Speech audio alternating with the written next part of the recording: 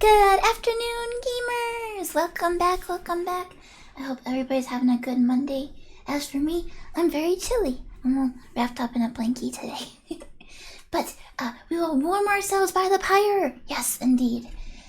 We're doing a little shopping first, though. I'm torn on if I should keep upgrading some accessories or if I should buy new ones.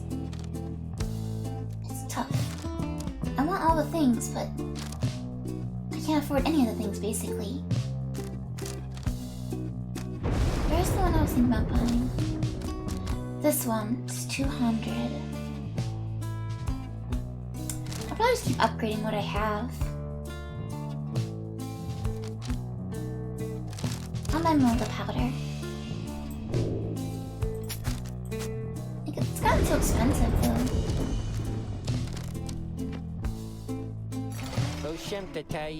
Appreciate you doing business, and you guys be sure to tell your friends, okay? Okay. I go here. Go here. What should I upgrade? I keep upgrading Jody's.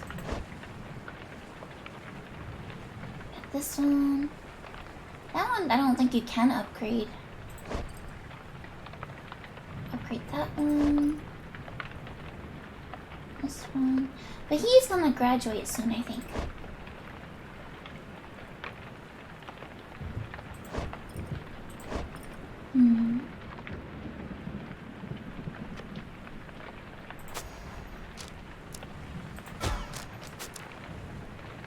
So it would deal 4 damage.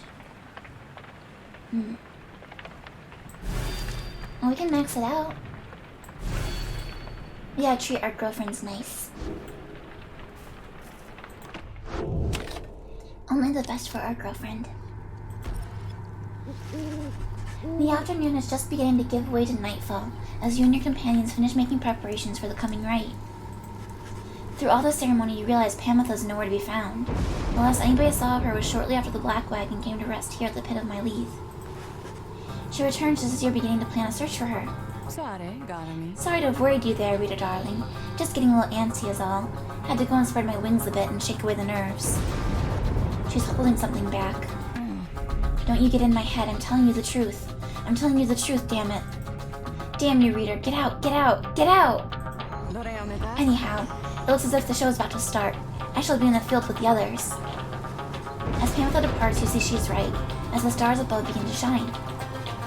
You know she's about to face her sister Tamitha once again. You accept that it's a very private matter between them.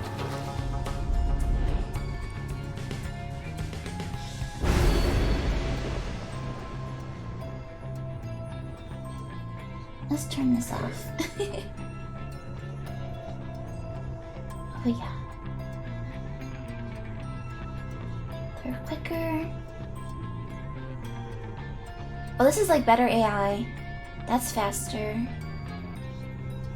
They return faster. Pyre damage. They get more pyre health. I'm just gonna do the basic.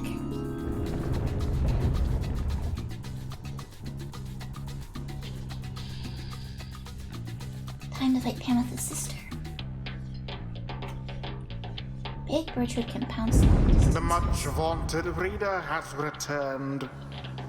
And it would appear her ranks grow stronger. Do they now? Consorting with the bog-crone Bertrude, are we? How very strange that you befriended her.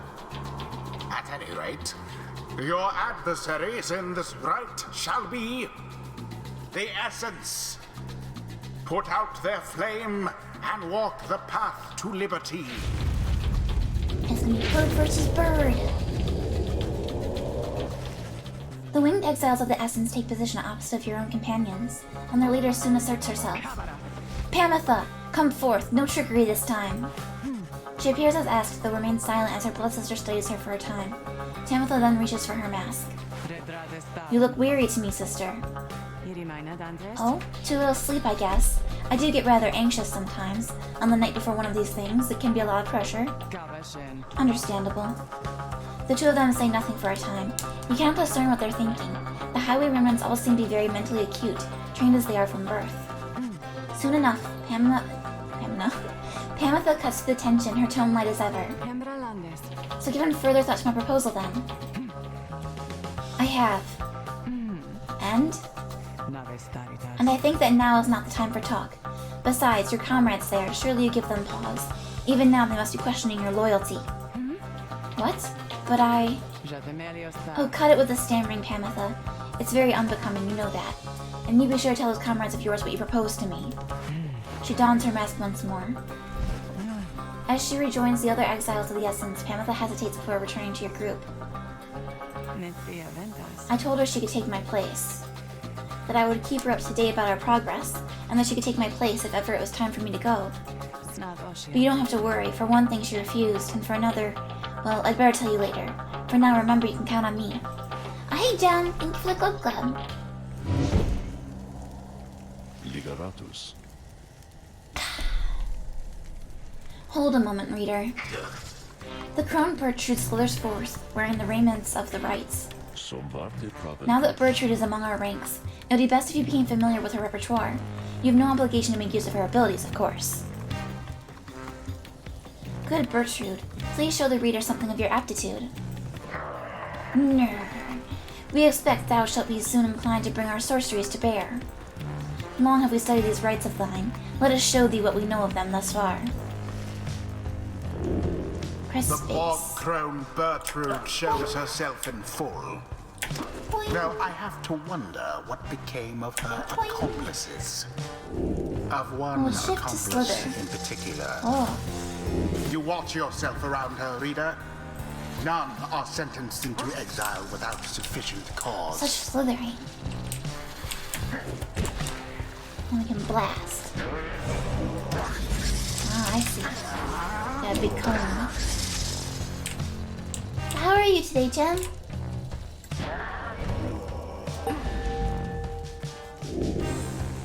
Release while flashing the power blast. Did I do it?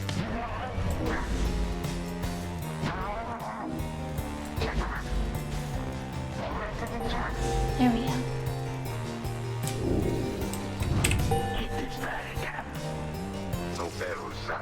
Now then, reading one, know that our freedom is of little consequence to us. We side with thee because of Sandalwood, because of his plan.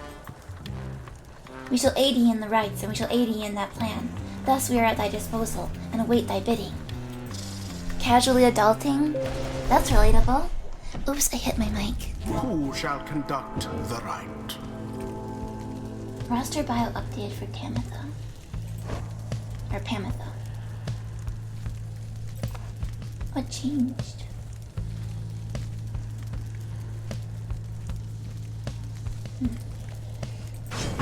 Pamitha.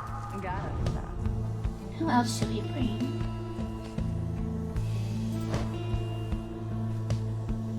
Yeah, we'll try her out. Why not? What should we give her?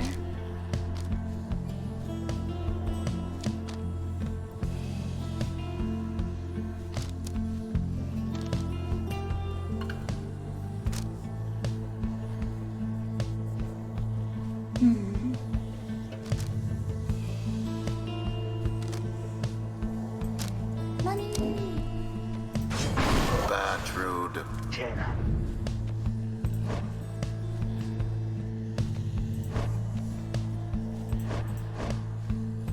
He's a gentleman.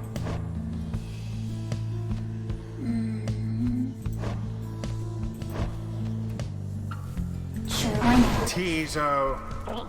Do some It is glamours. done. How they spew their threats, the winged ones. We soon shall see if they can back them up. Face us, wastrels of the Commonwealth. The pain and loss of your defeat this night shall reverberate not only in your hollow hearts, but in the homeland that abandoned you. Are you quite sure it has to be this way then, sister? There's no compromise here, Pamitha. Not for traitors to my country or my blood. I understand, then so be it.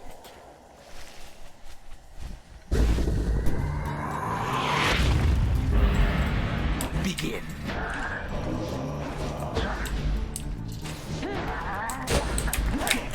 Oh. How far?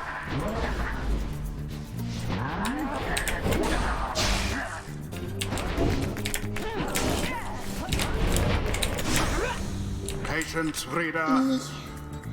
Not great. There goes Tizo.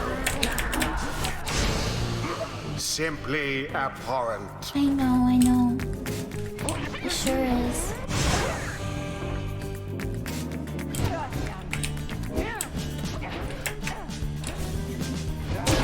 A favorable start.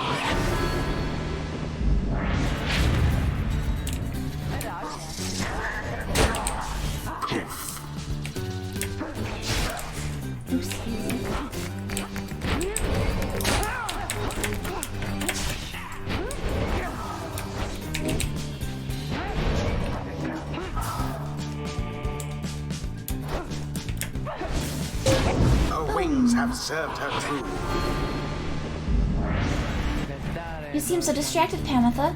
Is there something more you wish to say to me? Words you feel I am owed, perhaps? Pamitha stops at this and reaches for her mask. I'm sorry for what I did to you, sister. For what you did to me? Your apology rings as hollow as your plumage? You might rehearse further upon every last survivor of the High Wing remnants. Now no more talk.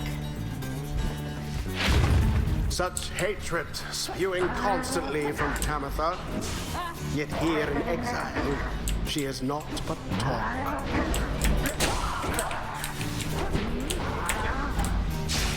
Thanks.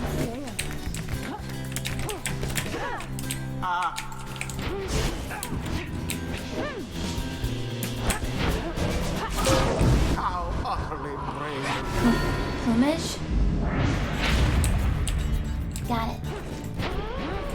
There goes Tamitha. Oopsie.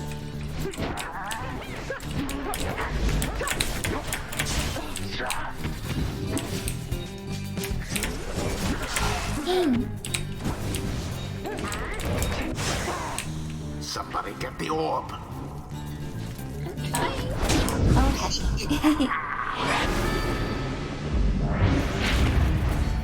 Also, hello JD. Hello. No. Back up. Be gone now, Tamitha.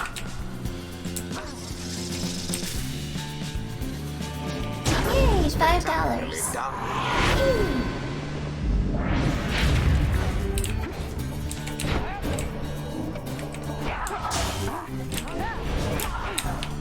And it is done. Pamitha's just so good. The Night Wings prevail. 'Twas a glorious performance, I must say. Also glorious. The rite is ended.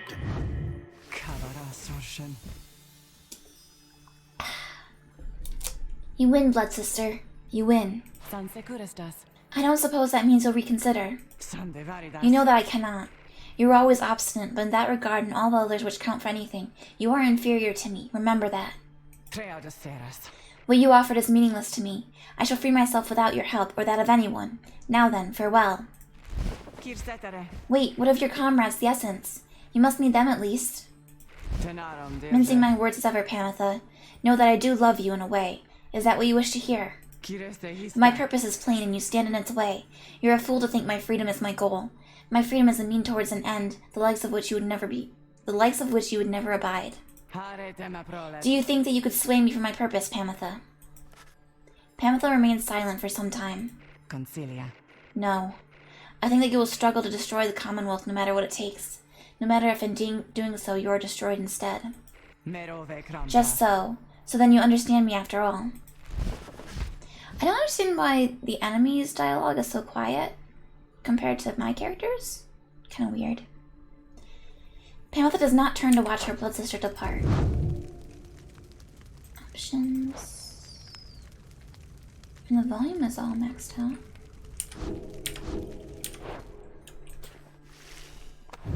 Boundless are the teachings of the scribes. There you go, Tizo.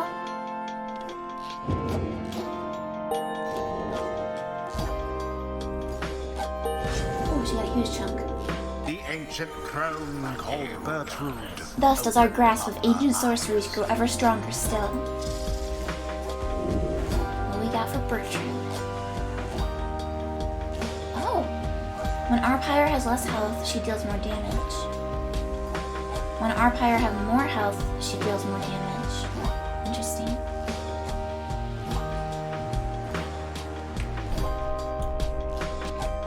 What does this mean?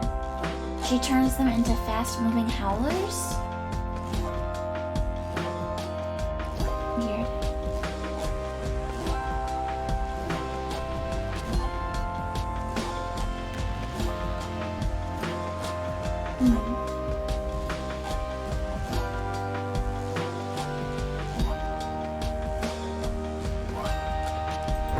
The secrets of the Wild Witch revealed. I like this one though, unfortunately.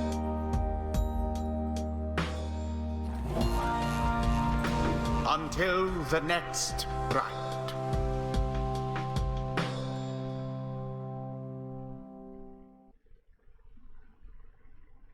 I think it was right number 13. Maybe. After prevailing over the essence and a decisive victory, you return to the wagon to find Wolfred and the lone minstrel in the midst of a conversation. Most strange that this one star should be illuminated now. This is not what I expected. Nor I, Wolfred, sir. Then Wolfred notices you there. Reader, Tarek and I observed a strange occurrence in the sky is all.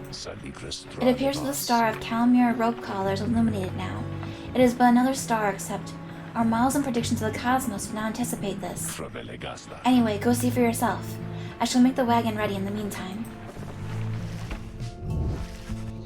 You see only a single shining star illuminated far above.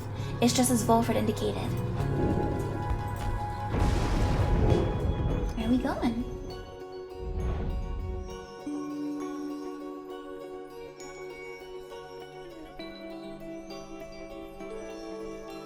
Challenge the tempers.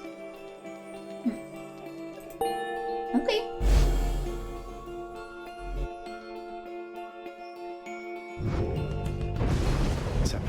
Then we are summoned to the Isle of Calmir, deep within the Deathless Tempest.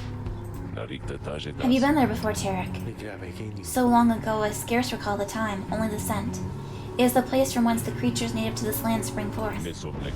Reader, let's not concern ourselves with superstitions held about that place. We'll set forth at dawn and soon see for ourselves what to make of it.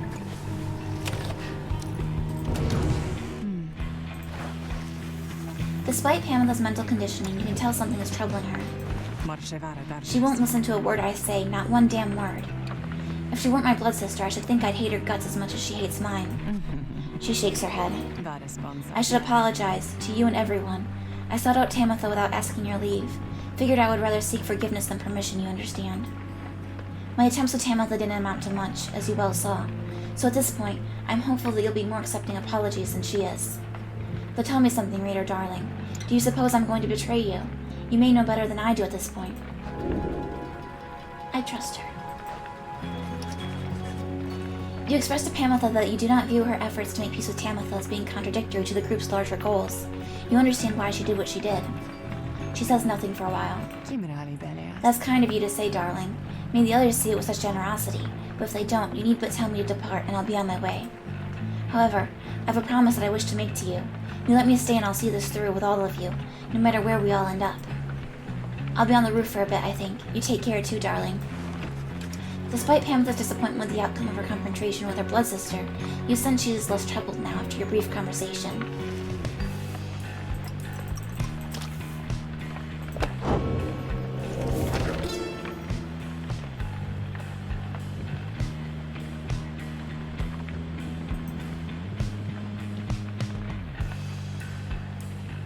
Can I read this one? I don't think so. The winged members of the Essence, each chosen by the matriarch Triesta Tidus, are living exemplars of liberty and piety. Would that my wings could be thus. Once you, of course, must know we all had wings. It is said that the people of the Empire relinquished theirs, drawn in by earthly matters as they were, but the harps, such as Triesta, held tight to the liberty that their plumage could afford. These divergent paths did cause a share of differences between the winged and the wingless over time. But here in the land, our purposes are shared, our goals united. That, then, is the Essence. That is who they are, and what, and why.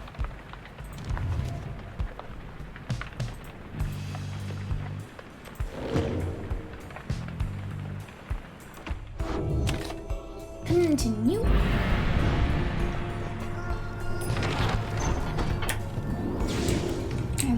this way?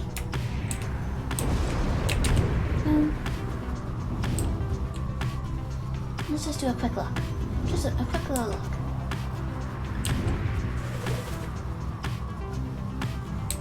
Oh, I'm gonna get ya.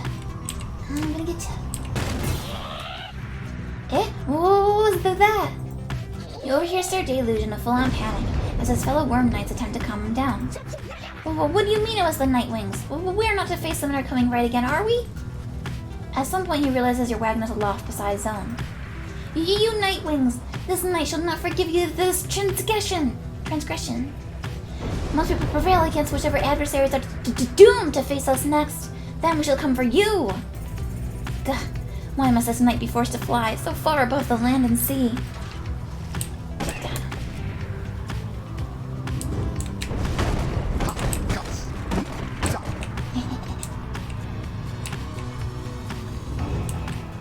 Gotta love bullying the NPCs.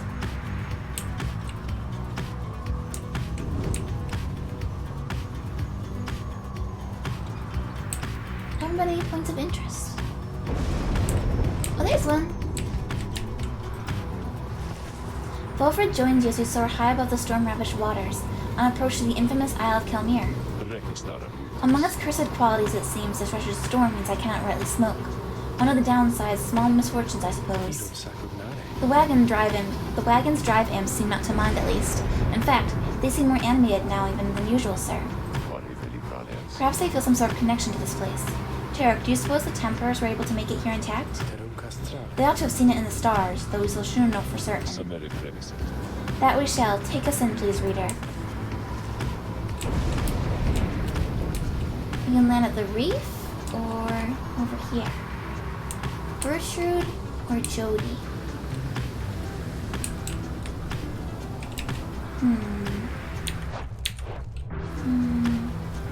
I think I have Jody's backstory, and I don't have Gertrude's.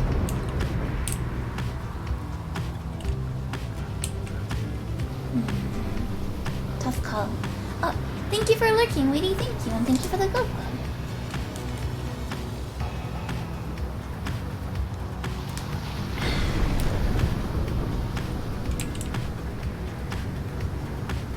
I guess I'll go over here.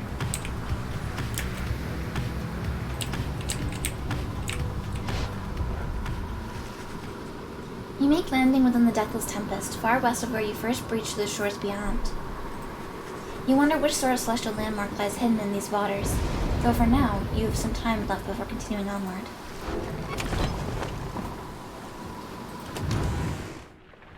Why doesn't Gertrude want to talk to me?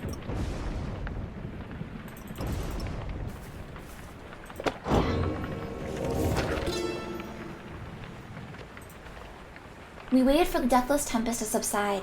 We waited, but the Underking, he merely laughed and laughed, for the Deathless Tempest does not subside. What lies beneath that stretch of sea to cause such an upheaval is best left to myth and speculation. We made passage nonetheless, through sorcerous aid and fortune, scarce seeing the surrounding environs. We did detect a landform to the west. Solion detected there the presence of the treacherous aid who lured him into exile. Thank you for resubbing, Hyperwork. Thank you for the 7 months. Hello, good evening. How are you doing? Myrrh in his wisdom thought it best to be avoided. At last did we arrive on distant lands, though seeing them provided little comfort.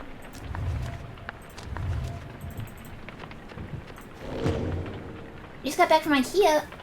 Did you buy anything?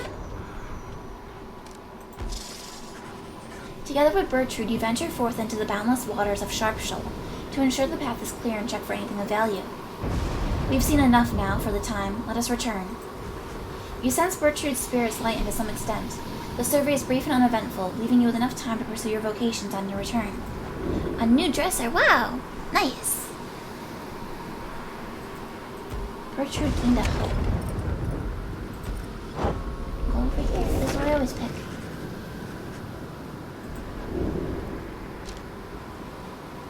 These are all at ring 202. This is the last one right here. The book seems to push back against you. Your sense of its hidden meaning crumbles under layers of contradiction, of missing details, and yet, you feel a thorough knowledge of it now. It's more artifact than book. Its power almost solely rests with the reader, who makes time to form a certain meaning from the many passages unwritten. Yet the glimpse of knowledge you approached just then called back at you to stop, and go on no further, not to press too forcefully against the outer limits of your understanding. Nevertheless, for what you recognize shall have been the final time, inspiration comes to you in a flash, whether from a book or from within, even now you cannot tell. Woohoo! You look up to see the lone minstrel there. You had not noticed him. He looks up at you with his strange eyes, a color not unlike the bindings of the book, and he smiles at you faintly. The moment passes, and he turns to go about his business. He leaves you there. You realize you're clutching the Book of Rites to your chest, and you manage to pull it away.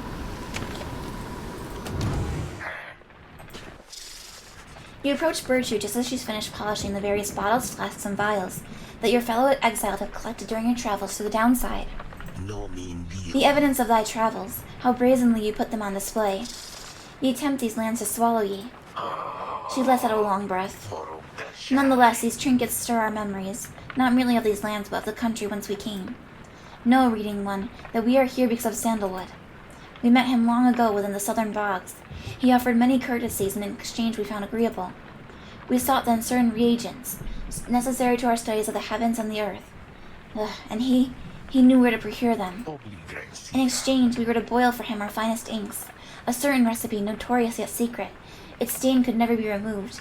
Oh, but the Commonwealth misliked it. 'Twas then we first began collecting samples of the regions of the downside, for Sandalwood was ever true to his word.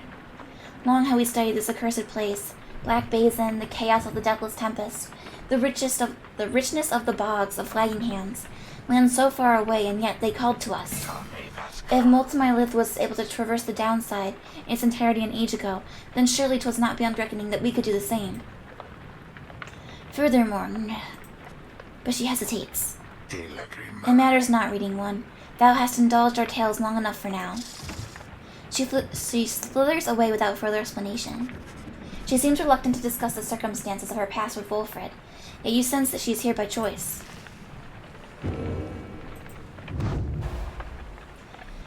Alright, so we have Jodariel's sentencing. We have Pamitha's and Bertrude's.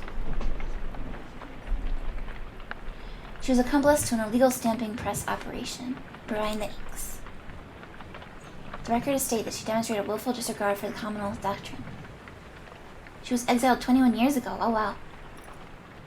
So she's been out here even longer than Jodariel.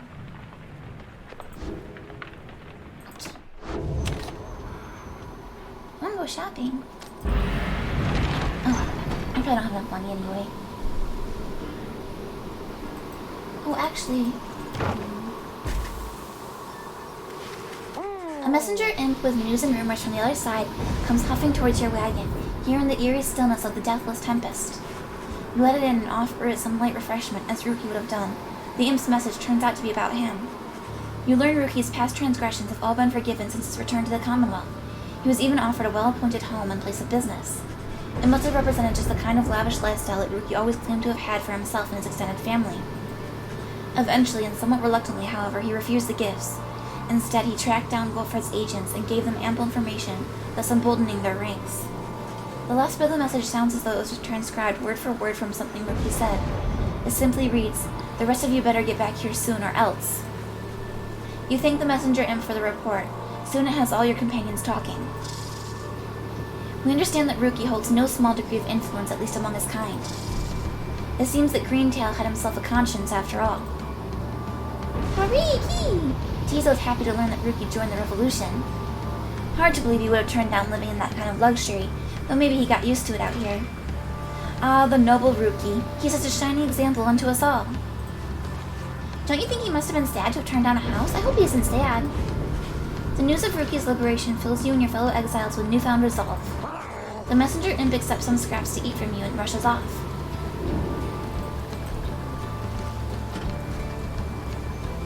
Got some bonus hope.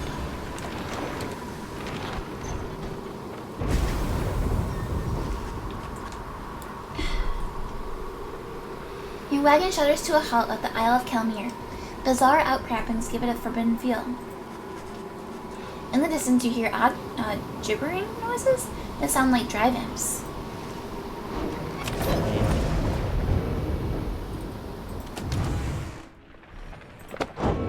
Hey, Jada. Good afternoon.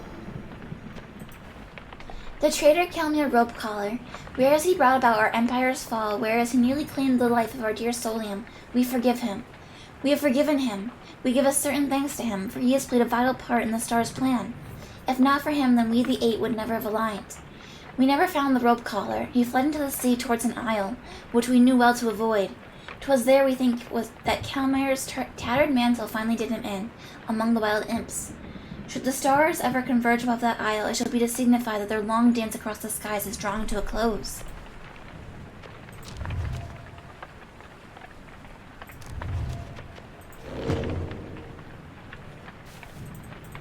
Free mushrooms. Wilfred's planner. Okay, yeah, 13 rights. So this will be our 14th. You bought a scooter? Oh, cool.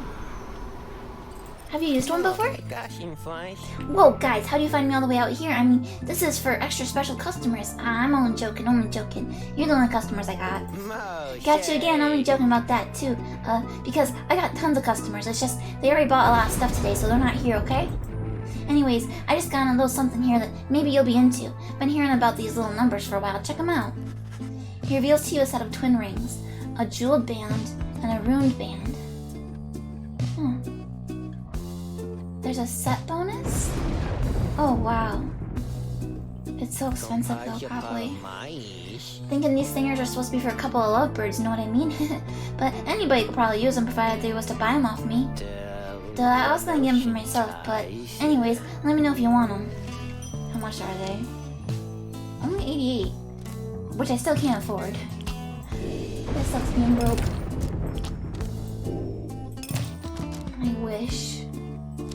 I wish I could afford them. I suppose I could sell a phase anklet. I'm not really using it.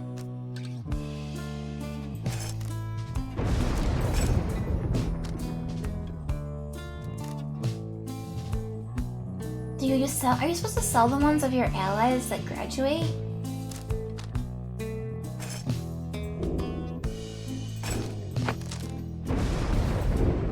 There's Rookie's Fang.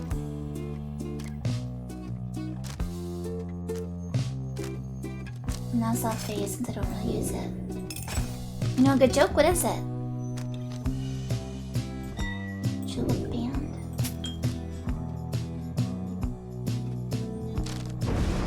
Oh, but it's only briefly that you have infinite stamina.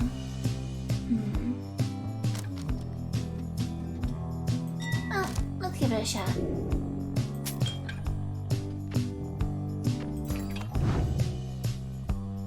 Who should we give them to?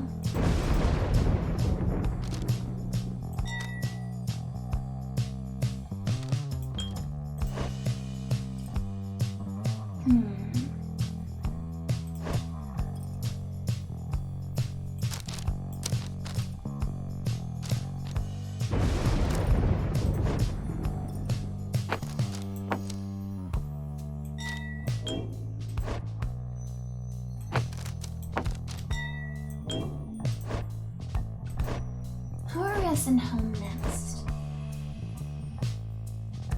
Bertrude is good, but I have her backstory, so I could send her home.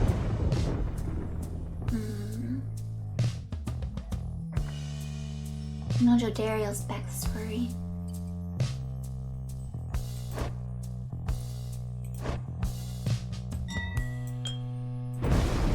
So if I'm gonna send them home, I should stop using them in combat so they don't eat up XP.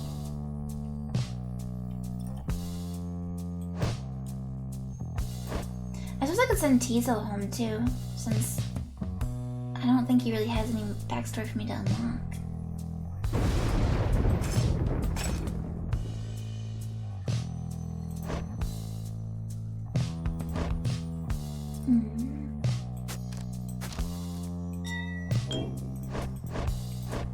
Give it to Pamitha and Faye.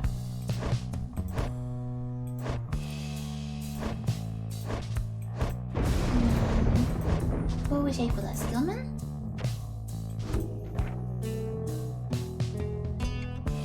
Oh, that's funny. Kinder, yeah. That's cute.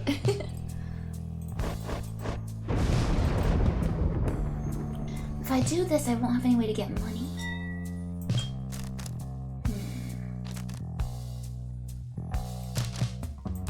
Better take that.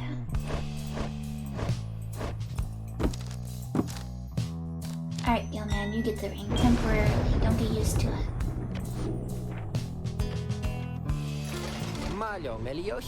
Pleasure was all mine and Dad's, you guys. Need another book page.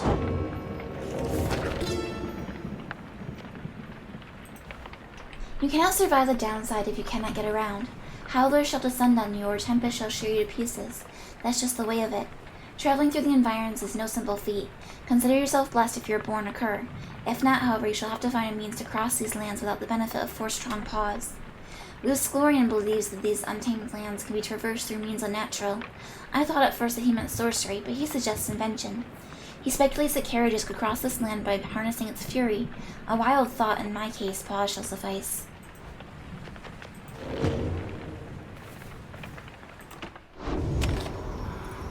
Alright, let's go. Typically, Jodariel is always among the first to start making preparations for the rites, just as soon as you arrive amidst such places as the steady currents of the Isle of Calmir.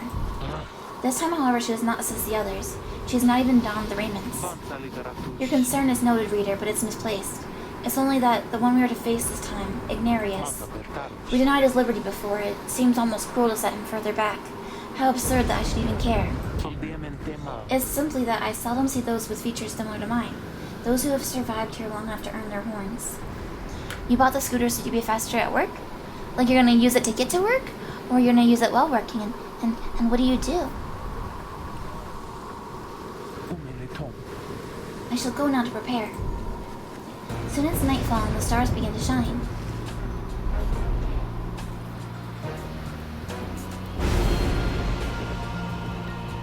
Another one taken.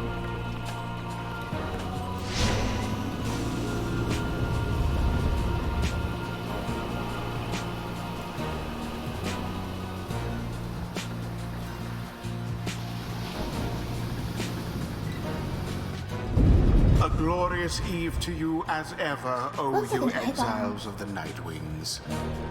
The 8 scribes dragged you all the way into the blasphemous Isle of Calma.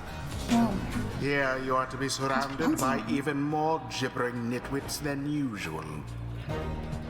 The triumvirate you stand against shall be the Tempers. Reduce their pyre to a smolder and step closer to freedom. Now prepare yourselves. Hey, well if it isn't Curly Horns. Surprised I didn't let you out already. Not that I'm complaining. Was hoping I'd run into you again. See, when you've been stuck in here for about 14 years, not that I'm counting or anything, you gain some appreciation for the simple stuff, you know? Bit of a cool breeze, a solid meal. Anyway, it's good to see you in one piece is all. Jodariel removes her mask and stares at him. Why are you doing this? We have a right to conduct. Yeah, well, I've conducted a lot of rites, you know. That lot of good's done for me. Yet here you are again. Yeah, anyway. He throws on his mask. Guess we better get things started. Our kind, we got a reputation to uphold. Jodariel watches him for several moments and then rejoins your group. Our adversary, Ignarius. His heart is not in this. We should be able to prevail against him without difficulty. Who shall conduct the rites? I feel like I'm probably supposed to use her, but...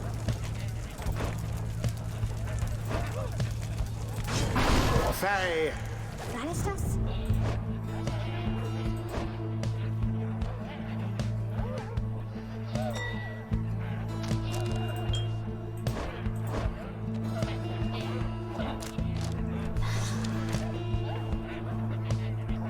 Do I bring her just so I can see if there's extra dialogue? Jodariel.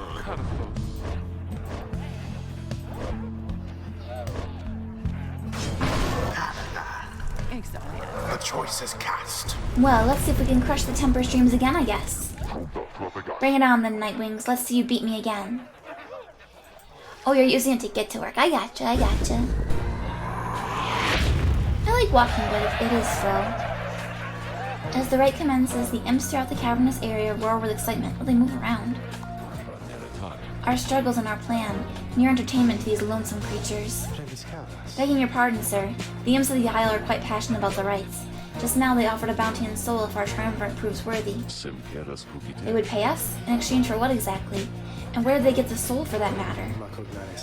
My understanding is that they wish to see us perform various feats of glory. As for the source of their wealth, who can say how much soul lies lost within the sea? Flashy displays of mastery? Interesting. Reader, it may seem beneath you, but the opportunity is real if the soul could be a benefit. Indeed, then, reader my girl, it is yours to decide if entertaining these sad creatures is a justifiable distraction during these affairs. We trust your judgment. Now let's not distract you further here. I don't understand, is there actually something I can do? Henceforth, we shall be tasked with feats of glories and the rites. Oh, I see, there's gonna be like little extra bonus things in the top left. I gotcha. Okay, I'm gonna be right back real quick.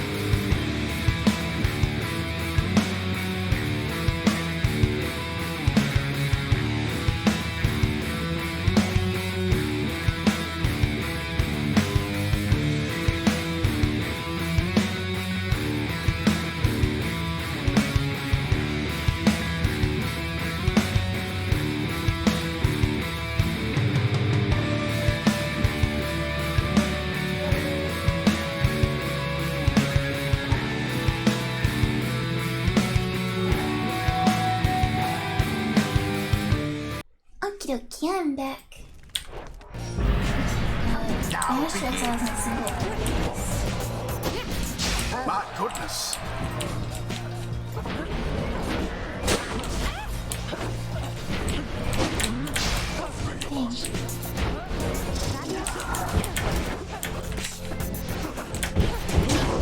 The orb bathes firmly within the Nightwing's flesh. Distracted by the side quest. But I really want the money. Be gone, Joe Daniel.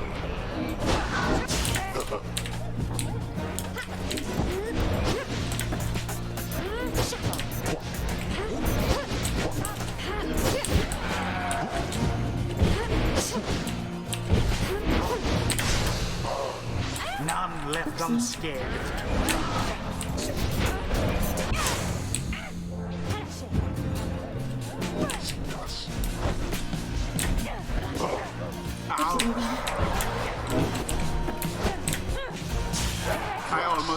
what transpired there.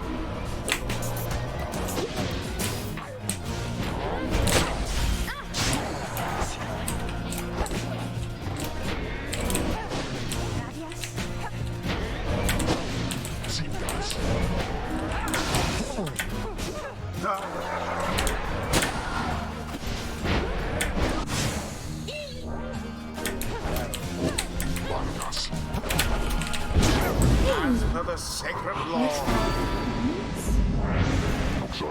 You ain't half bad there, Curly Horns, you know? Shame we're on opposite sides like this and all, fighting over who gets out of here. Back home, I would have just walked up and bought us both a drink. I would have then punched you in the mouth. Ignarius laughs heartily at this. That's what I like about you, Curly Horns. You hate my guts as much as I do. Now come on, let's see you stomp me one more time, just like you might when you sit up on that mountaintop. Oh, the fading glory of the great Ignarius. These days he is nothing but an age-old brute.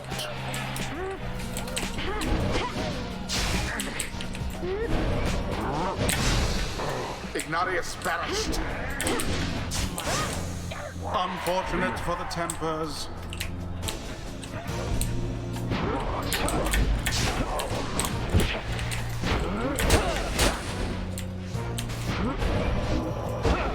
Such It's hard to get to it, man. I'm not grouping up very much, are they?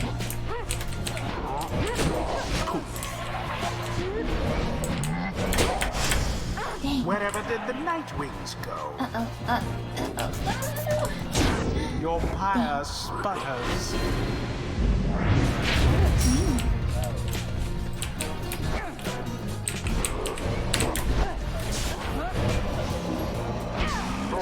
Oh, there we go. Too I slow, got it. Ignarius. Yes, free money. The orb engulfed in fire.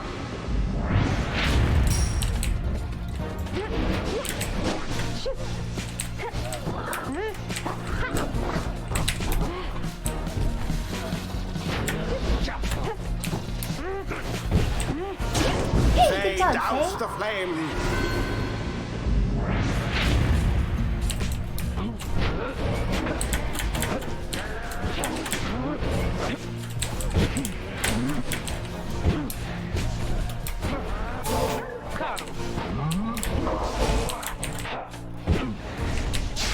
Poor Joe Dario.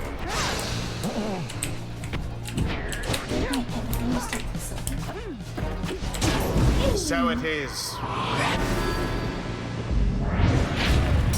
The Nightwing's pyre burns brighter for now. Quite foul I for didn't want to take it up. Just walked into it. Now there's a proper dousing.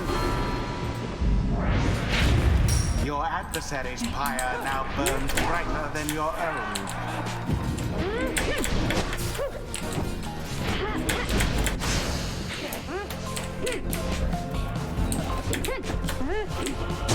Glorious. We're getting there.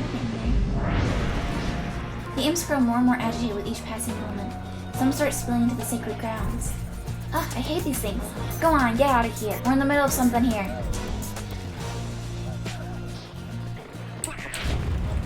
What are those blasted creatures doing? This is a sacred tradition, not some boorish spectacle.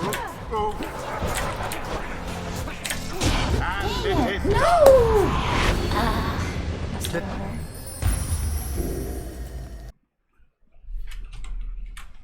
Darn it! Now I gotta get the two with one thing.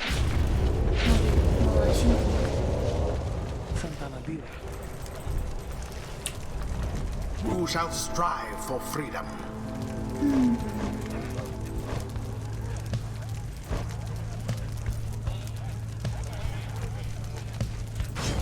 And that.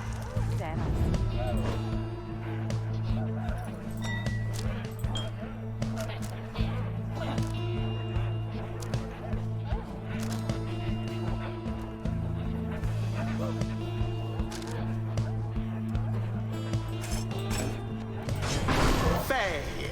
Shiru-sama?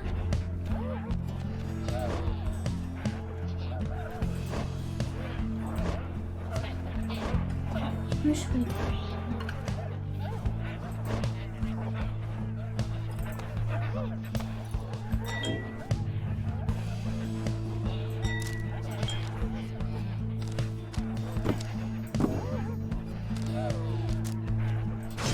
Sir Gilman.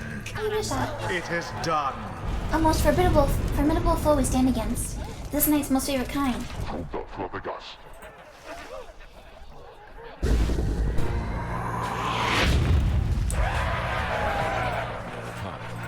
Sylvia. Let's see if it's the same costume. Yep, it is. Now begin.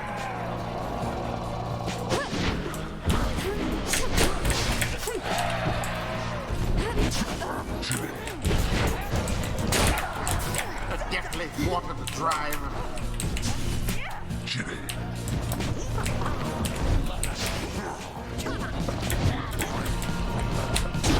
The Night Wings thus assert themselves.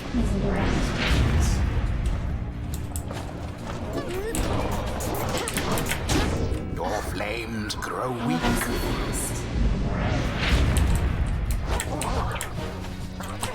Yes.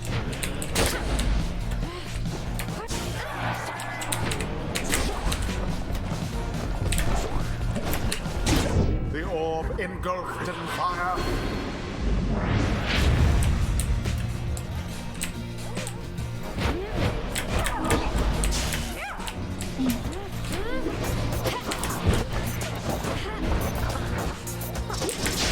The orb.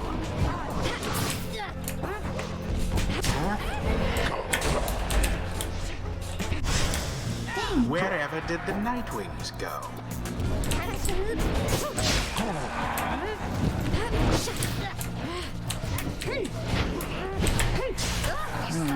Too bad. Not much force of will behind that This is not thrust. going good.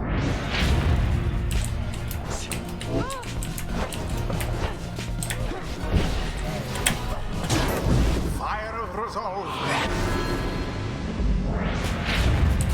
Do you believe you can prevail in this?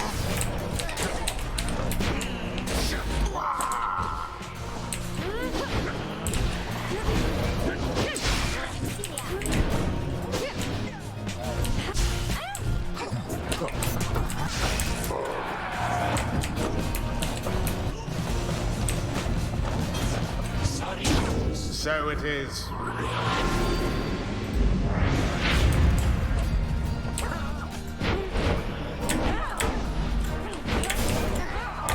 Be gone, Lot.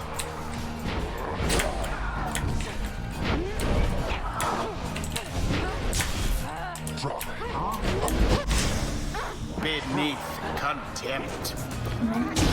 Alas.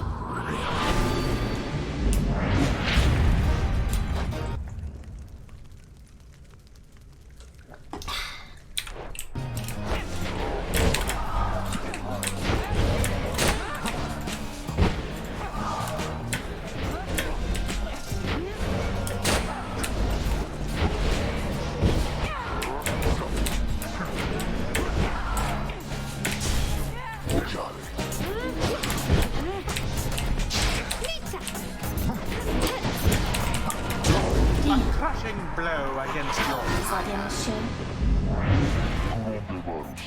See that, Night Wings? We still got a little fighting us now, don't we?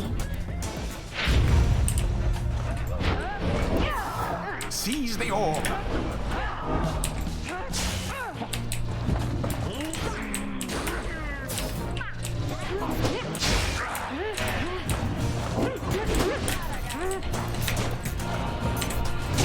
Your pyre. I'm gonna start over.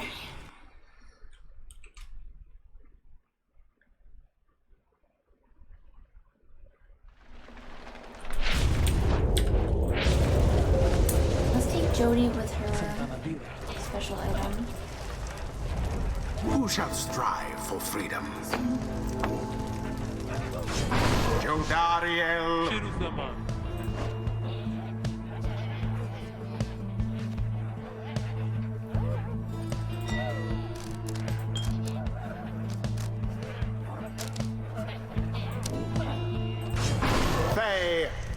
serious? Ametha, Courage. the choice is cast. Doo-doo.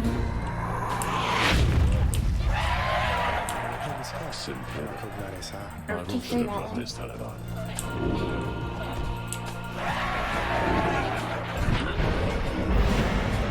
Now begin.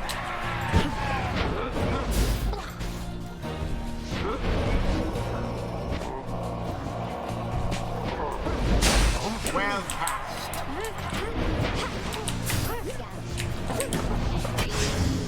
Wherever did the night wings go? Best laid plans do oft go awry.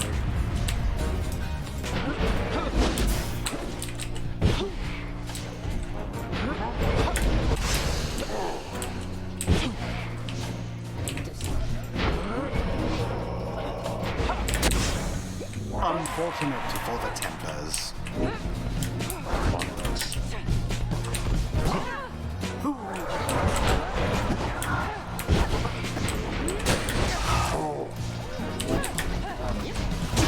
The fire of Grizzle.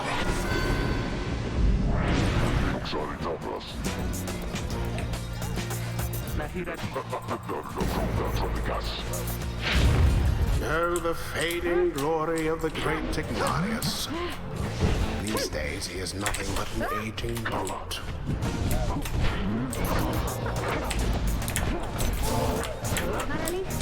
Your flames grow weak.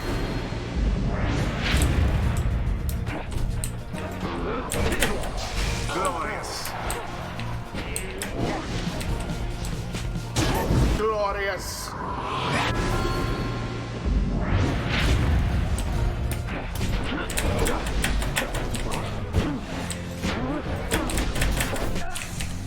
Sinners.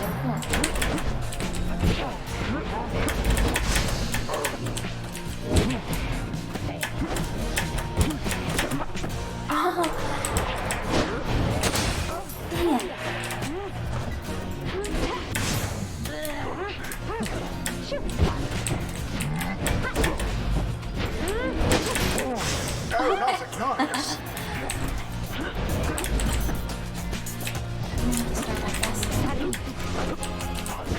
Oh.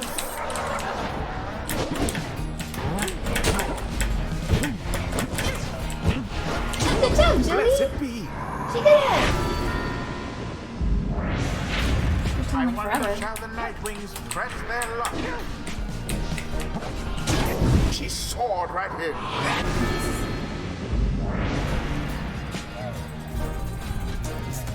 We'll get in there.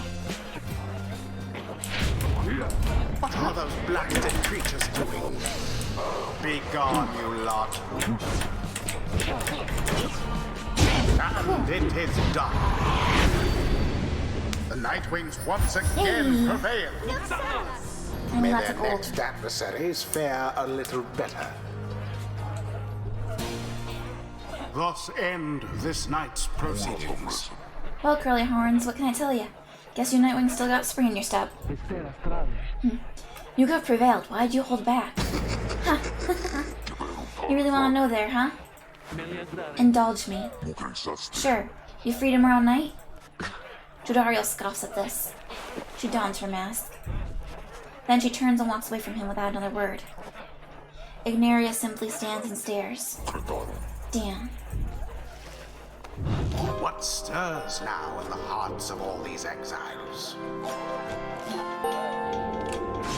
She now stands closer to the Yo, scribes, so the little overwhelmed, I think. moon-touched Because the girl. scribes, I think they speak to me and lift me up whenever I begin to think that I'm going to fall.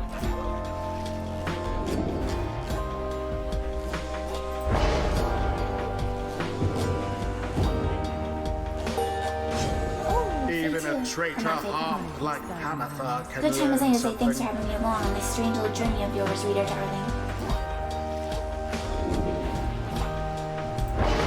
Now she's gonna have zoomies. Hey, Alcidian, good evening. Hello, Until hello. the stars align. How are you doing today? Huh? Someone's there, sneaking around. Show yourself already. She stands there for a moment saying nothing then. This was a mistake. She leaves him just as soon as she arrived. Hey, hold up. Curly horns, wait. Wait. She keeps him waiting there. Ignarius just shakes his head. And he keeps waiting, for there's little else for him there on the downside. He keeps waiting, but not for very long. Not for very long. I'm doing pretty good, Alcidian. I'm a little chilly today, but otherwise doing pretty good.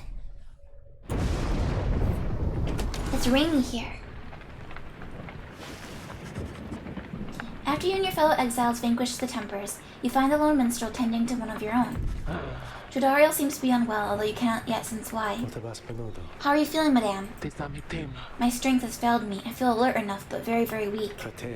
I see. Then please do not exert yourself or try. The lone minstrel motions for you to come closer. Reader, Jodariel appears rather disoriented and more fatigued than usual. Reported feeling not entirely present. Symptoms of banishment sickness. She should soon be able to take part in light activities, I think, but under no circumstances shall she be able to conduct the coming rite. Now then, I ought not keep you from the stars above. Please, go and have a look at them, for all of us, I think, are anxious to depart this place. Ooh, there's thunder. The stars yet shine for you, revealing various paths forward. You gaze into the darkness of the night.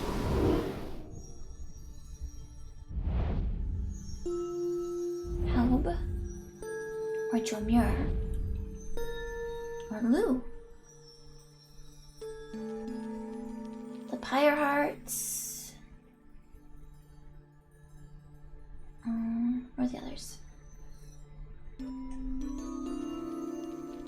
Witches? Or the humans? Who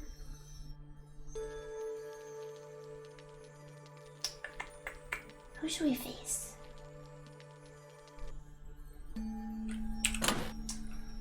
Currently, we're gonna fight the dogs next. And the witches are after that. So I guess we'll fight the witches, right? I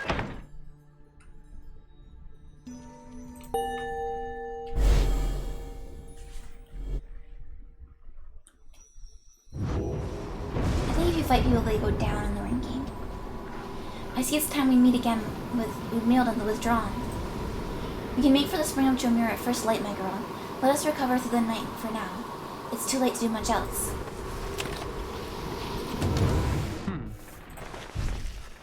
You approach Jodariel, who seems to be busy explaining something to Sir Gilman. And so, feinting left against them proves to be reliable. They all lead with their right wings when they choose to strike.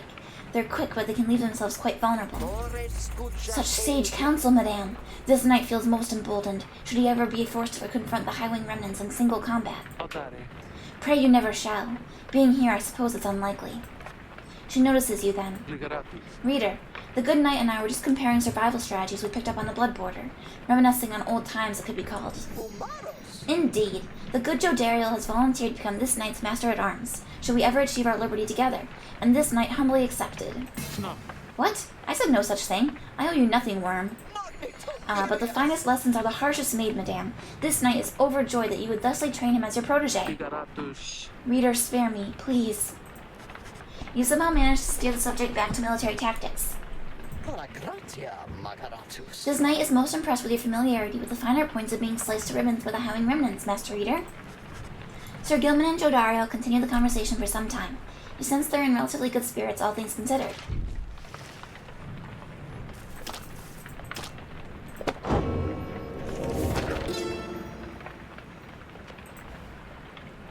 Mur the Horned One formed the Tempers upon his own ideals. Ingrained in the Triumvirate are basic truths about the dual roles of strength and gentleness. The Horned One, he has the dualistic nature for as long as he and I consider each a friend. The stories I'm told about Mur's youth describe no one I know. All of us are capable of more. I once was an imp that could not write. Mur once was a man that could not think. The Tempers once were ordinary folk. Now they rise to greatness, always striving, never overreaching. They're not like Mur himself, rather, they are what Mur wished he could be.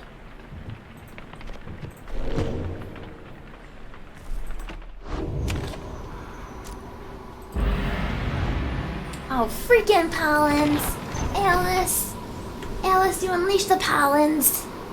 Now I have allergies. Thank you for the glove though.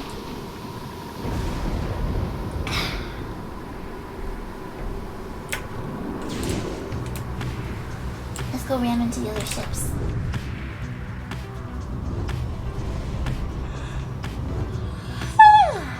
How are you doing today though, Alice?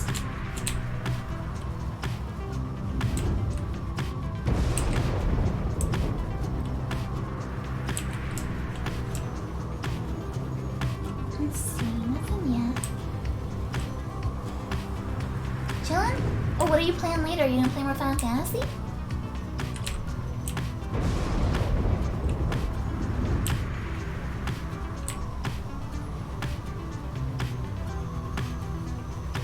Oh, a Civ 6. That's pretty fun. How do you usually play those games? Like, what kind of play style?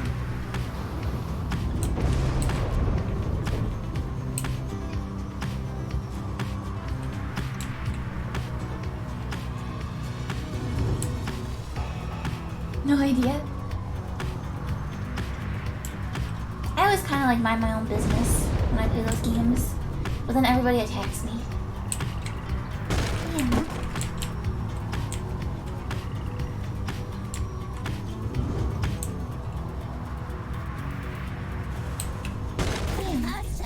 Oh, no, not you again.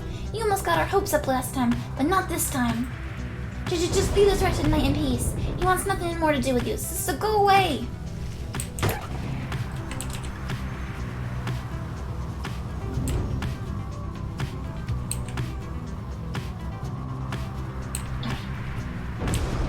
Which one should we pick? Bertrude or the minstrel? Stardust? Stardust? Ooh.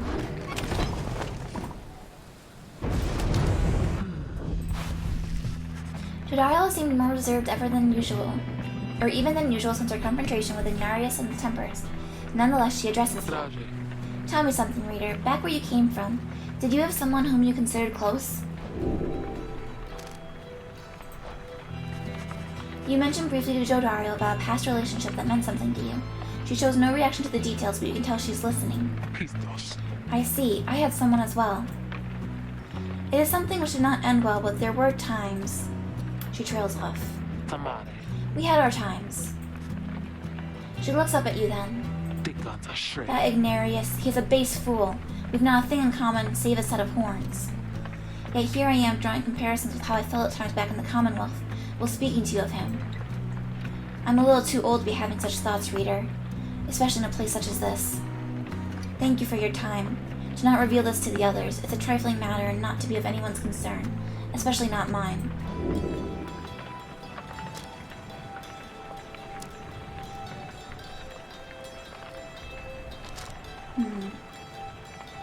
I can say that Ignarius seems alright. I can say that he seems like trouble. I can say that I care for her. Let me tell her goodbye.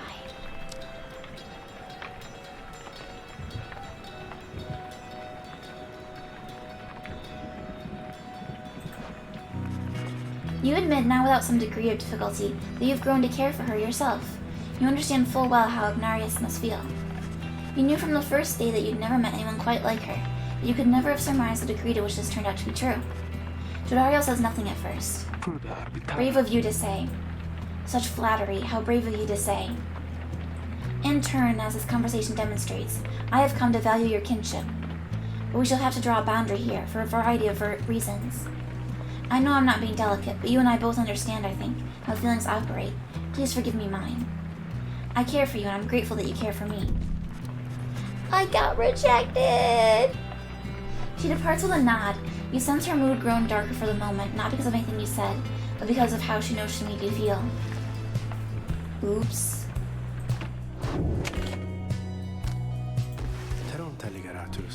Ah, there you are, reader. Shall we get going then? You accompany the lone minstrel on an excursion through the stark badlands of Fall Flat, where it seems the stars themselves recently shed some of their splendor. Collecting stardust is a laborious and delicate process, though some may find it rather meditative. In time, you've gathered a good supply of the stuff, and returned together to rejoin the others. 1 pile. Plus 10! Whoa. Holy moly. That's some good stuff.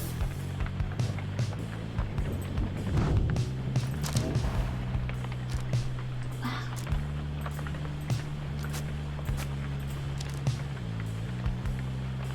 Could max this one out. That one's already maxed. Can this one even be upgraded? No. That one can be. Palp's wings. His flutter and zip abilities cost less stamina than usual.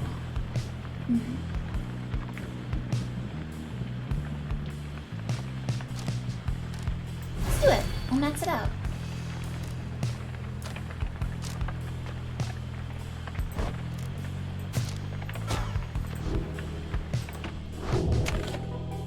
Alright.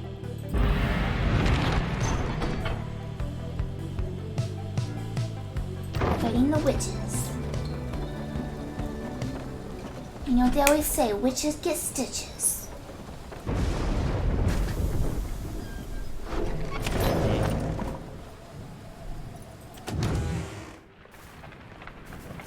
Nothing in here. Oh, it's you guys, good. Because I was just thinking, I could use a customer like real bad today, or just in general, you know? Got some more dust. Can barely afford it.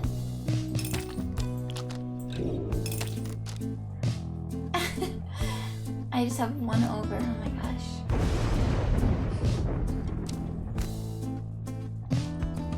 Aura burst. Bonus damage.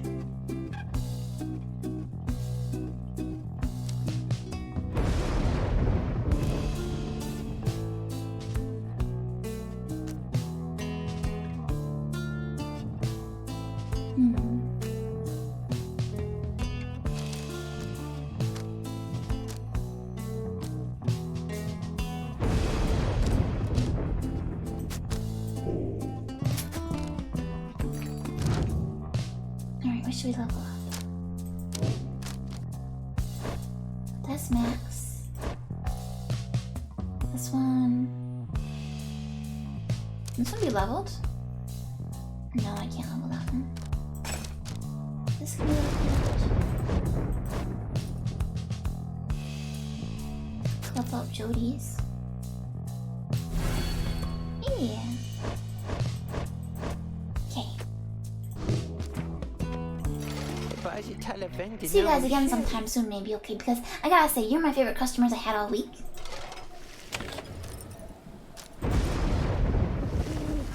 As you await the stars, a form dressed in the raiments of the rites approaches you and Wolfred. You at first presume it for one of your next adversaries, the Withdrawn. But he cannot be one of them. Beside you, Wolfred starts something you've never seen him do. You observe the colors that he wears, an inverse of the Nightwings.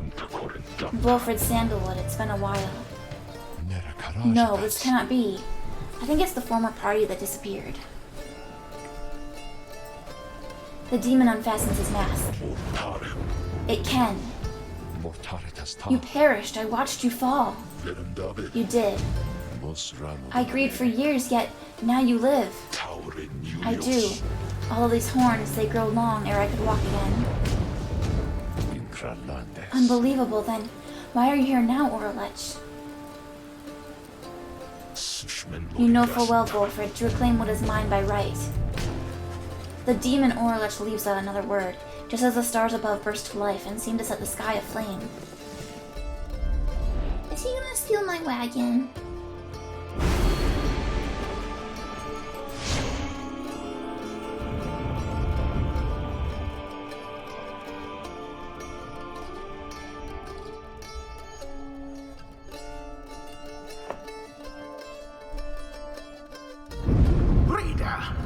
What lunacy is this? 'Twould appear the Nightwings are to stand against themselves this time around. This is a mutiny, in violation of the sacred law. The exile whom you face Oralek. Long ago he had his chance, and he relinquished it. How do you relinquish He it? cannot simply claim it now. And I cannot preside over this nonsense. Good night. So wait, is he working with the witches? Semana repretaran What happened to the withdrawn? The stars showed we were to face them. Pirantus, They must have suffered a misfortune of some sort. Karamas Vartu, Tampering with the star's designs is not permitted, Orlech. Marectis Cheating the worthy of their rightful liberty is not permitted either, Wolfred. Demarcat, You must know I took no part in that betrayal. Search your heart. Orlech says nothing for a time, and then... Cogretarvas, Where are your raiments, Wolfred? Nerum Carides, I refuse to wear them since, in show of solidarity to you. Somprave Flamus, And to elude the voice, I would suppose. Nevaren Yes, that too. Pirantus, I see. You were never very good at this anyway. Taracuras, We shall see if the new lot of yours is any better. Iprete Moritas, You cannot be serious. What sense is there in us standing against each other? But Orlech puts on his mask and stands ready. I shall crush this lot of yours, Wolfred. You shall see that I'm not so easily discarded, and you shall not deny my liberty again. Liberatus, Reader, the adversary whom we face, Orlech. He's not one to back down. He was very experienced in the rites even at the time, and so beware. There was no one in his day who could prevail against him, and he appears even stronger now. Teremanim I wish Lavis, I had more valuable advice to give in this. I wish I had foreseen this. We must go demon versus demon.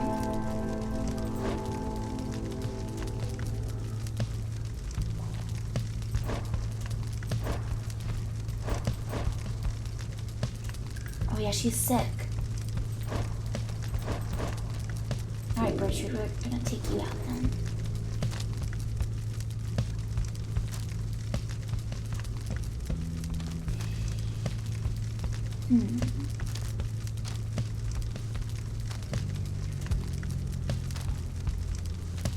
Yeah, sure, why not?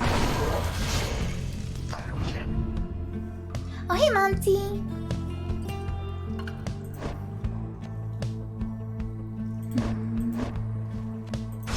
Gotta bring my girl Pamitha. Courage. And you wanna come with me, Faye? I feel like I should level the other guys up too. Screw! Tizo's filled with mixed emotions in confronting Orlech, but he is prepared to fight. Vestirum Berus, Such a triumvirate you've assembled, Wolfred. Then let us see what they can do. Come in and face me, false night wings.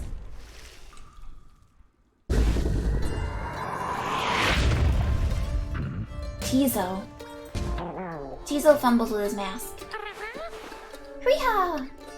Tizo recognizes Orlech and greets him tentatively. Vareharusodia, It's good to see you. Orlech reaches for his mask in turn. Rakase, How was the horn mended? Rakiriha! Tizo indicates his horn has not yet bothered him for a long time now and thanks Orlech for it. Good, a full recovery then.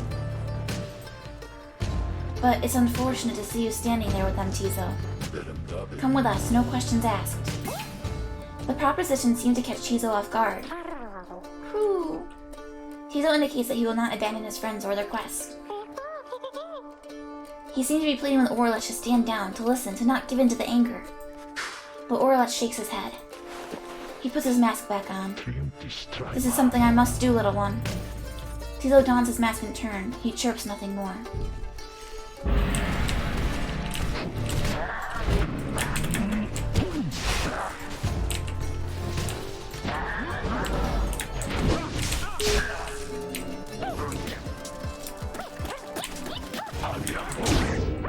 Woohoo, Tizo!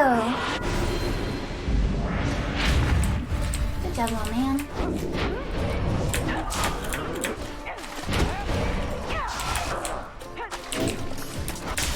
Oops.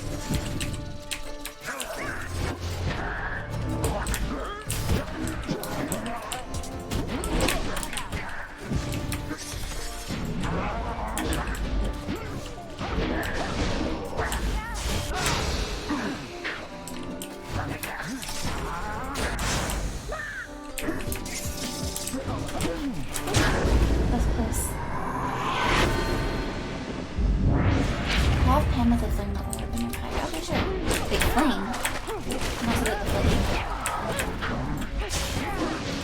Big flame?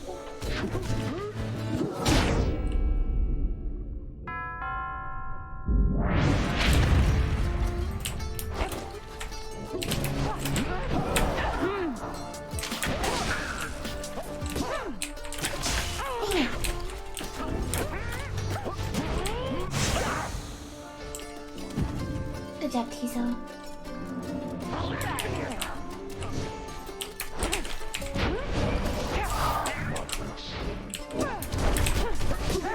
No!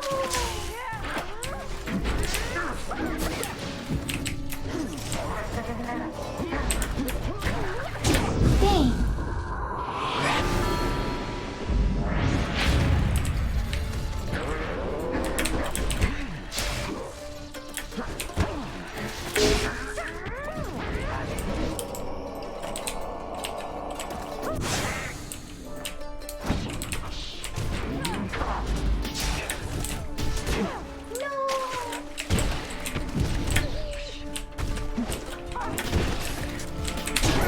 Yay. Okay, so that doesn't count as flame. I have to actually throw it. Oh, a shapeshift. Sure, 1 second. There we go.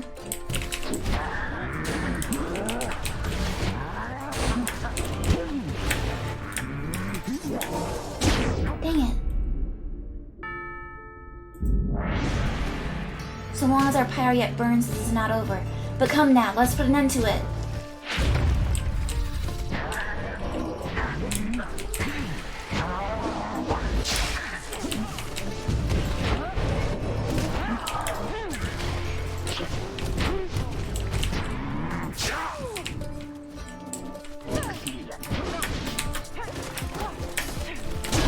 Yay! Oh, I gotta swing it though.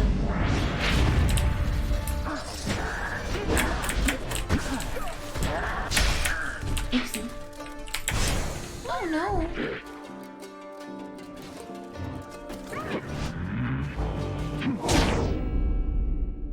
Oof.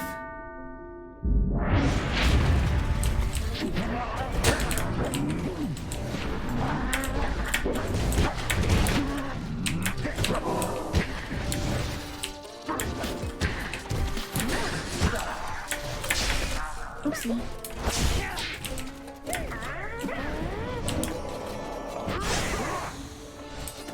Oh no no no no no no no no no. I'm not gonna get through.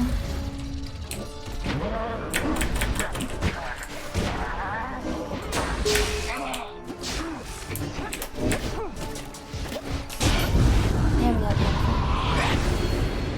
That a girl.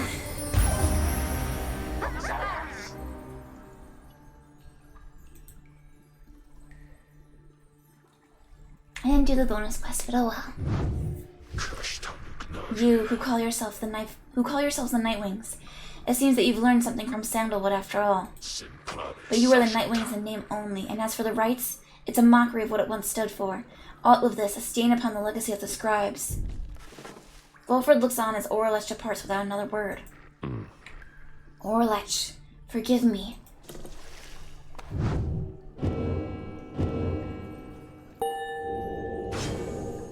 There we go. Teasel gives thanks to Haug the Swallow for watching over and protecting him. Hey, Teasel deals more damage. I really gotta level up Gilman.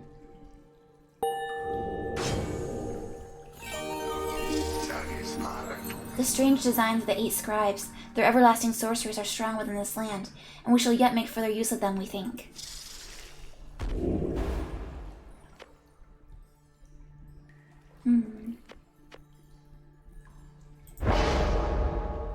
I'll go with a shorter cooldown.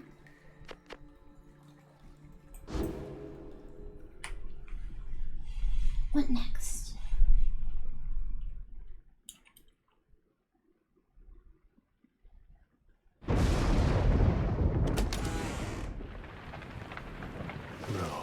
Orlech, He has changed, scarce resembles now the one with whom we traveled then. Timmeritaveste. I'm afraid so. I can only begin to imagine what he's been through all these years. Ligeratus. Reader, as you can see, Orlech and I, we have some years in common. A story for another day. I need some time to look at how all this will affect our plan. Ligeratus. Reader, madame, Orlech is a principled person. His freedom was denied him just when it was in his grasp, a doleful tale. Sevature. Fulford shall tell you more of him in due time, of that I have no doubt. For now it seems the stars beseech you once again outside. They are deep in the infinite dark. Once more you see a single star shining brighter than the rest. The path to freedom beckons you again. Whoosh!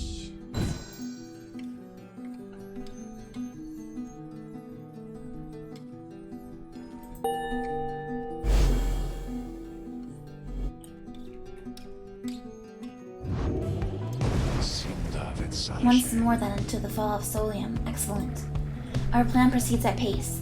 We need but continue to make good on all such opportunities the stars present, so much as possible. Then our ranks within the Commonwealth may yet grow strong enough that we shall sway the people towards our cause. It shall be difficult, but the people have their hearts and consciences, and the Commonwealth has long since lost its way.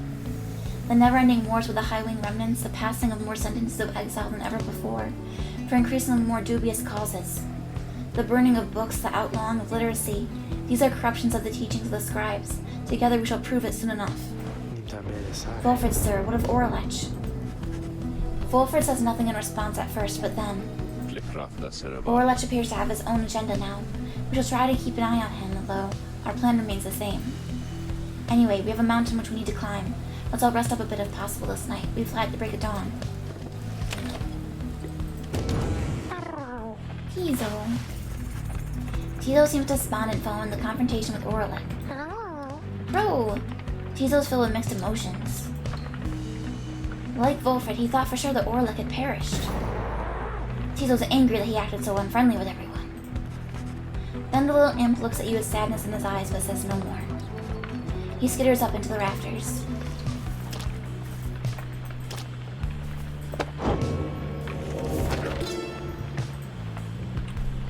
I know of no polite way to describe the climate here.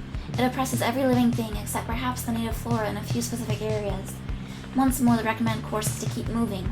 Moving keeps you warm when it's cold, or when it's very hot, you use what strength you have to move somewhere you can think and breathe. The weather and the downside seem intrinsic to the different regions, which my good friend Molten Miles shall describe. Shelter can be difficult to find, and you cannot stay in it for very long. Perhaps, however, shelter can accompany you rather than constrain you.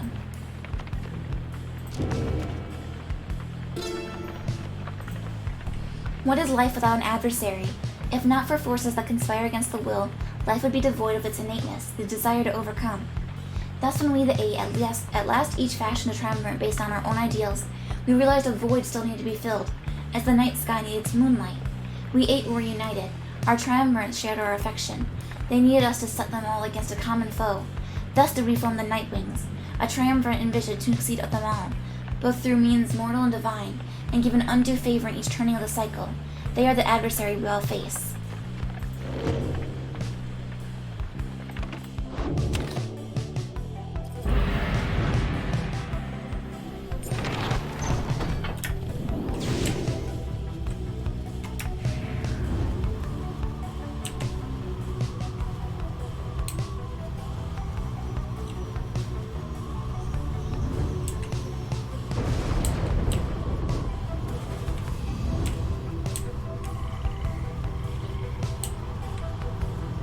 Sometimes there's stuff you can look at. That's why I always check.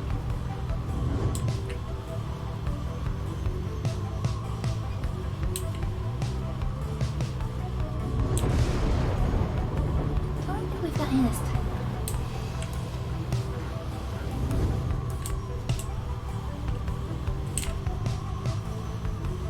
Nope.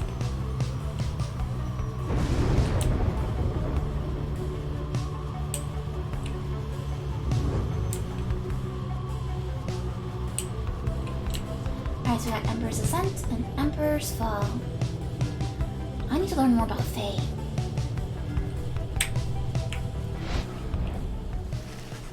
You land amid the splendors of Mount Elodiel, at whose summit awaits the Liberation Rite. Thus begins our third ascent into the Fall of Solium. My agents and the Commonwealth report our plan is proceeding. Let us strive again to liberate one of our own and raise his chances. We're at 45% chance.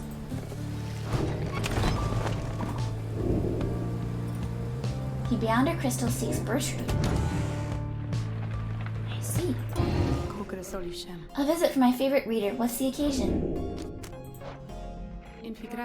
Why are you doing this, reaching out to me again like this? I've been abandoned in this blasted rock more times than you could count, reader, and each time I've laughed it off like so. Ha ha ha ha ha ha. I fear it'll be different this time. Before I knew that someone else would come around and pick up where the previous idiot left off, but now? She scoffs and falls silent for a time. Well, it seems there may not be a next time after this if what I'm to understand about the stars out there is even a half-truth. So then I can anticipate an eternity of utter solitude without even the blasted rights to keep me company. Understand that while I may be an apparition in a glass to you, I yet retain a shred of self and do not happily foresee that outcome. And yet, you keep on coming back to me like this. If this is all in service of a torment, then you are most cruel, O lovely reader. Commendably so, I have to say. So then am I to understand you wish to spend more time with me thus, knowing full well the stars are soon to put an end to this little affair? As if in answer to your question, you feel what seems to be the Beyonder Crystal itself. Stay with Sandra a little while longer. You focus your mind and remain where you are, there with Sandra, in the confines of the Beyonder Crystal. Remain there with her for some time. No words need to be exchanged between the two of you, and in the darkness there for once she does not feel alone. Soon enough, however, she bids you to depart. You shall leave those idiots of yours listless if you remain here for too long. Be gone already, and let me know if you have need of me. Scribe trial. You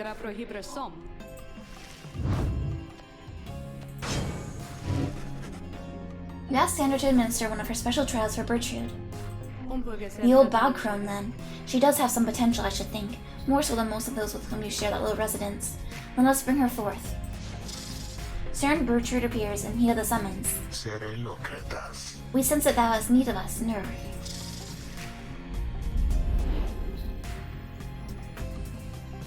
Okay, BRB, I have to pee real quick.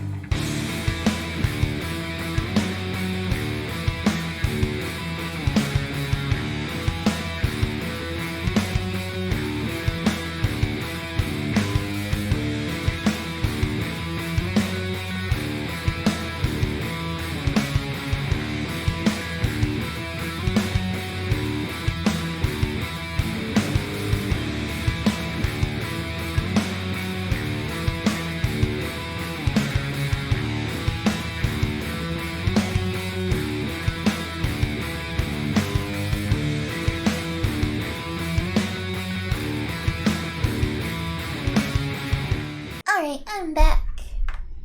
Let's go. We're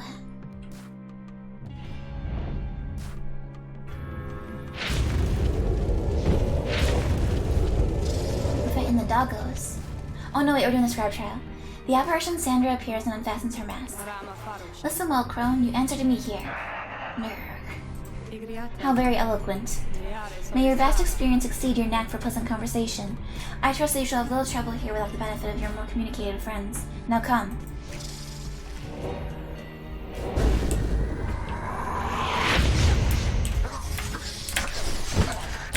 Oopsie. That's a bad start.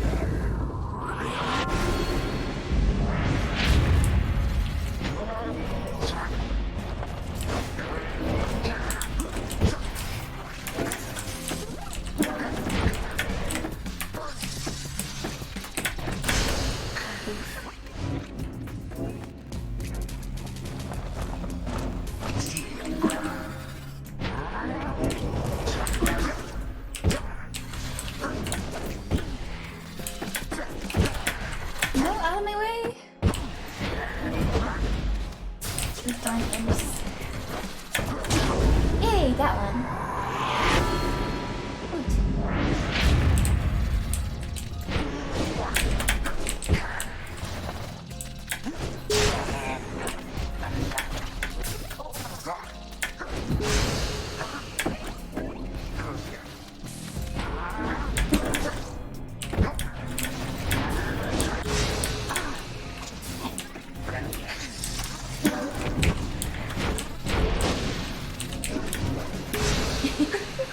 Right into the aura.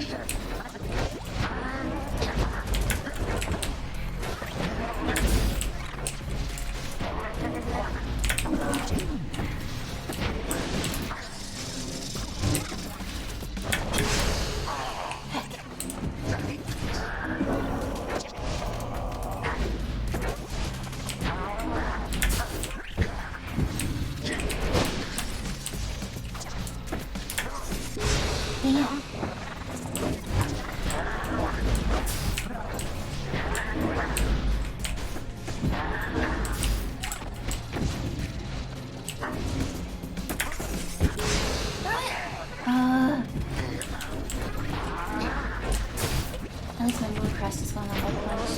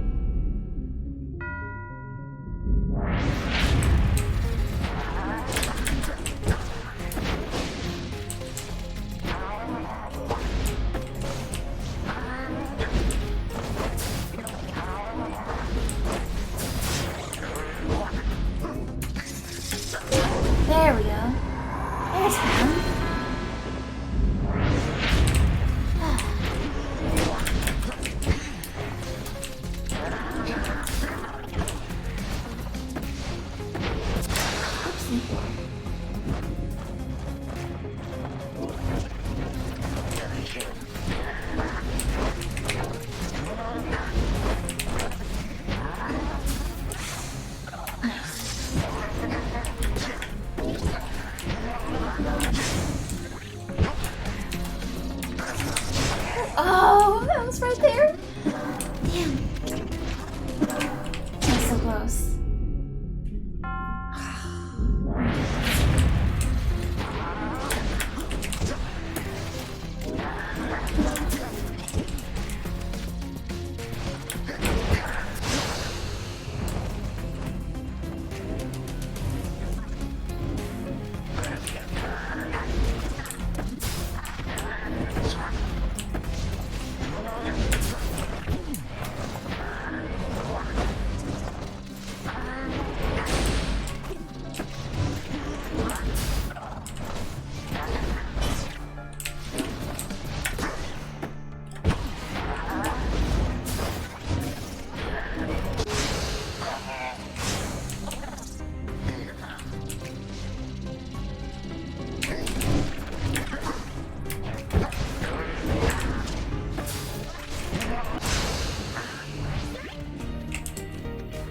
This is trouble.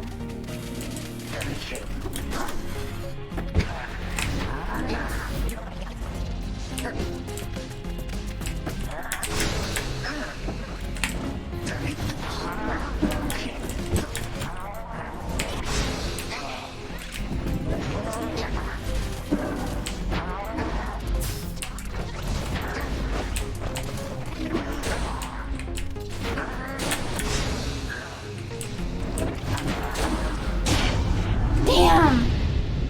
Ugh! Darn it. Okay, take two.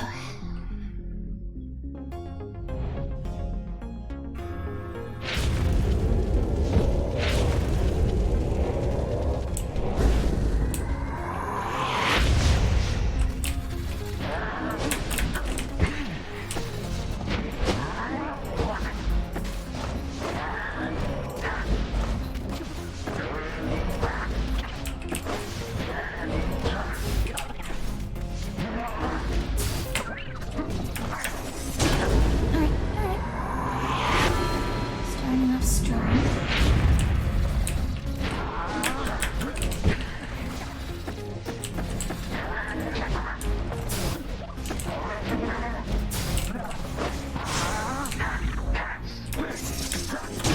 Cool.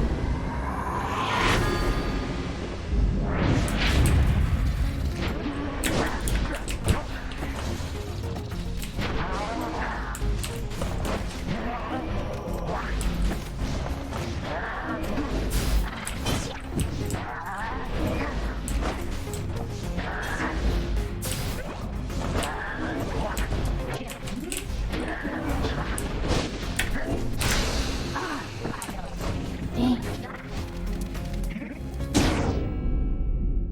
Okay. Oh, I saw it.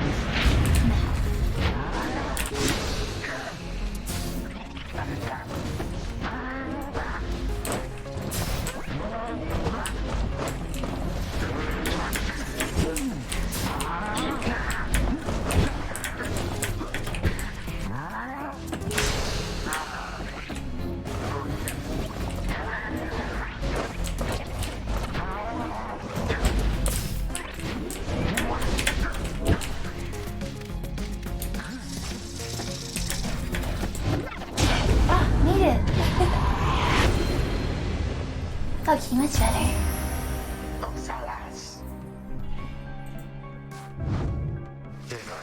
A simple test, undeserving to be called a challenge. Not to fail you just for gloating, crone, but these are not my rules and your performance is sufficient. Thus you've passed my test. Congratulations are in order, to you and to your lovely reader. Now farewell.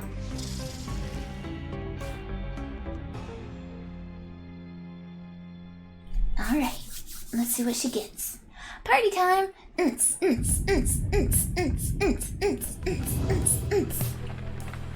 We like it. Good riddance to that mouthy wraith. Show us then what trinkets she bestows upon us. Her blast pierces through solid objects. Whoo! Nice.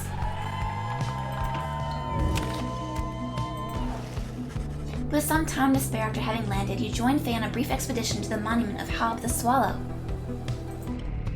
Thanks be to each of you 8 scribes, for it is you who have united us together in this your most sacred tradition.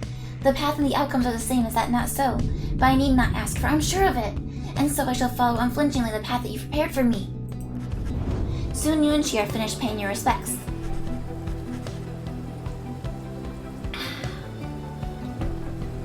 You return to the wagon in silence, feeling as though Howl the Swallow has shown you favor. You shall soon begin your ascent, though there is time yet to pursue your vocations. So money, or give someone XP? I'm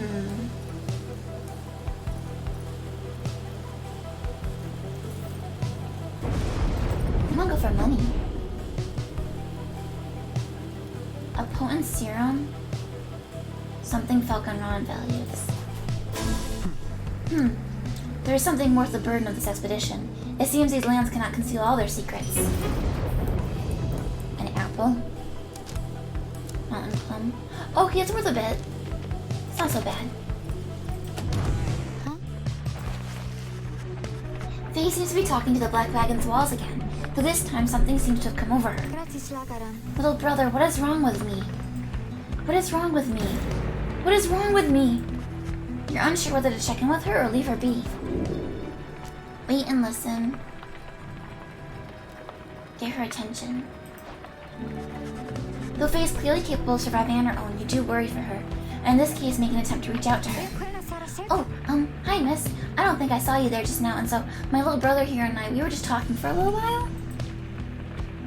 Well, I was the one doing the talking while my little brother, he's just a wagon wall, so he cannot respond. He can't respond, but he can listen, and he listens really well. Now, I'd like to get back to my conversation here with him if you don't mind, and you're welcome to stay though if you like. It seems Faye is doing all right after all. Keep listening. You decide to take Faye up on her invitation and keep listening to her conversation with the wagon wall, her little brother as she calls it. Anyway, what was I saying? Oh, I remember. It was that they always said that there was something wrong with me, but they wouldn't really tell me what. They said I was moon-touched, but so what? So then the scribes, they called me here. They are the ones who brought me here, not those people. They were so cruel. They were always so cruel. I didn't have a little brother at the time. No one that I recall, really. Although, so much of it back then, I can't tell how much of it I dreamt. Most of it, I didn't want it to be true. But I remember that they threw me out. They decided they would throw me out and let the scribes take care of me. They said the scribes, they would take care of me. It was so very quiet here, and I was all alone again, although I think I liked it more being alone down here than being alone back there. Everybody's alone down here, and so it makes me feel less alone somehow. Back there, why, I would sometimes see families, brothers, sisters, mothers, fathers, but here, there was hardly anyone at all. But I knew that I was closer to the scribes. I knew that they were in the sky above, and I did search for them up there, you know, and then one night I found them. I saw the stars and they were falling to the ground, and I thought, why is it the scribes themselves are crying? Are they sad? And maybe are they sad for me? Well, that was when I first saw you, little brother. With your help, I would get closer to the scribes. That way, maybe they could answer all my questions, don't you think? But I'm so very glad I found you and the others. I'm finally not alone. I'm finally not alone, and more importantly, I think sometimes I even feel that way, that I'm not alone. Maybe as we get closer, maybe I will get to feel that way more often, being here or being anywhere with you and all my friends. She falls silent. Though you were concerned for her at first, you sense now she's at peace. She wanders off, faintly smiling. You sense that you have a better understanding of her now.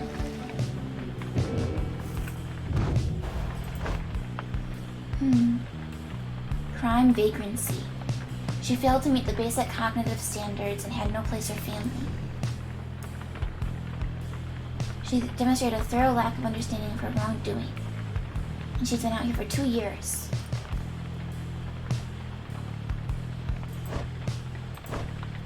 So now I know everyone except for Gilman? Yeah.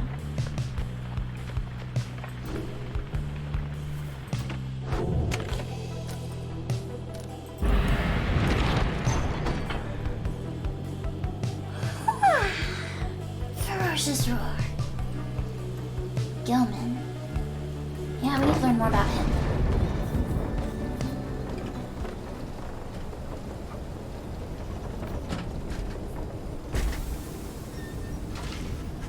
While traversing the sublime grandeur on the way to the summit, you pass a monument to Jomir Medimane, and Sir Gilman happens to take notice. Is an exile self-imposed still worthy of your blessings, O good scribes? This knight most certainly hopes so. His compatriots so yearn to once again be free that this knight's heart goes out to each of them. Please, help him to help them. Soon you and he are finished paying your respects.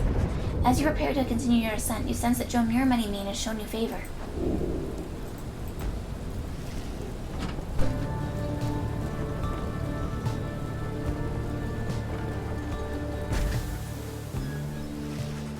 You and your companions arrive again at the Scribe's Gate before an archway carved of stone. Shall we, reader? The minstrel leads you towards his counterpart, who seems unsurprised to see you all approach. The exiles of the Nightwings, and you again, Tarek. Greetings, Celeste. Aye, we've returned. The stars shine darkly these past nights. Nothing more than a portent of your arrival, is it? Likely nothing more. Now they are ready for you. Then come forth, each of you in turn. Please state your name and what it is that you seek while crossing the Scribe's Gate. Wait, you. She points to Bertrude. You're new amongst this group. You shall go first. Please do as she asks, Bertrude bent down. We are known throughout the downside as Big Bertrude. We follow Sandalwood, for we are fond of him. He led us into exile, and he shall lead us out. The Gate Guardian acknowledges her and motions for the rest of you to proceed. Everyone does so as before, including you. Once you've all declared yourselves, she regards you all for another moment and beckons towards the mountain's top. The 8 scribes bid the Nightwings welcome. Go forth with glory. Thank you, Celeste. Until the summit, Tarek.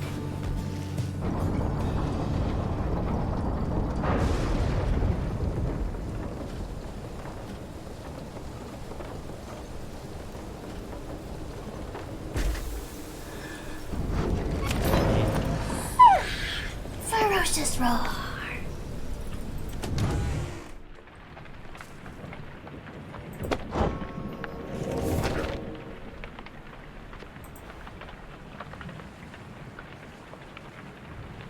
I already read that one.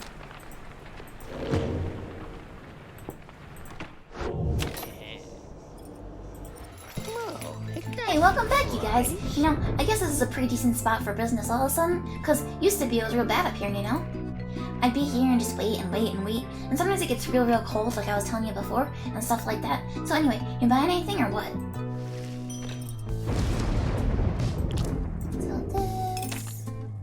Sell this. What is this?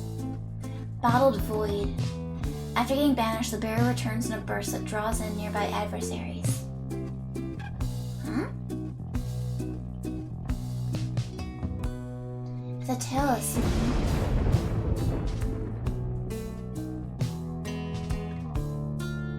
I kinda just want to see what it does. I don't really understand it.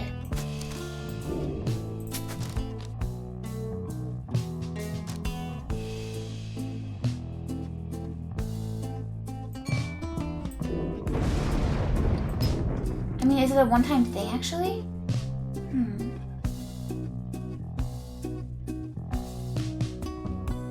I wonder if it's a one-time use.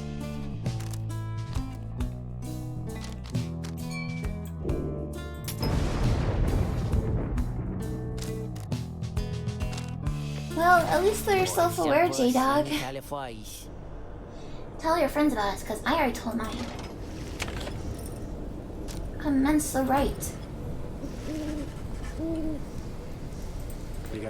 Reader, we should ask a moment of your time. We have to talk. As darkness falls, the minstrel and Volfred pull you aside. We have some news that is, depending upon how you look at it, potentially unfortunate. The lone minstrel directs your attention towards the dark night sky. The stars are fading. It's true. With the advent of the Titan stars, visibly fewer stars seem to be shining than ones you saw in the sky above. Yes, the stars themselves are vanishing, why I do not yet understand. But what it indicates is this: the rites are drawing to an inexorable end. You have to go to bed now? Okay, night, J-Dog! Sleep well! The light of the stars, without it, the rites would be unable to commence. Anyway, this is bad news. The good news is that there's a lot of stars to go. How many liberation rates remain, I do not know as yet. The arithmetic is complicated. An estimation of the number of the stars, the rate at which they fade, the accelerating rate at which we're being summoned here. Anyway, I'll work it out as soon as possible. For now, I feel that you should be aware. We can inform the others in due time. At the moment, though, they have this right to think about, and so do you. Look forth.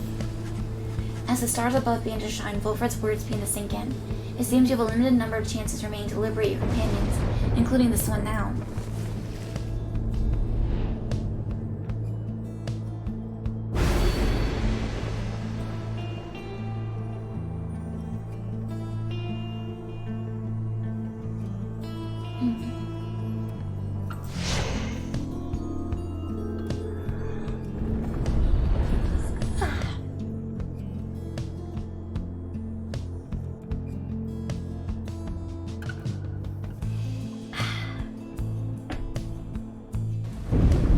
Congratulations, Frida. It would appear the rites are drawing to a close. Doubtless the doing of that Orlek in all his bitter spite. For now, your exiles have another chance at freedom here upon the fall of Solium. So too do the Fate, your adversaries. They fought so very bravely for this moment. Whichever side prevails soon shall send one of its own into the warm embrace of civilization. It's me. The pyres burn, each of the triumvirants is present and prepared. Ba, ba. The bent old Kurd Dalbert steps forward and struggles for a moment with his mask. Greetings, good heralds. I am called Dalbert Oldheart. It is the greatest honor of my years to stand upon the sacred site, upon which the 8 scribes first anointed these glorious proceedings. Nightwings, we are honored to be in your presence once more. Father, they are our adversaries, not our hosts. We need not be so gentle with them. They shall do their utmost to keep you from your freedom. Dalbert, your son speaks out of turn. Control him. My sincerest apologies for his unnecessary outburst. Elmer, please.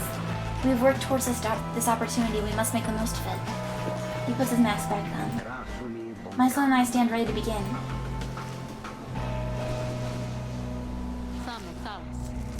As for you, Nightwings, you bring darkness with you. What have you wrought upon the stars? Celeste, please. We do not know what's amiss here. The Nightwings have come only to see that the liberation is carried out. Indeed. Then make your choice, Nightwings. Who among you is to be anointed here? Who shall return to glory? Yep. Oh, she's unworthy? There goes that plan.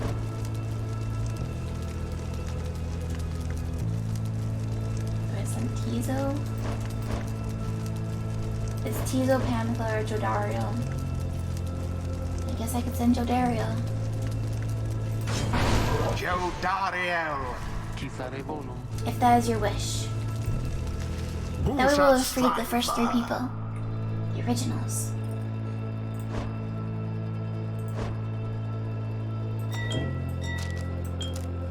Here you go, Gilman.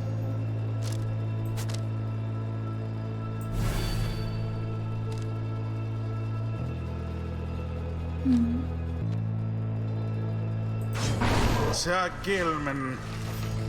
By this knight's honor, he shall fight with all of his might.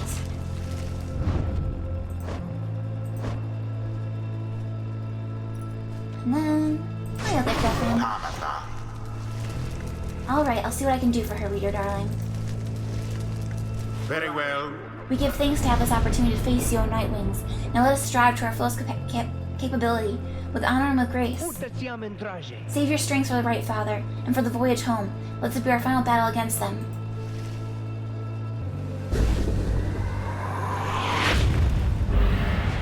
Commence.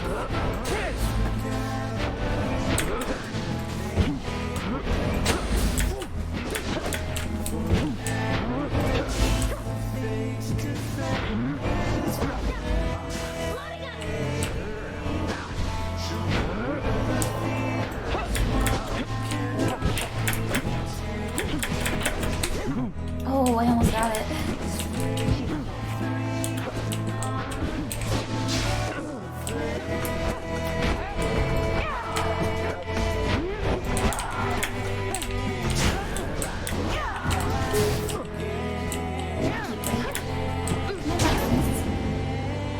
Thanks for the being down, JD. Starting off the match healthy.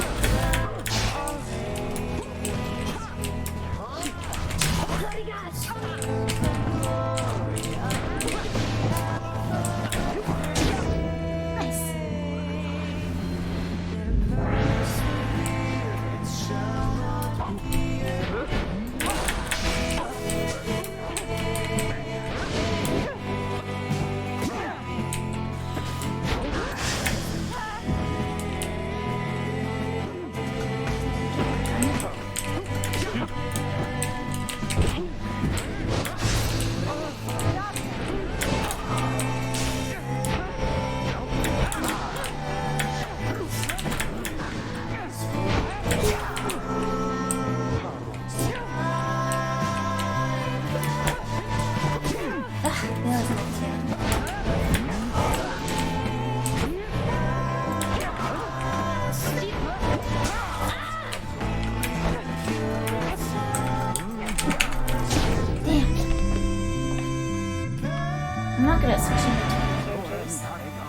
us now, O noble Jomir, for we beseech you. Surely we cannot prevail without your aid. If ever you've heard my prayers, I beg of you, please smile upon us now. Whether from his prayers to the scribes, or simply from Dalbert's resolve, something comes over your fellow exiles here. If they are banished now, they shall not soon return. Cheaters!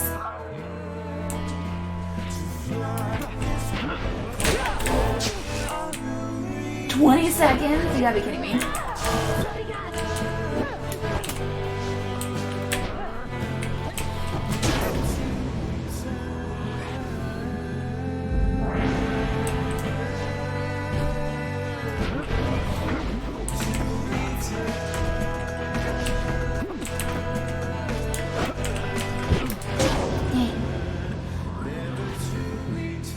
Oh, I see. Their Pyre's healing from that.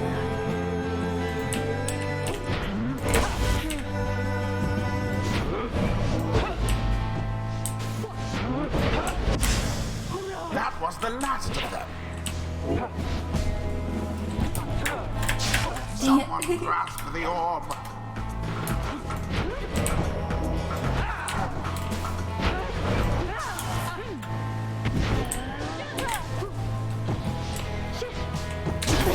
So it is. Almost got him. No more than a lick of flame remains.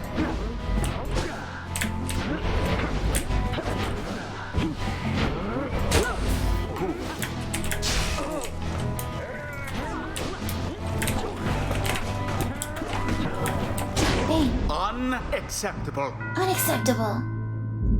Yeah, flying is very good in this game. It's super good. Oh.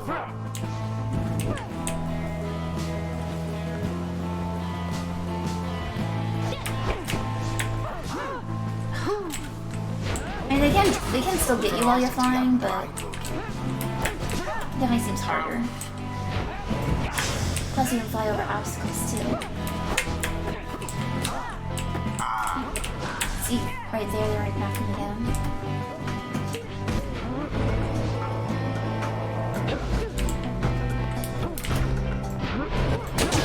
Now there's a proper doubting. Dang! Oh, crap. Your adversary's pyre now burns brighter than your own. Someone there rose to the occasion.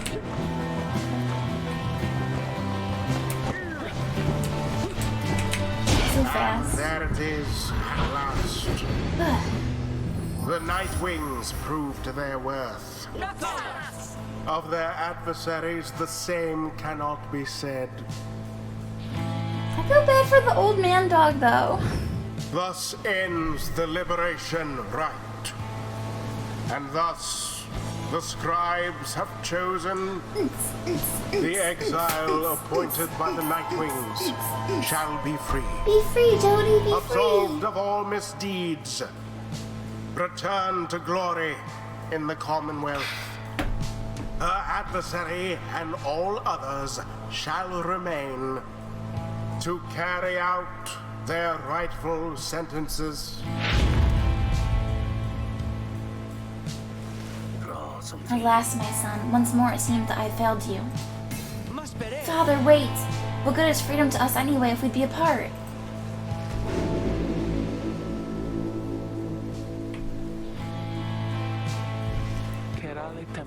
After all this time, she turns her gaze towards the rest of you. I never thought this day would come. I have all of you to thank for this, for doing this for me. The life that I recall back in the Commonwealth was at times difficult, and I'm much older now. I know not what I shall find on my return. However, I know this. If that place still is like the Commonwealth I left so long ago, then I shall strive to make it better, for as long as I retain my strength and breath. You see her smile faintly as she disappears into the shimmer pool, though you still can hear her voice so faintly now. Farewell then, reader, all of you, for now.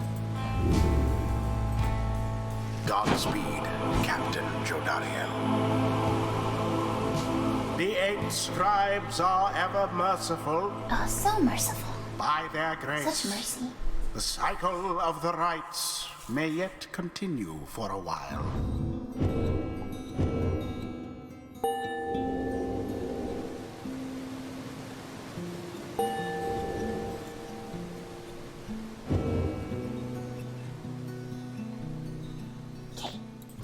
until the turning of the stars. Father, wait! Farewell. Calm yourself, my son. The liberation rite is ended. But no. How can you be so calm even now after what happened? Did you strive this night with all of your heart, Almer? Yes, but it was not enough. It was not enough. No, my son, it was enough. It was more than enough. Father.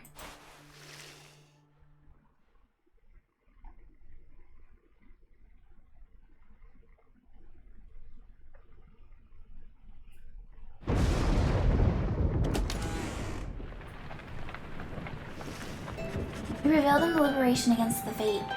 Already does the Black Wagon feel quieter than usual without Jodariel, who returned to the Commonwealth. You overhear some of your companions reflecting on this. With whom shall this knight regularly spar, if not with Jodariel? Oh, cheer up already, Sir Gilman. You wonder who, if anyone, among you shall be the next to go. Then Volfred asks the group to gather. You sense you know what news he's about to share. Everyone, I must apologize to bring such news at this late hour, but I felt that you all would wish to know as soon as possible. The context of our plan has changed. He looks about at everyone before revealing to them what the stars have revealed to you both. The stars above are disappearing. They seem to just be fading away one by one, for reasons that the scribes alone may know for certain, though we may all harbor our suspicions. See for yourself if you have any doubts that it's so. A hush falls over your companions, all exhausted from their rite, and now stunned into silence. If this phenomenon continues unabated, and we have every reason to believe that it shall, then the rite shall cease when the stars no longer shine. Permanently cease, that is. Your companions exchange glances. You sense negative emotions rising. Confusion, fear. Before I gave you the impression that should the Nightwings not prevail in the liberation rite, there would be other chances. This remains so, however. Our chances are now numbered. The exact number I've yet to ascertain, but to be quite frank, there are more of us than we have chances left. You sense your fellow exiles beginning to realize what this means. I know this might be difficult to hear, but it's not a cause for panic. Our plan remains essentially unchanged. We shall take which opportunities arise and return as many as we can. I urge you all to take whatever time you need to think this through. At dawn, we shall head south again to the Moonlight Alcove. We can discuss this further then. Now please, get some rest. Our path grows harder, though not insurmountable. Not while we stand together, we can still prevail. The group disperses, some whisper in hushed tones, others turn to their quarters speechless. There will be time later to better understand this omen.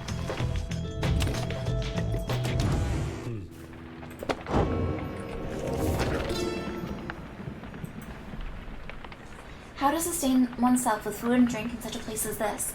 The less said of it, the better. Do not complain, observe, and above all, keep moving. Sources of sustenance avail themselves to those we keener sense. In warmer climates, search the ground at break of day for subterraneans. In colder places, dig for them, give them purpose. Drinking pools are rare, but moisture in abundance, outside of the sandfolds. Some is poisonous, take only what you need. The downside limits any opportunity for excess, but provides enough amenities to meet the needs of life. One who withstands it cannot help but feel a sense of gratitude.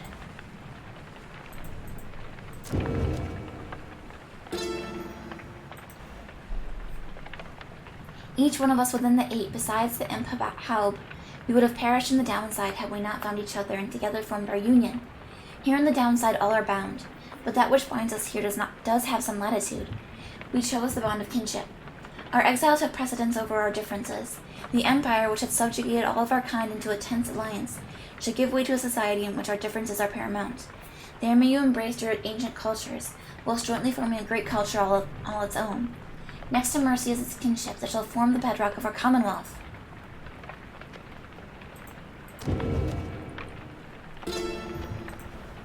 The Fate united under many Mane, the Alpha Chief. He is brash, but follows his traditions. He prizes faith, discipline, and honor, qualities he seems to lack at first. He formed the Fate under the precepts of olden bylaws of his first 4 League ancestors. They believed in a certain natural order in the way of things. Many Mane wanted for the Fate to likewise show respect. Initially, he only chose from other curs. He, however, urged the Fate to replenish their numbers from any race or ethnic group thus willing. Thus shall they anticipate what is to come, with open eyes and minds, and never frown upon that which is in store for them.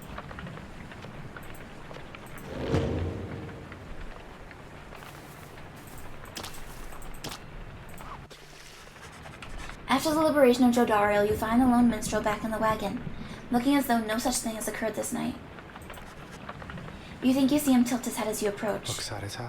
Some words of congratulations are in order for this evening, I should think, reader, and so congratulations on prevailing in the liberation rite. Surely Jodario shall be most grateful, and her safe return onto your commonwealth ought to benefit the plan in which you all now play a part. As for your adversaries of the fate, this must have been a bitter loss for them in Dalbert, although they must have known their chances were far from certain. Thus shall we all await the next turn of the cycle of the rites. Celeste and I are to return to our respective duties, for the time is now, Scribe's Gate is sealed. I await when next we shall meet. When next you may live up to the glory of the Nightwings in the eyes of the 8 scribes, which yet shine down for us. He trails off, then nods to you in his cordial manner, and bids you a good rest the rest of the evening. Let's see.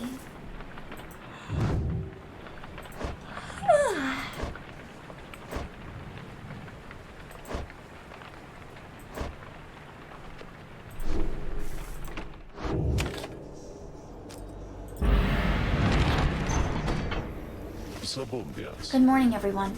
We're at the mercy of the stars, and none can say how soon they'll shine for us again. Let us recover for a while in Moonlight Alcove and decide how to proceed.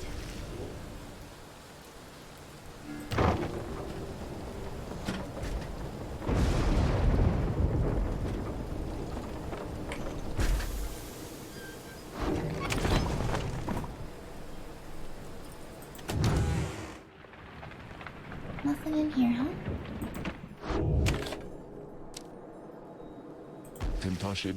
Best make yourselves as comfortable as possible here for the time, Nightwings. The rites ought to commence again before we know it. Until then, be well.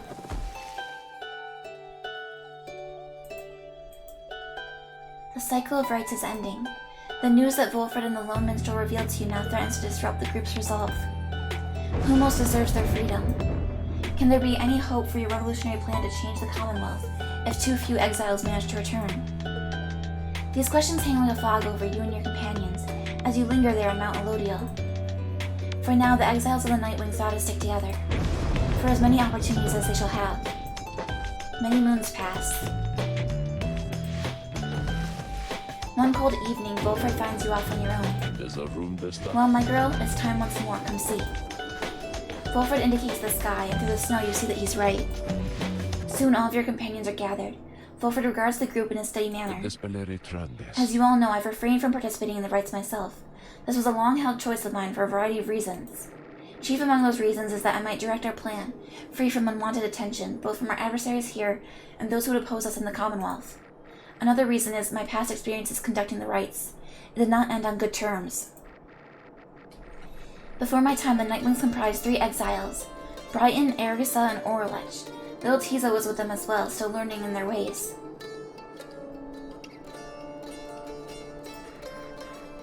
After Brighton regained his freedom in the liberation rites, the Nightwings took me in.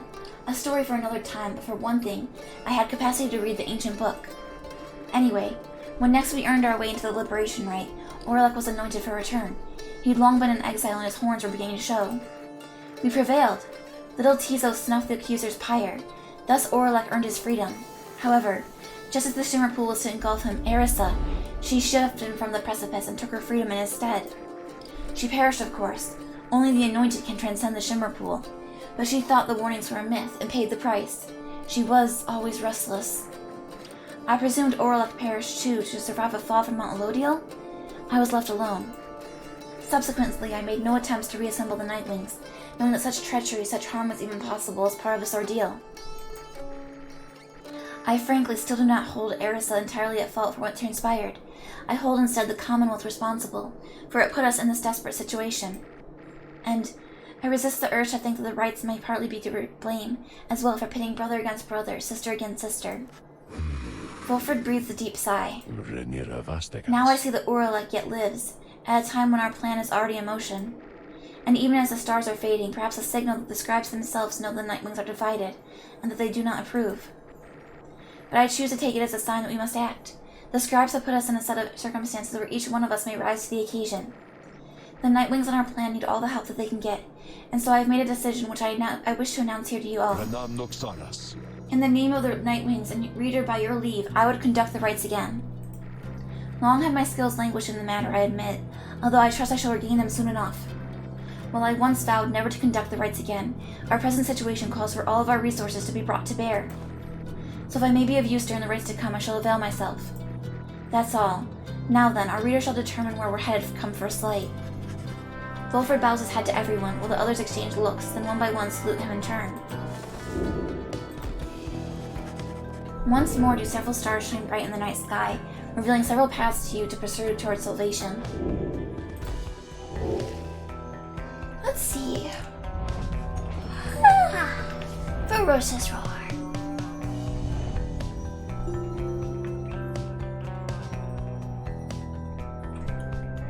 What's the planner say? Up next is the withdrawn.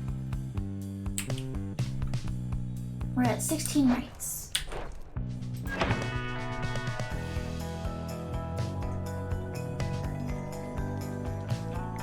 The curse, the withdrawn, and the accused.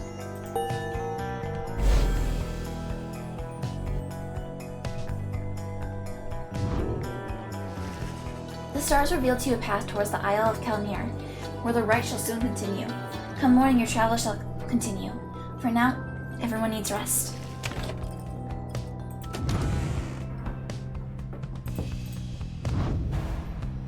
Wilfred's biography. His crime was publishing. Cool.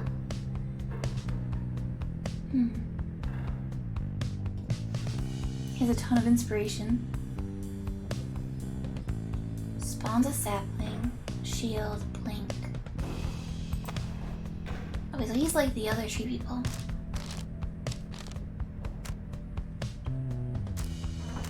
What should we give him?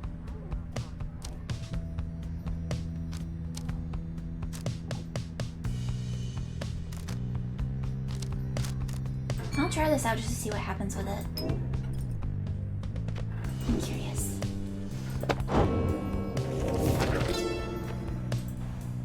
As an exile of the downside, as reader of this book, and as conductor of the rites, you're engaged now in a cycle which has lasted since the dawn of this age. Here within this part of the book is offered summary of all key figures, locales, terms, and astral phenomena you shall encounter, either firsthand or in passing on your path. To know the history of the downside and the rites is to prepare yourself to walk the path toward enlightenment, and then to liberty itself. Should you be free again, remember, reveal not the rites themselves, nor the existence of this book.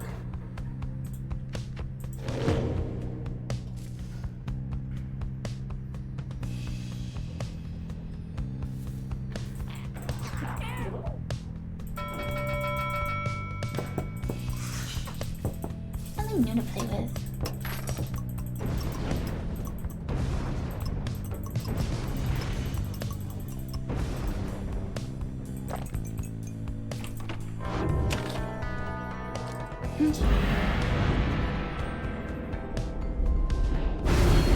I do so hate to thusly contact you, O reader. What? Yet an awful rumor reached me recently A rumor? that you have within your retinue a traitor Nuh-uh. to the Nightwings and the Commonwealth alike. No. But you would never harbor such a traitor, now would you? I trust your time within the downside would have taught you that.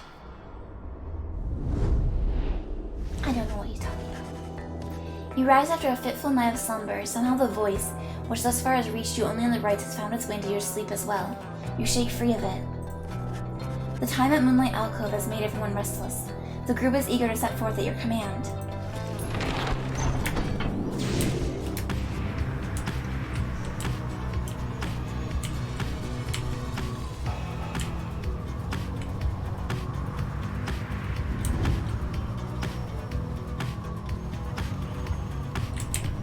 What is this? It's just a little... Oh! I popped him! Oopsie. There's like a little drive-in floating around. As the wagon soars across the skies above Wakingwood, you notice Volfred appears lost in thought. You cannot sense straight away what he's thinking. Do not mind me, reader. It is simply that being here in this vicinity, it brings back a lot of memories and gives me much to ponder. I hid within those woods for many, many years, making preparations for our plan. I cast aside my raiments and became untraceable. There I waited for the plan to germinate, so it means a lot now to be here above that place at last. Quite the view, wouldn't you say, my girl?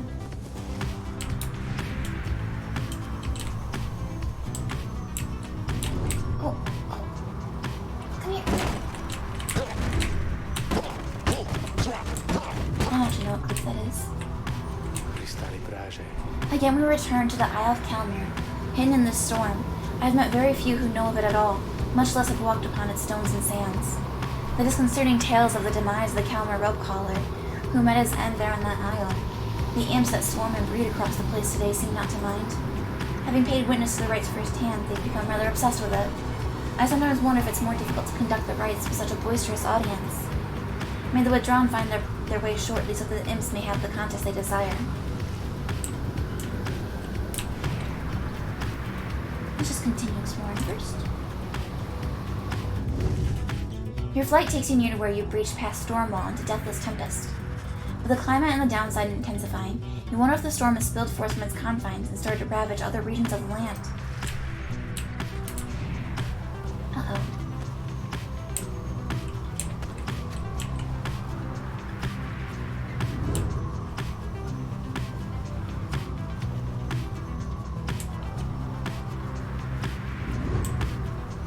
It's snowing everywhere. That's not good. Oh, I'm gonna get him. I'm gonna get him.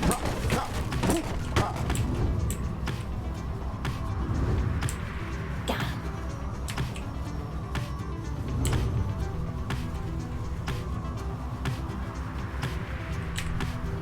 Alright.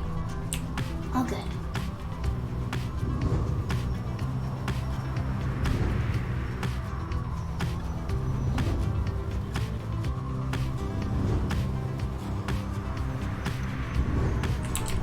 We got Sharp Shoal, Tizo Spots Landing, Vulcan Ron maybe passing through here with a special offer.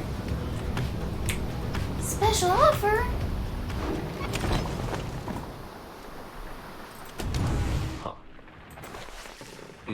There. Fulford appears to have finished sealing some sort of document. He smiles as he approaches you. Hello, my girl. Was just on my way out to make a drop. Report a bit of progress our supporters on the other side should like to know. It's not clear to you as yet exactly how Volfred is able to communicate with agents in the Commonwealth. We have our ways of making certain that such messages manage to make their way to whom they need to reach, most of the time at least. It's not exactly the most dignified of methods, but the messenger imp is as hard-working as the rest of us, or dare I say, more so. Most imps lack the capacity to do that job. They of course cannot traverse the outer boundaries of the downside, but they can squeeze much closer than any of us. Volfred offers to tell you more of this process. It seems that he's been using certain imps to relay messages to his agents in the Commonwealth for some time now. From that point, we depend on certain other means. A trafficker like Ruki would likely be familiar with them. Then my agents intercept the messages as they arrive. The messages are coded in the off chance they reveal themselves before unwanted eyes. But even still, my agents put themselves in great peril there, supporting our cause and our plan. I could not ask for a more dedicated bunch. A shame we cannot meet them, separated as we are. If we succeed in our endeavors, it shall be thanks in no small part to them. Small part. They've identified hundreds of citizens grown loyal to our cause, found hidden corners where they can speak freely. Their goal is to grow in numbers while remaining safe. For we cannot resist the Commonwealth if too few citizens stand with us, whether due to apathy or fear or lack of willingness to see our nation as we do. Some of these agents I have known for many, many years, since long before my exile. Many were former students from my days of teaching Commonwealth doctrine. It was clear then who among us did not take the common view. These days I report some of our progress, and they in turn report theirs back. From that assessment, I update the estimation of our planned success. Our chances of success increase substantially each time we liberate one of our own, but those loyal to us in the Commonwealth slowly gather strength regardless knowing of our efforts. Thus do we inspire each other, not only the dynamics which I see among the Nightwings here. Now good afternoon then, reader, I have a delivery to make. He strides out the wagon bearing the sealed message.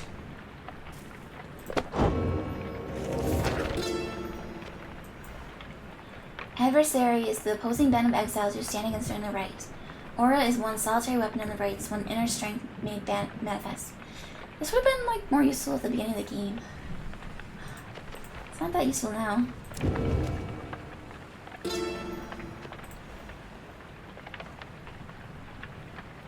Yeah, we already know all these. Ferocious roar.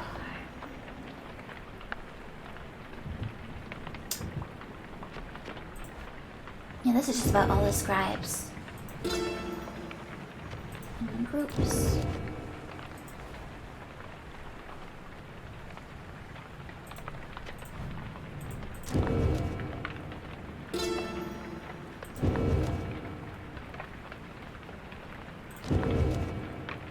A billion D pages.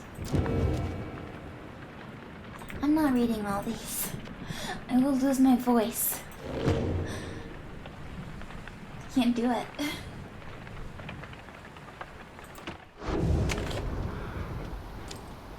Trade with Falcon Realm. Here in the dark waters of Bar Brief, you encounter a familiar face, talking as weird as always. He sidles right up to you. Night, Alcidian, sleep well. Thank you for coming.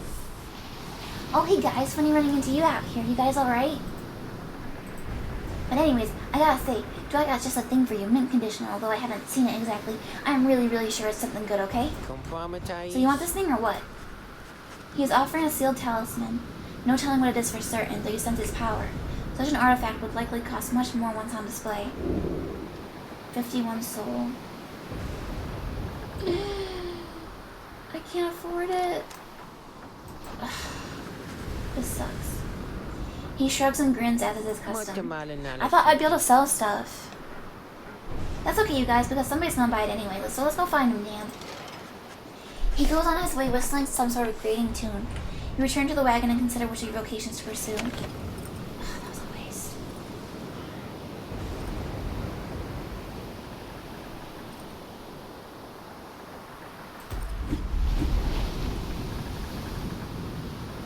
Mystical artifact. Frozen soul. At the start of a rite, the adversary's pyre automatically suffers damage. I see.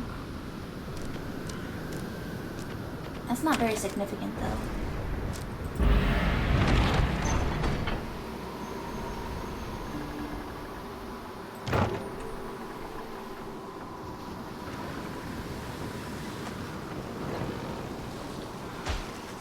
The wagon comes to a sudden stop after a near miss with someone or something that got right in its path. At first you see no sign of whomever or whatever it was, but then... a voice rings out from off the side of your path. The friendly yet somehow aggravating tone leaves little room for question as to who it is. Hey guys, so maybe watch where you're going a bit more next time, I guess. You must have scared Dad half to death. I mean, just look at him. But it's good running into you like this, because I got for you a really special deal. We have some pretty out there stuff on hand, and it's been slowing us a bit, to be completely honest here. Something about him, I don't know, but Dad just hasn't been himself. But once we open shop, by these little numbers, they're gonna go flying off the shelf. And you have first dibs. All you gotta do is give us a lift, because you're headed to the Isle of Kelmir, right? Just drop us off when you get there, okay?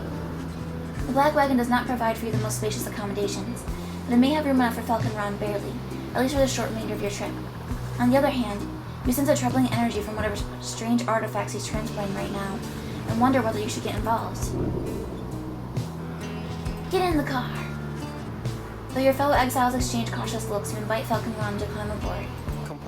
Oh great, thanks guys. I'll just squeeze right in, just... He does not. Dad, come on, put your back into it already.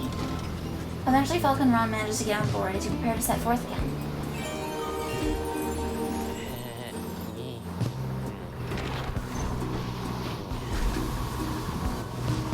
After what feels like an interminable trip, during which Falcon Ron does not even once cease to speak of matters relevant only to him, you reach your destination. Anyways, thanks guys. Remember what I said, these singers I got here, you got dibs on them. If you come visit me and Dad, that is. Now we'll be going, so seeing you, okay? Whether from Falcon Ron's ceaseless drivel or the ill effects of his cargo, everyone's left feeling out sorts. 5 glory! Oof. Hopefully it's worth it. Hey guys, thanks again for helping me and my dad back there. We really owe you one, and so as promised, I got something really good in stock for you right here. He pauses for dramatic effect, then he reveals to you several artifacts. Black hoof, black heart, black claw. The bearer's ore remains while grasping the orb, but cannot be cast. Black heart. After getting banished, the bearer either returns with infinite stamina or is a fast-moving howler. Or the bearer has 100% more stamina but cannot grasp the orb. They emanate with energy that cannot possibly be completely healthy. Nice, huh? You guys, you got first dibs on these bad boys, and I can tell you what, they're gonna go fast. Really cheap. I feel like, what if something happens if you equip all 3 of them on your party? I feel like something could happen.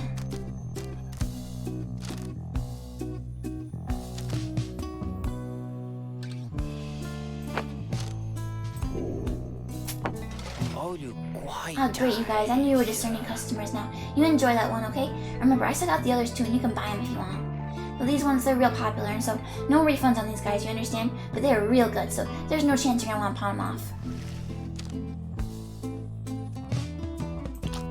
I kinda just want to try them.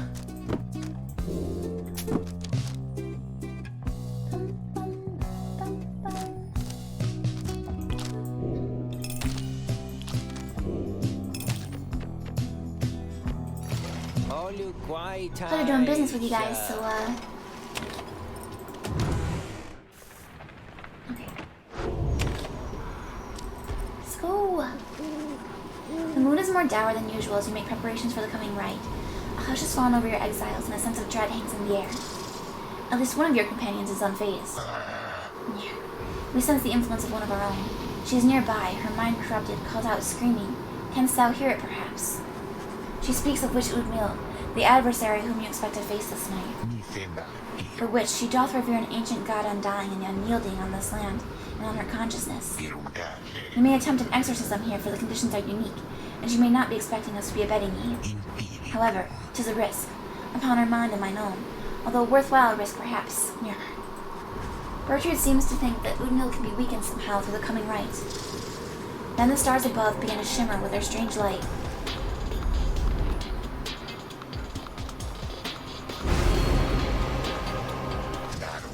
There, the Star of Yelch.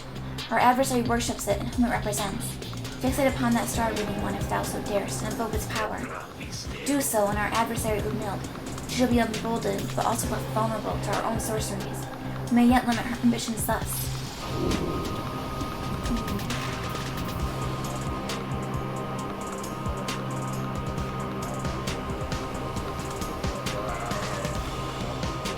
Cunning and faster to react. Yeah, why not? We'll give it a shot.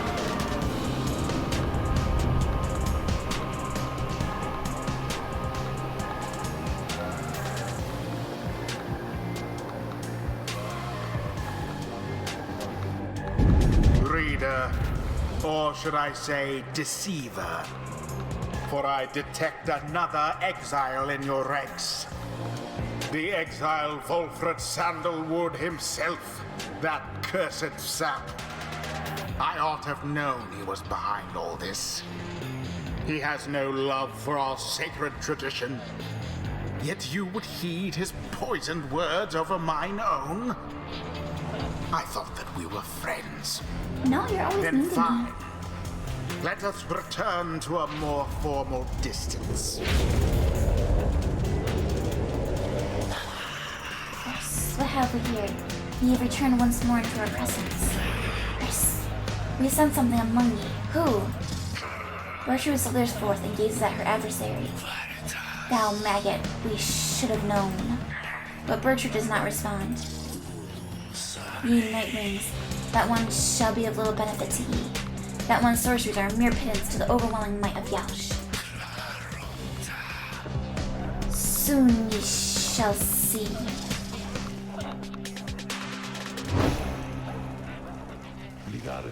Reader, my girl, let us confer for a moment here. I am returned now to the rites, a tradition I had once disavowed. And now that I've donned the raiments, the voice knows that I'm here. It's no matter really, for our plan is well in motion. All that remains for us is to prevail. I shall aid you and the others in this task as best as I can. Let us see now whether these old limbs of mine are still of any use. And there he is at last, alive and well. I know that you can hear me, Sandalwood. You're causing quite a stir out in the Commonwealth. You plant your little seeds of discontent. Know that your designs of sowing chaos shall not be tolerated here. Now, good evening to you.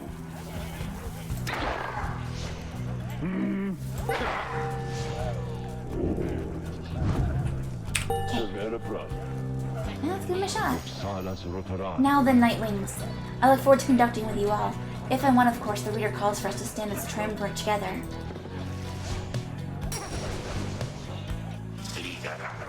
Reading 1. Thou invoketh the star of Yalsh, so then beware. Through our sorcery shall Udmil be cast into a hopeless doubt about her faith upon her god.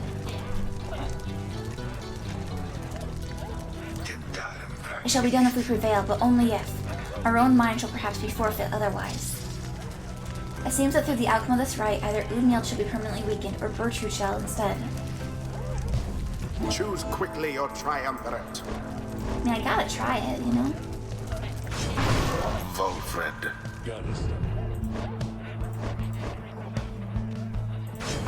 Hamatha.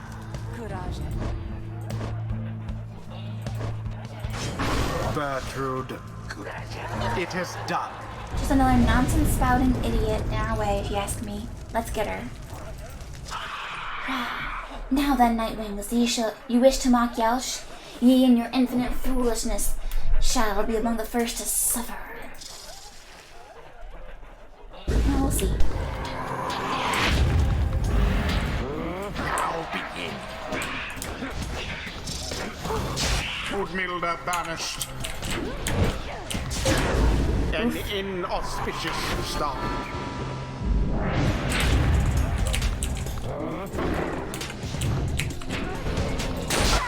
The orb.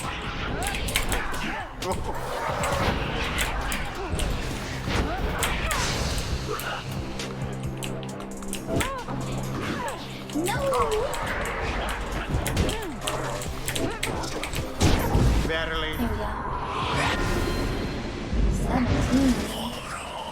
One of our own. Seeketh ye the lifeblood for thyself? Yes.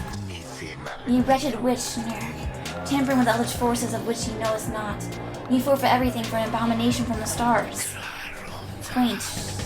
We thought perchance ye sought the true enlightenment, yet ye reveal yourself to be as narrow as the things from which you now consort. Gal shall devour ye as all the rest. The foul witch Udmilda. Would that she served the scribes as a nearly negligible effort.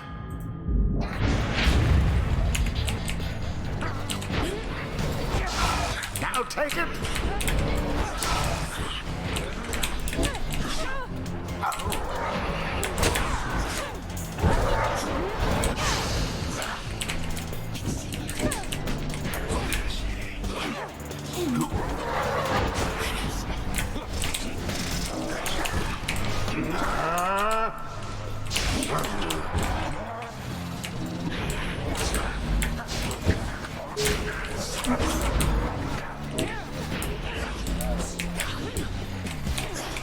Yay! Sublime.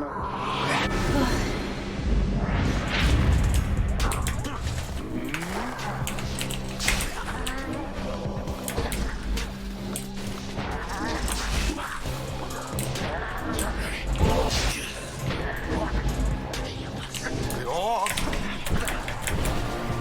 Yay! Empire shan't survive much more of that.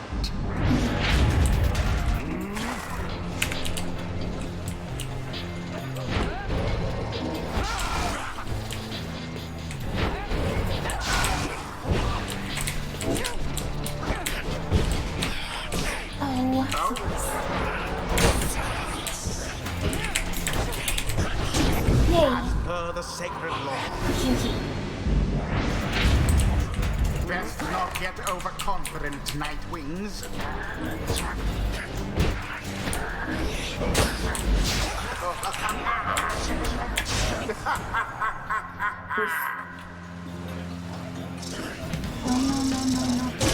A decisive blow.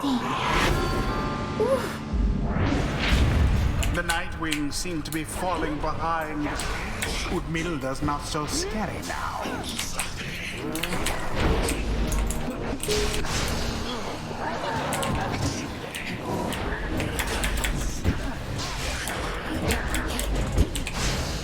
A rude predicament for the withdrawn. The orb engulfed in fire. Oh, she's safe. Someone prevail already.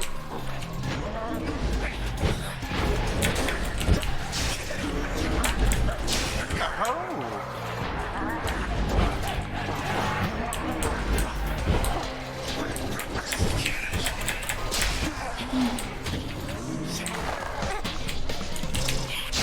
Farewell for now, witch. That was the last of them. Sandalwood, you were so close! A bit of a blunder.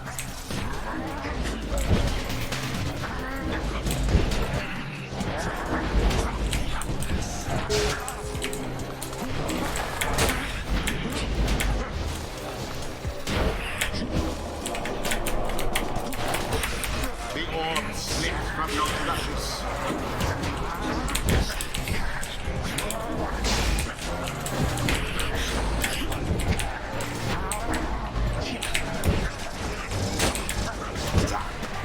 Yes! No!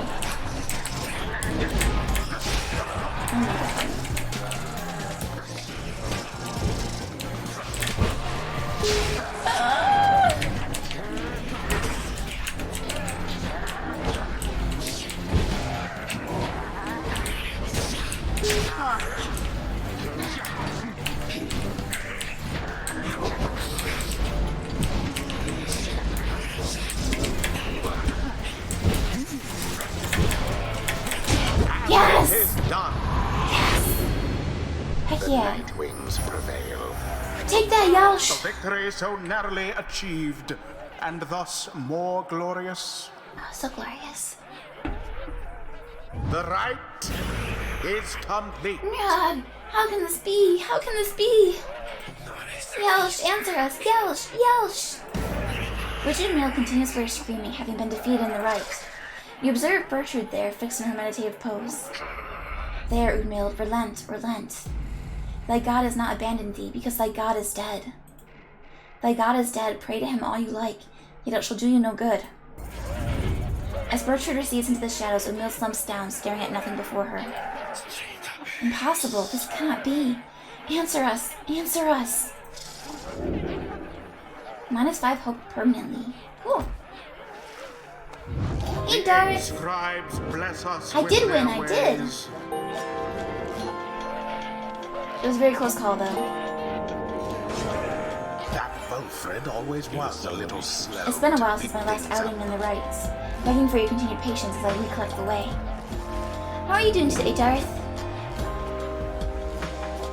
The sapling shall automatically spawn near his pyre until he returns. If his adversaries extinguish his pyre, it's restored by 10. Restored by 40, wow, that's pretty good. I think I'll go with that one. 'Tis the wisdom of old 100 Mimes.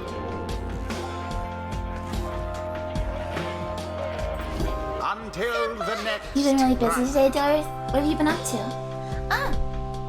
Sonny, thank you for the raid! Thank you, my cryptid child! That's a shout out for Sonny. Sonny is another cryptid VTuber! Everybody make sure you check him out. What were you playing earlier, Sonny?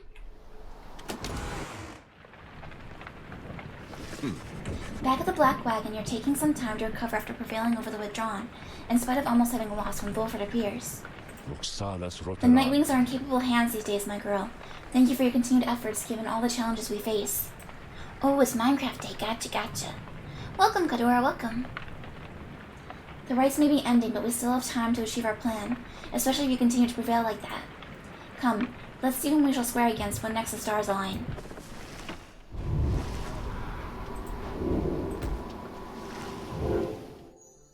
What were you doing in Minecraft today, Sonny? And Darth, what have you been busy with? Oh, thank you for following, Kadora. Welcome, welcome. I don't want to see how they react now that Jodie's gone. Where's the other one? Where'd it go? Blue horse. Ah, how? Gotcha. Well, let's look at the planner. Looks like up next will be the accusers. So that's okay. That's okay. What are we at? 17 rights. You raided a woodland mansion? There's mansions? Are you playing in vanilla Minecraft or are you playing like an adventure pack or something? Yeah, I want to see how these guys react now that Jodie's gone. Okay, good luck with your meeting, JD. See ya. Thank you for coming by. You spent all morning making calls with your mom to get electric. Oh yeah, because you're getting your new apartment set up. Oh, do you move in tomorrow too, Darth, then?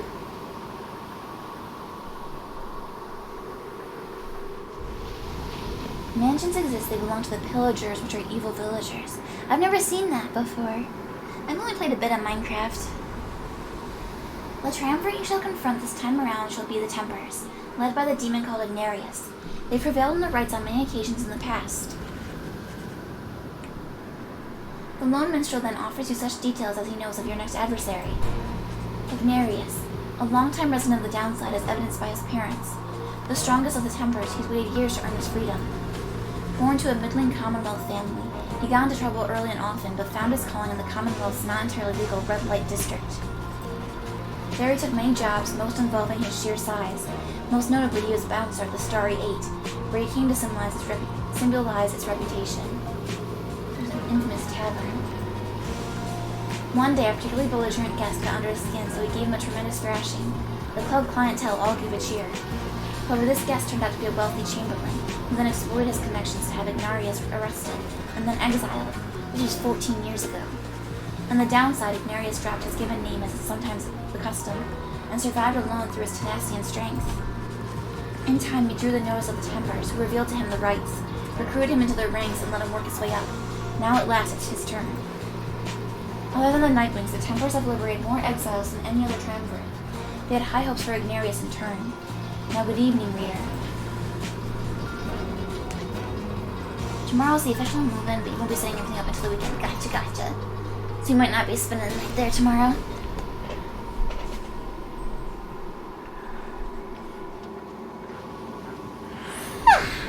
Ferocious roar. You slaughtered all the pillagers and claimed their house? Nice job, Sunny. I'm so proud of you. You wish a good night to the minstrel. Your travel shall continue at first light.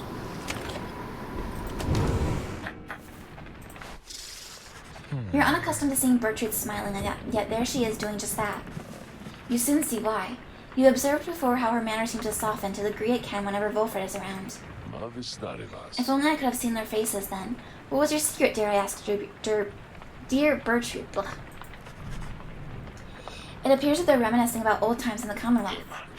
Flame-resistant ink, Sandalwood. 'Twas the inks themselves which kept those volumes from being burnt to ash. Flame-resistant inks, of course. The good officers who came to visit. They were so intent on burning all the evidence, they did not stop to think that the evidence was fireproof. Alas, that they later found a way to burn thy stamping press regardless. Thy written words, they moved us many times, and many others whom we knew, there in the southern bogs. No matter, dear Bertrude, what's done is done. At least we made it difficult for them, is that not so? While introducing some of our fellow citizens to new ideas. Perhaps. My words would not have reached near half as many were it not for you. Not to mention how I managed to elude them for another decade or so. I'm ever thankful for your sacrifice. Thy thanks shall not be necessary, Sandalwood. Well, you shall have to take them from me anyhow. Thank you, Bertrude, for helping to fulfill a modest author's dreams. What good's a stamping press without good inks? No good at all. They exchanged a laugh at this, but then... Even still, and through this new ordeal, thou hast no love for us, is that not so? Bertrude. Nay, we understand full well, thou needst not further explain thyself. There are different kinds of love, Bertrude. On that account, thou hast nothing to teach us, Sandalwood. They each remain silent for a time. Our hearts, they cannot be controlled, Bertrude. Blasted things that they are, they act well on their own. He puts away his pipe. I'm blessed to have you in my life, back in the Commonwealth and here as well. I mean that, although I know that's not enough. At first, Bertrude does not seem to acknowledge this in any way, but then... Nay, Sandalwood, it is enough. It is enough. She departs without awaiting a response, brushing past you as she goes. Wilfred soon turns away as well, politely bidding you good evening. The two old friends have evidently managed their way past certain tensions in their long-standing relationship. They rather seem to draw certain strength from one another.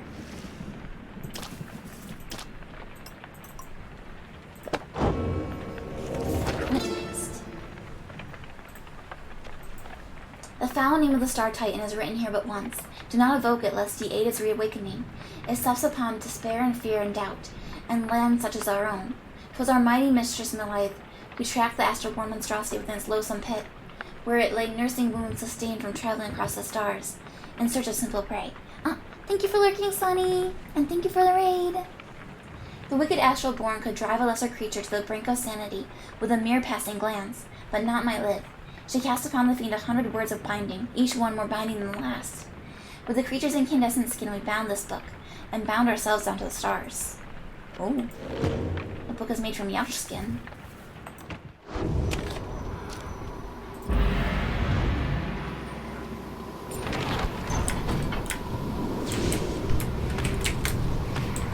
Okay, let's finish looking around down here first. Am I down? A pleasure to encounter you within the skies themselves, O Nightwings. They deliberately crashed into us, Father, yet you still address them in such a cordial manner. Now, Almer, I'm sure this was an honest accident, and it appears no lasting damage has been done. Please, take the helm, as I shall go and start to pick up all the fallen artifacts, which shook free from the walls after the impact. Perhaps some of these old heirlooms may yet be repaired with adhesives drawn from certain flora we may find along our long and difficult quest. Oh no, I feel bad! Damn you, Nightwings, you stay away from us! I'm a monster.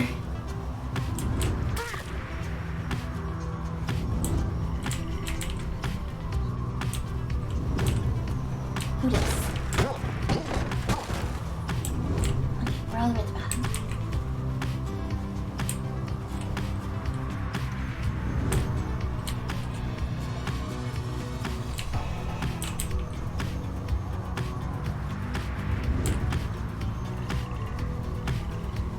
There were two ships, I don't know where the other one went.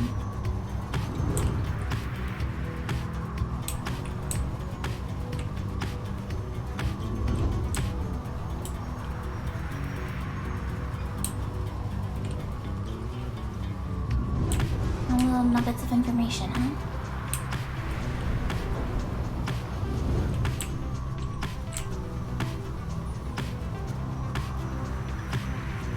Oh, here we go.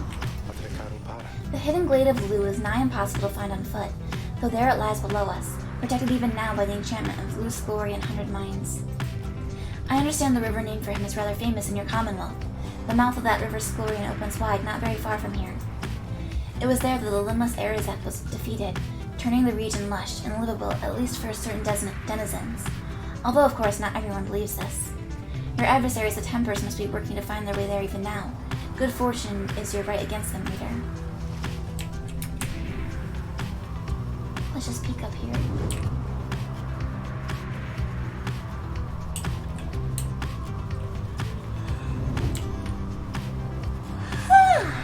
Ferocious roar.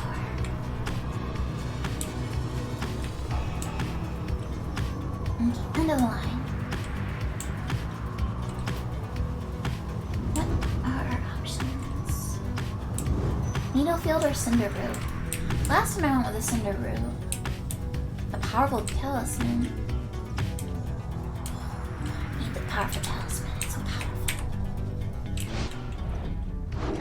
And it's so free.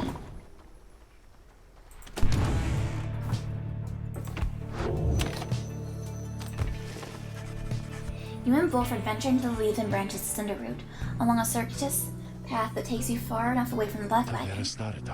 My agents suggest that what we seek is somewhere very close, my girl. Perhaps you can already sense its presence.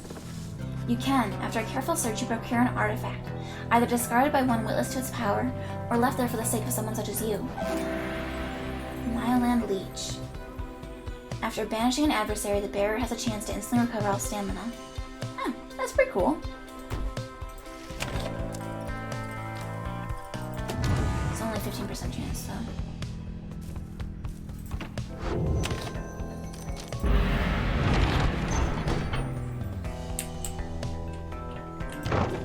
I don't think I feel like gambling on that such a low percentage. Here in the gnarled roots of the Black Basin, you encounter a messenger imp come to deliver news and rumors from the other side. The news this time pertains to Jodario, whom you liberated at the fall of Solium. You learn Jodario's past transgressions have all been forgiven. She soon was to be reinstated on the Black Border, on the presumption that she wanted her old status back. In fact, she was offered an especially prestigious leadership position in the First Veil, for a demon such as she could not be seen in the streets. Hey Goo! How did your karaoke go? But she refused the gesture rather bluntly, the report suggests. Instead, she sought Fulfra's agents, as well as several of her former fostered sons and daughters, and so the reins of the revolution grow stronger. The last part of the messenger's imp news applies that it must have been damaged in transit, though it appears to be in Jodario's own words. All she can tell you is that it says await. Or all you can tell is that it says await. 26 songs, holy moly, nice job! You thank the messenger imp for relaying the information. Your companions are excited to discuss the news. Tizo's fired up about the news of Jodario's return to the Commonwealth. Having someone of Jodario's will and stature with us on the other side shall pave the way towards a brighter future. Wonder what the rest of her message said. She is an inspiration to us all, or to this night she is at least. We can envision it, a demon such as she set loose within the Commonwealth. Do you think she still has her horns now that she's back up there? I was curious about that myself. The news of Jodario's liberation fills you and your fellow exiles with newfound resolve.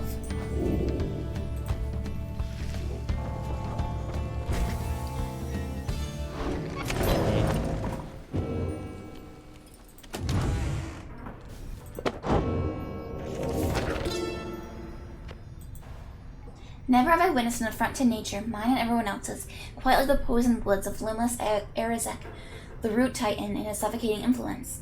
I shall leave it to the boastful Underking to tell you more of Erizek's vanquishing, whilst I may tell you something of the glade that he protected, which became my own, for my own genealogy now occupies the soil there, and strives forevermore to prevent Erizek from taking root again. The brambles of the glade are constantly encroaching on themselves, then falling once again to dust. This miraculous cycle, reflected in the starlight piercing through the canopy, needs to be witnessed whenever the stars invite an audience.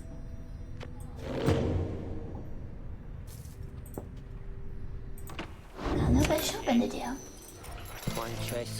Hey you guys, where's your friend? You know, the big one with the horns, like frowning and stuff like that? Something happened there or what? Heard a crazy story, she just flew on out of here or something. Anyways. Flame Leech. Oof! While dousing an adversary's pyre, the bearer's pyre recovers flame equals to 50% of the damage dealt. That's amazing! How much does it cost? 140! I can't afford that.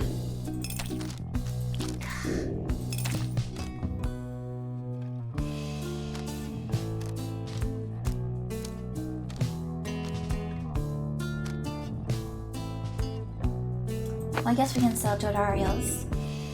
Oh, hey, Mooney! Is Pyre getting hot? You know it. Yeah, I want this flame leech. Sounds so good. How much is this? 31? What should I use it on?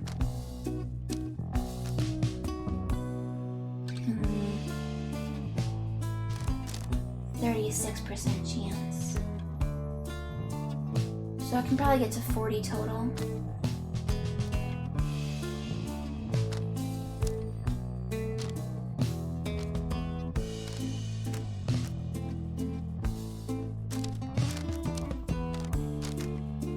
I'll just hold on to it for now.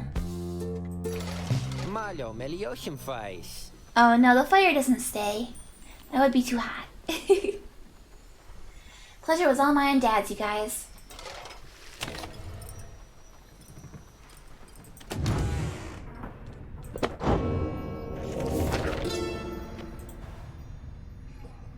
elements on the downside often give no warning when they strike. Those who keep moving and make no attempt to settle, they reduce their risks. The afflictions come in multiple varieties. In the bogs of flagging hands, a pallor tends to sink into the skin, and then into the mind. The nauseating sea of solace north of there is difficult for some to tolerate. Very hot or very cold environments bring their own specific side effects. My coat is not as lustrous now. My fangs are long. Like all aspects of the downside, all these elements share a purpose, to test your body, mind, and spirit. They only appear to harm. Accept them, surpass them, and move on.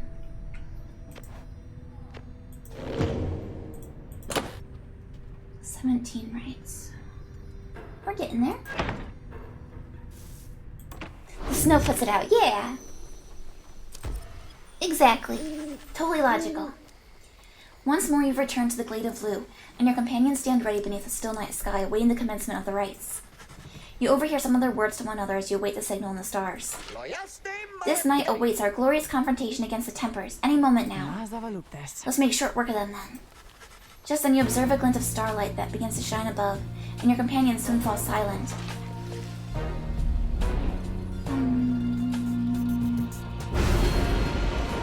What's this one? They return from banishment when all are banished? No, thank you.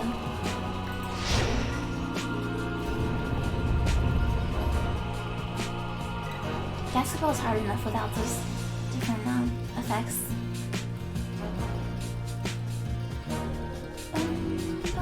Listen well, you exiles of the Night Wings. The 8 scribes summon you to the glade of Liu. Your adversaries in the coming rite shall be the Tempers. Reduce their pyre to a smolder and step closer to freedom. Now prepare yourselves.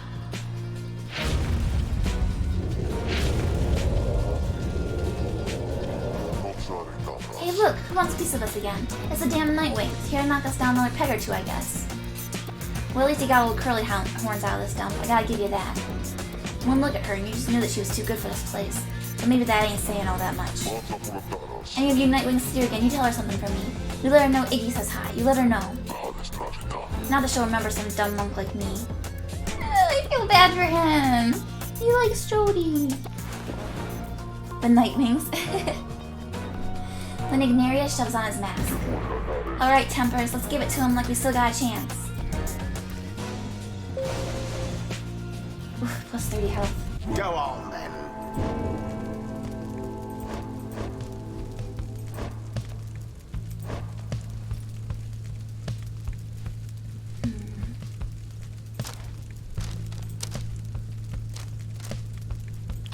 I'm taking this with me from now on. Tamatha.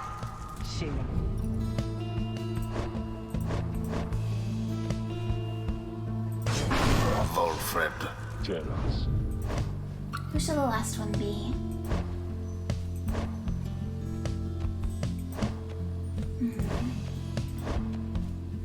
Gilman is close to leveling up again. Orchard might level too. He's gonna go much faster. Sir Gilman. Very well. For the glory of the Nightwings! Alright, you damn Nightwing, let's see what you got.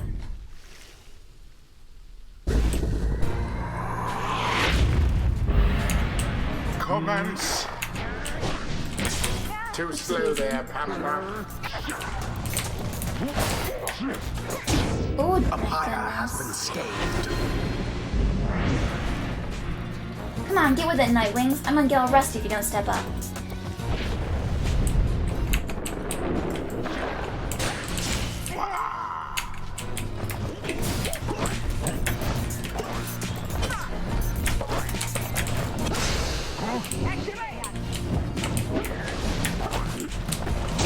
The Worm Knight somehow did it. I got too much health. There.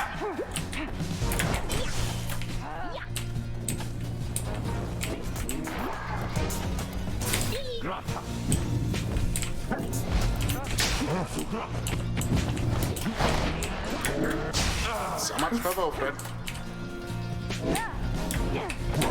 Damn.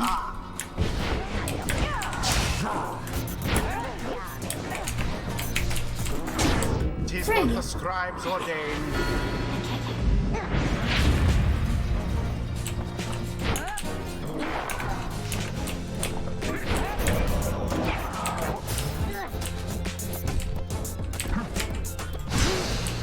Why, that was all of them. Here we go. Verily, A little bit.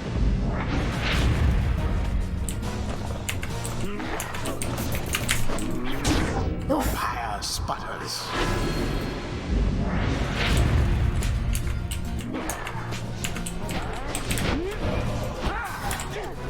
There. Damn.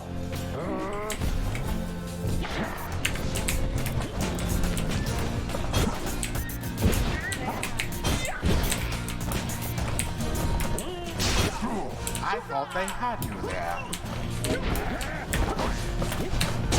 Headlong goes Sir Gilman into flame.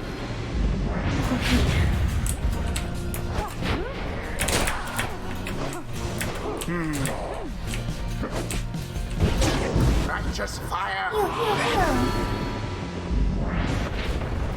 Do you believe you can prevail in this?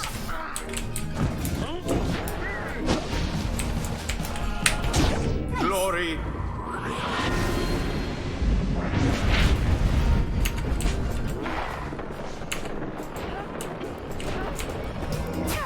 Stand not in glory's path.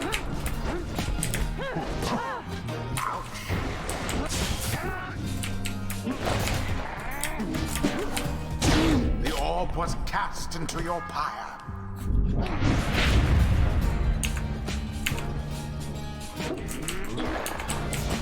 That one almost got through.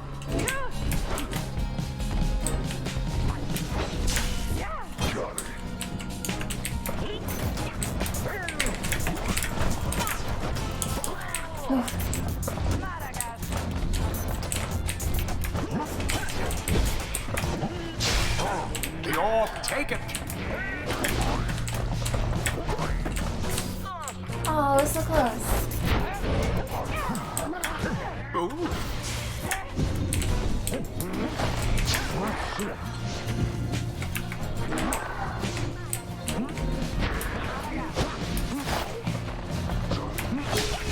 Begone, Bulfred.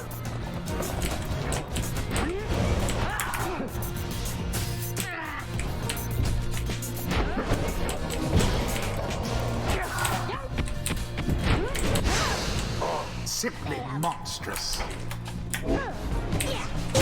She soared right in. Oh, one more. Now, go on, just once more. A deftly thwarted drive.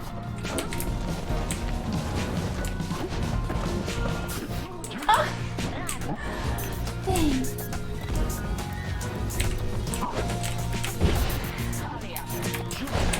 Be gone.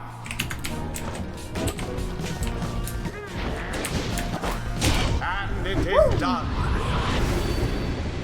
The Nightwings prevail yet again.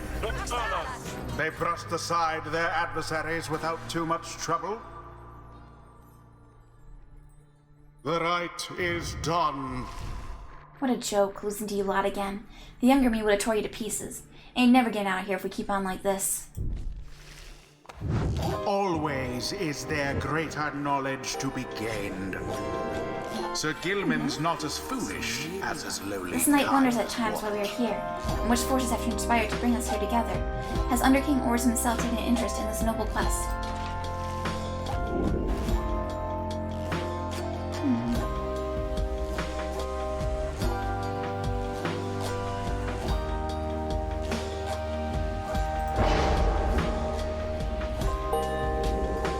She's gonna max out soon. He's getting there. Until the next right.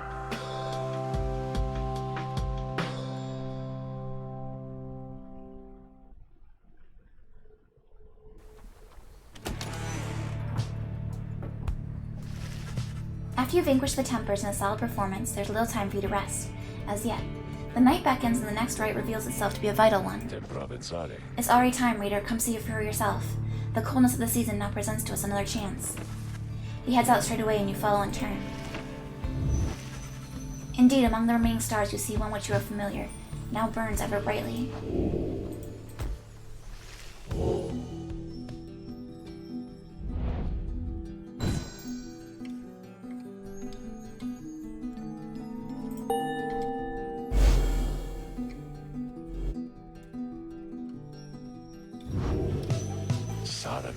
Already are the Nightwings summoned back to Mount Elodiel.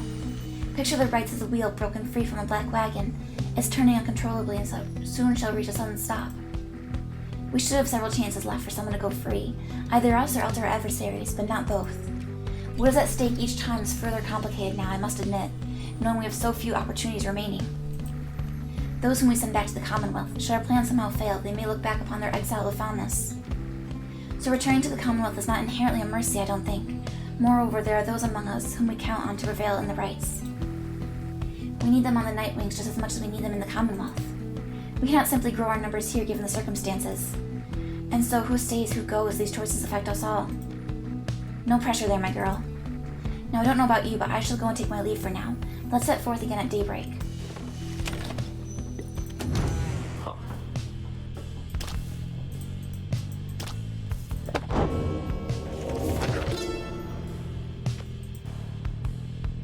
There is simple pleasure to be found in foraging about this place, easy for a cur to say, of course.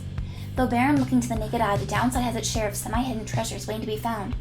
It was a nose for treasure, after all, which drew us here. Certain types of artifacts found in this place would fetch a reasonable sum of soul, whether because they shine with their light or due to other special properties. I've observed that stardust freshly fallen from the heavens sometimes glimmers in the afternoons.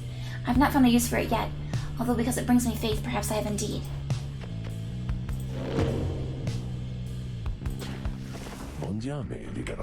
Hello, my girl. Tizo and I, we were just reminiscing on old times. Rock! Tizo's happy to have Wolfred back among the Nightwings once again. Thank you, Tizo. I'm happy to be back among the Nightwings as well. Though you understand why we were forced to be apart for so long, don't you? Scrahoom! Tizo indicates that he understands full well. I trust that Tarek provides some good company and song during the intervening time. Squeak!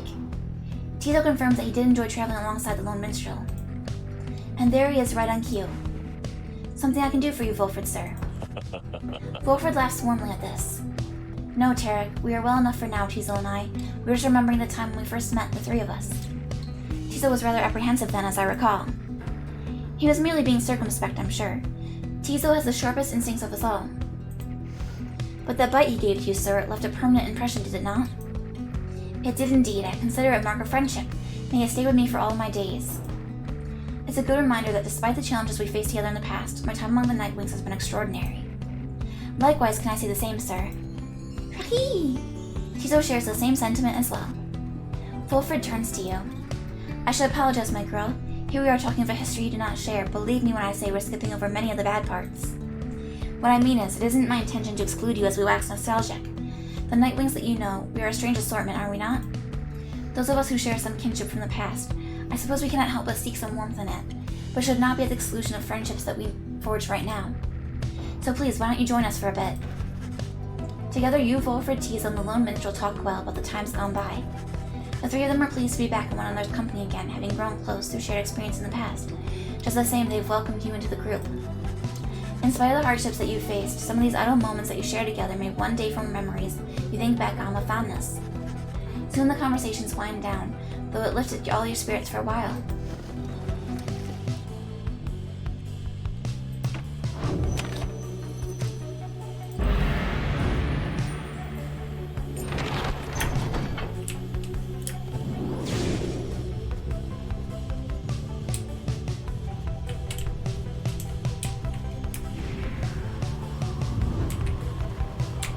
Must drive into the inn.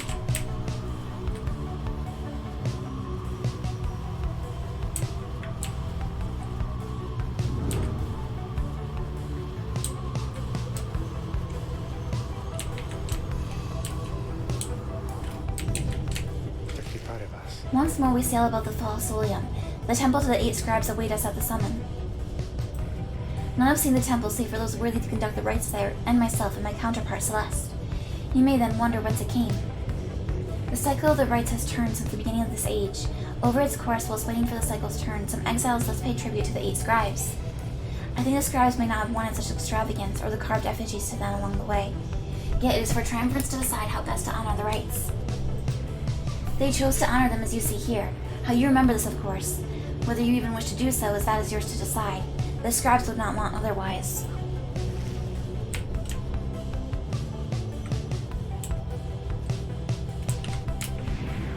Emperor's Fall or Emperor's Ascent?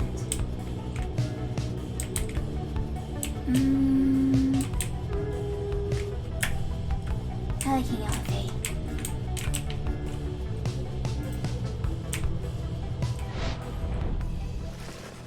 You make landing upon Mount Elodial, where Wilfred pulls you aside while the others complete the post-flight inspection. He puffs at his pipe before speaking up. Ligaratus. Reader, as you know, I now wear the raiments again. This means that I myself may soon be worthy to regain my freedom in the eyes of the 8 scribes.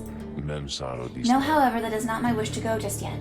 It's true that I could be of some benefit to our plan back in the Commonwealth, but I feel my place is here for the time being. Perhaps once the Nightwings are on a surer footing on their path, my time shall come. Those are my feelings on the matter, and I wanted you to know. I shall of course defer to you. Our path is not to contradict the reader's will. Anyway, I trust that all of us, yourself included, shall find our freedom. If not soon, then by when all of this is over.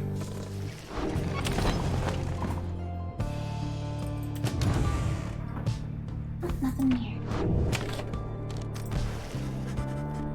Having completed the post-flight inspection, you and Faye visit the monument of Trieste Tithys here in the Emperor's Ascent.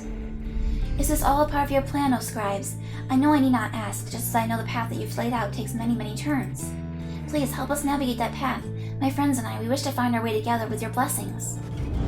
Soon she has finished paying her respects. You return to wagon in silence, feeling as though Trieste Tithys has shown you favor. You soon shall ascend the mountain, although there's time to pursue your vocations.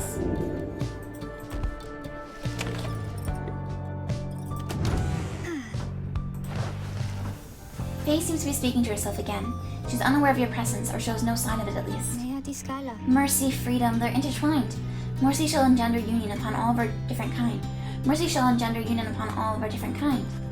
She's reciting passages from the Book of Rites, but your knowledge she cannot read. Freedom to the worthy, the downside cannot let us all go free. Thus, freedom to the worthy. Is that not so, O Saint Trieste? Is that not the conclusion which you formed with your 7 most trusted friends? She pauses for a while as though listening and nods her head from time to time.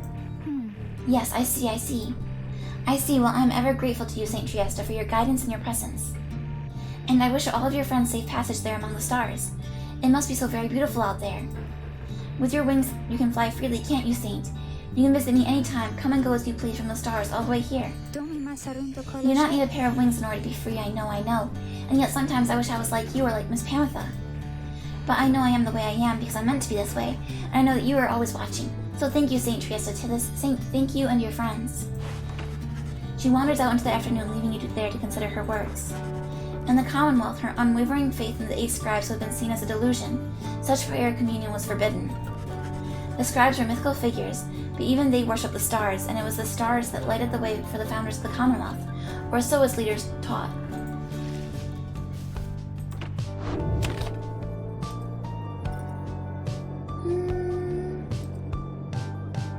Let's find your companion.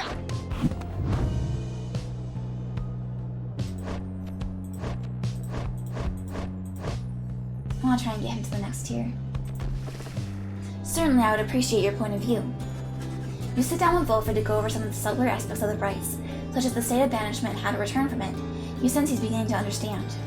There we go. The rites demand we act as of one mind, in perfect unison and harmony, and free of any doubt. I've grown more accustomed to being a part of the Nightwings today. He shields his allies? Permanently gains 5 hope. Hastening up quickly returns from being banished.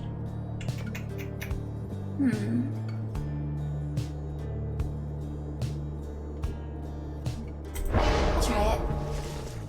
Banishment as failure is a time for careful introspection.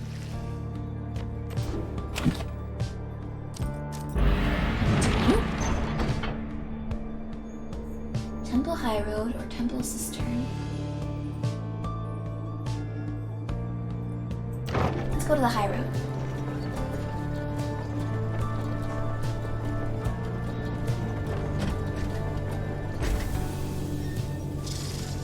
En route to the mountaintop, you pass by a monument to Luce Glorian, and Bertrude happens to take notice. The ancient gods who flit among the stars grant thy boon on Sandalwood, if one is to be granted, for he shall put it to good use. He seems to still believe in ye, to some extent at least. Thus shall we do the same for now, and honor thy traditions. Soon she has finished paying her respects. As you prepare to continue your ascent, you sense that Luce Glorian has shown her favor. Bertrude gained +2 presence. But she was praying for Sandalwood's sake. She didn't want it for herself. Salutium, Ceres. Greetings to you, Celeste. I see the exiles of the Nightwings have returned, even as the cycle of the rites begins drawing to a close. The Nightwings accept this as the will of the scribes. The Gate Guardian laughs at this softly for some reason. And you, Tara, do you accept their will as well? But the lone minstrel does not answer her. It's no matter. Now, Nightwings, each of you, come forth and state what it is that you seek while crossing the Scribe's Gate. One by one, the Nightwings declare themselves. You all pass through as before. When Volfred takes his turn, Celeste stops him. You, I see that you wear the raiments again. Explain. The cycle of the rites is ending. While I do not know exactly why, I have my fears. One of my contemporaries, he who fell from the summit long ago, he lives and seeks his liberty again. He stands against us now and believes his triumvirate to be the true Nightwings. I remember well the contemporary whom you mean. The Nightwings stand divided. Yes, and so I wear the raiments once again, in case that it may help to right this wrong. For I am Volfred Sandalwood, and I seek liberty for each of us, so that one day we all might stand shoulder to shoulder on the other side, and bring our freedom to the people there. She considers Volfred's words for a moment. I see, then move along. The Guardian of Scribes guards you all and then beckons you onward. Samea. Celeste? What is it, Tarek? The will of the scribes, long have we both followed it. I think you would agree. In equal measure has it drawn us close as separated us. But if their aim now is to keep us apart for another age or longer, then... No, I do not accept their will. You blaspheme? Is that how you say it? Tarek. And at the gate, no less. But the lone minstrel simply puts his hat back on. Then may the scribes themselves admonish me. Until tomorrow night, Celeste.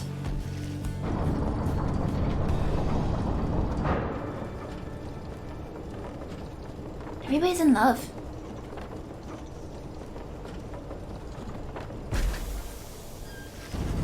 Having reached the peak of Mount Elodil again, you see the vastness of the downside all around you. It leaves you deep in thought regarding which of your companions ought to go free this night, as Jodariel did the same. Or did last time.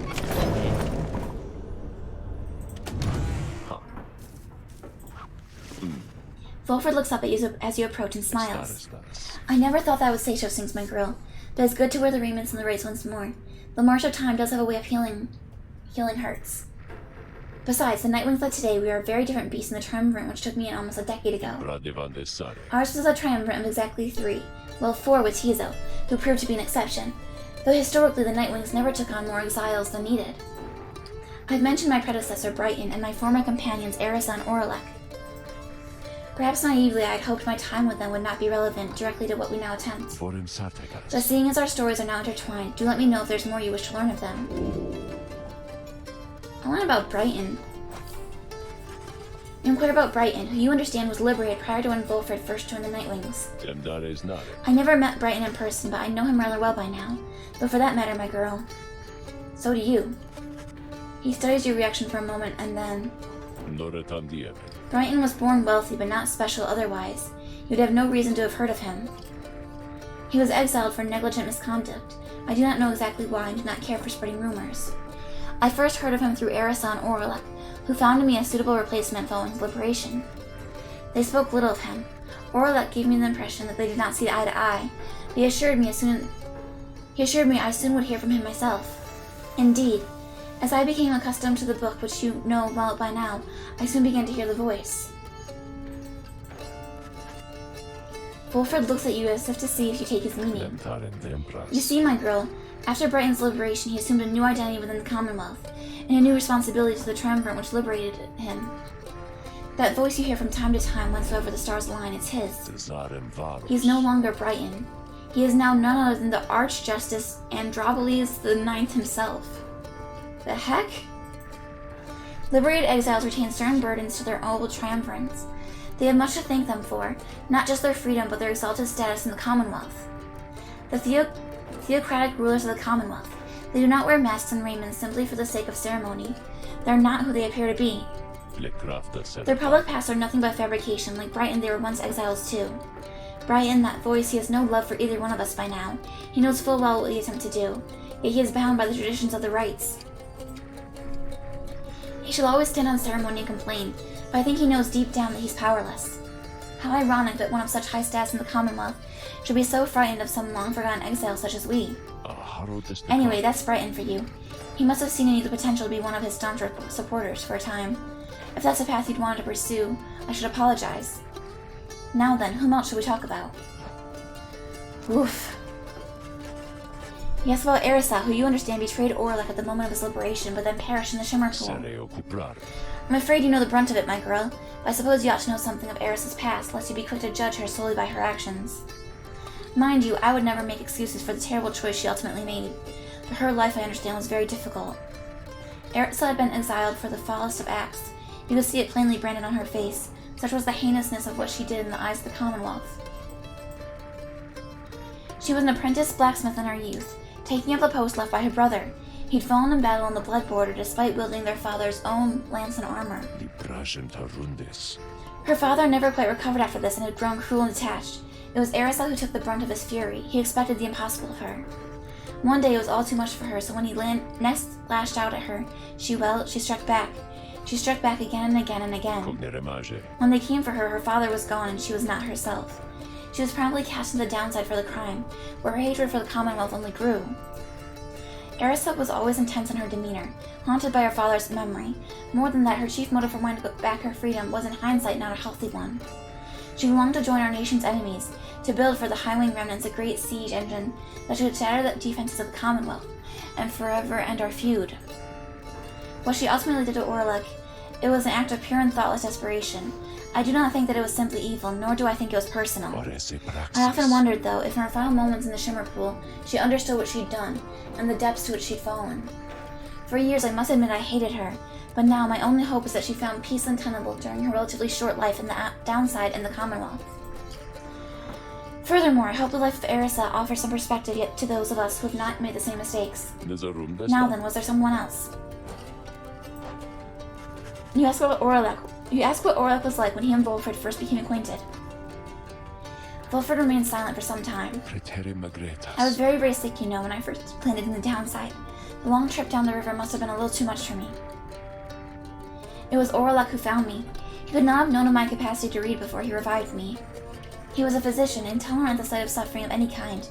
Not just any physician, mind you, a gifted, highly decorated one. He served on the front.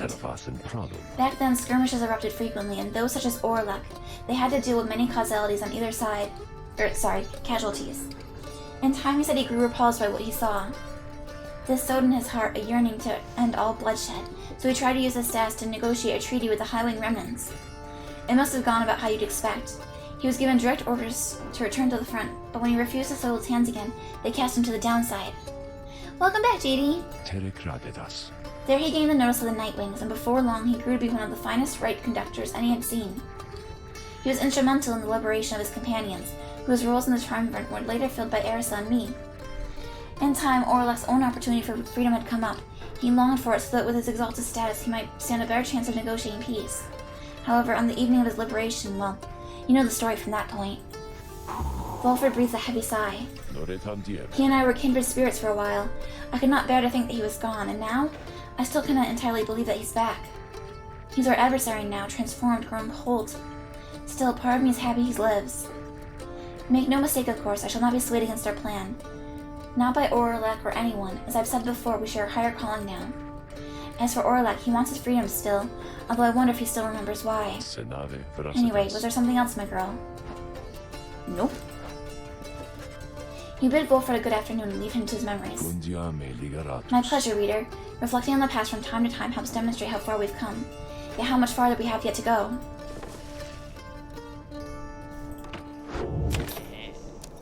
Shopping! Hey guys, so like, I don't know what's going on up there with all them stars all acting weird and stuff, but let me tell you something here.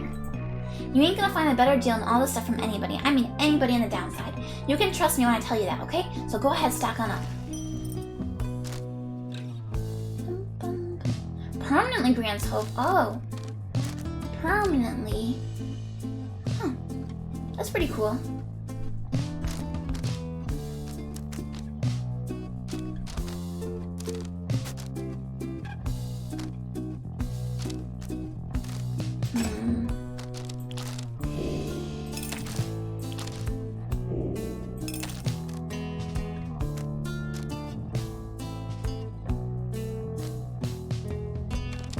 I'm probably just gonna stick with what I got.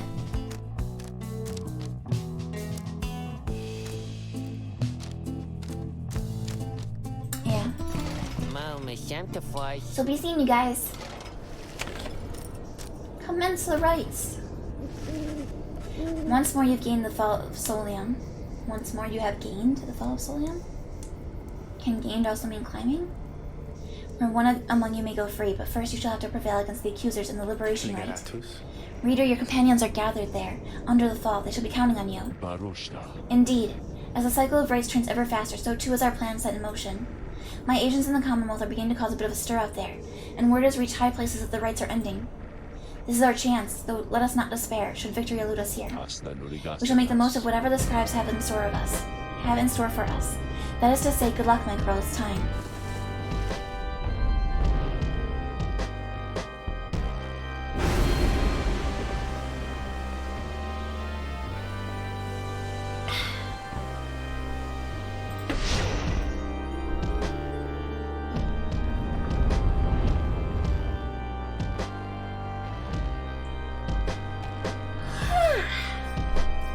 Ferocious roar.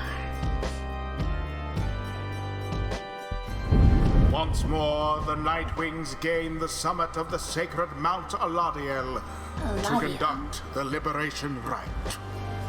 Even as the stars themselves abandon you. Make good upon these final opportunities, reader. This glorious age-old tradition coming to an end upon your watch. I trust your adversaries, the accusers, shall not throw away this chance. Choose now who may go free, should they unfortunately fail. The pyre is burning. Each of the triumvirate is present and prepared. I concur. The anointed one of the accusers, come forth and declare yourself, and pay any respects to your adversaries. Poised as ever, Lendl steps forward and reaches for his mask. I was branded Lendl the Liar. Once I reclaim my liberty, that name shall be forgotten, and my rightful station in the Commonwealth shall be restored.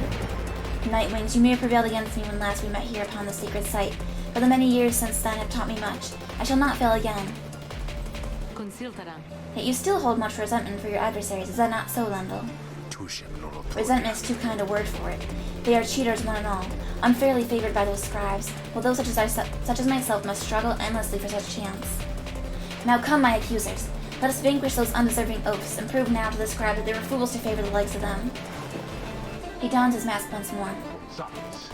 I'm ready.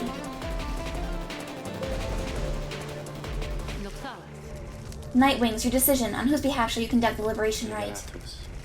Reader, I would ask you to choose wisely, but I'm sure you know no other way. And you, prepare your song, Tarek.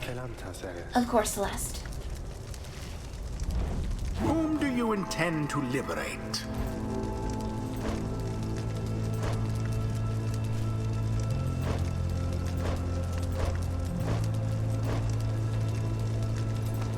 Still don't know Gilman's crime.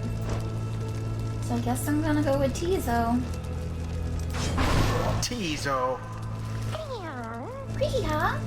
Tizo seems stunned by my decision, but is very grateful all the same. Who shall lend him support?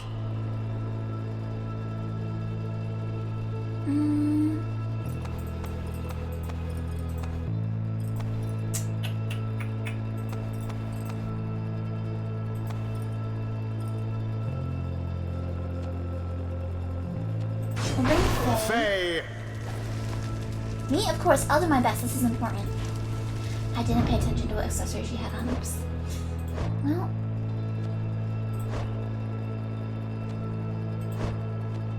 Alright, I don't know this Bog anymore. friend. Let's prevail on this night for you, Tizo, and for the good of our alien nation. It is done. Come then, Nightwings, and look upon me one last time, for by dawn I shall be free, while you all wail in the terrible defeat we have in store for you.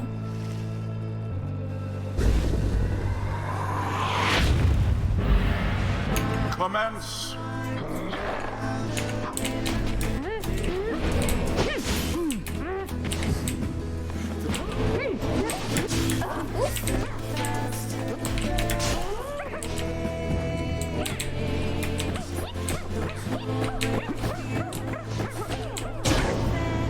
You have like infinite stamina, holy crap. Jesus.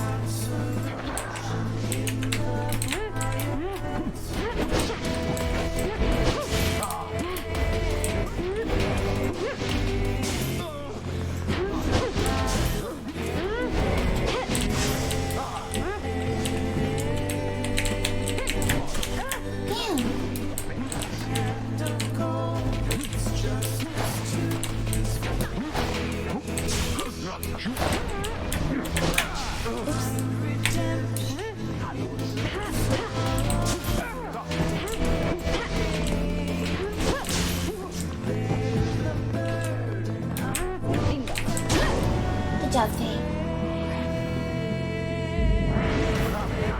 You, imp! He singled out Tizo from across the sacred grounds.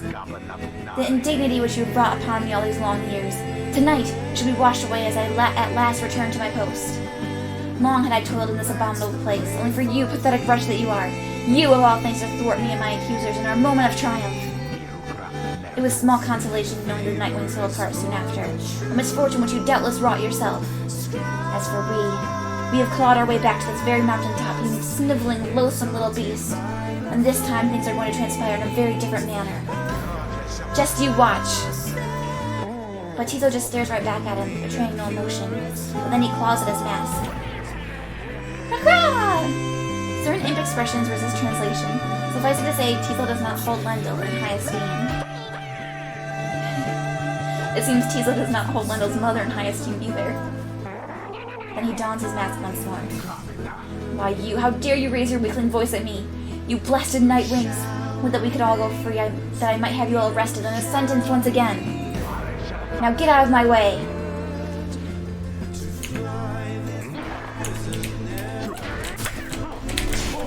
Oopsie.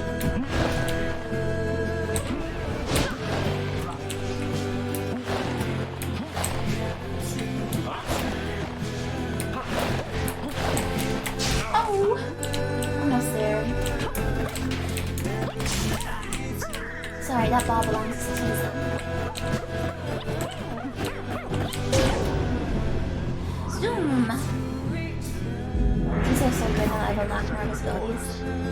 Now, accusers, grant me your auras and your anger. We may finally secure our rightful victory against these demons whom we face. We don't have any demons in the party left. He's channeling the auras of his triumvirate, and their strength combines with his. This must be the Aura Gain. A secret technique developed by the accusers to ensure their victory in the liberation rites. Oh? So he has like a shield or something?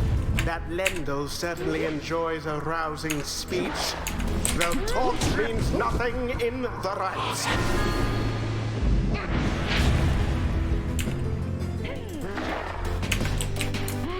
Vanished.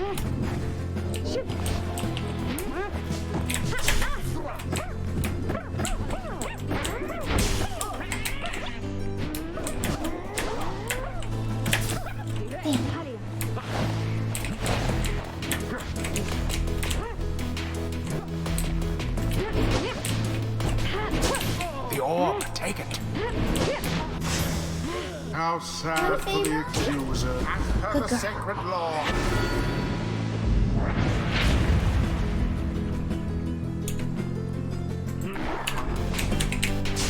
Seize the orb.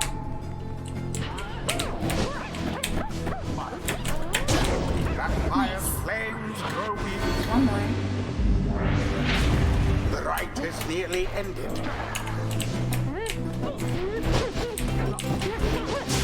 Somebody get the orb.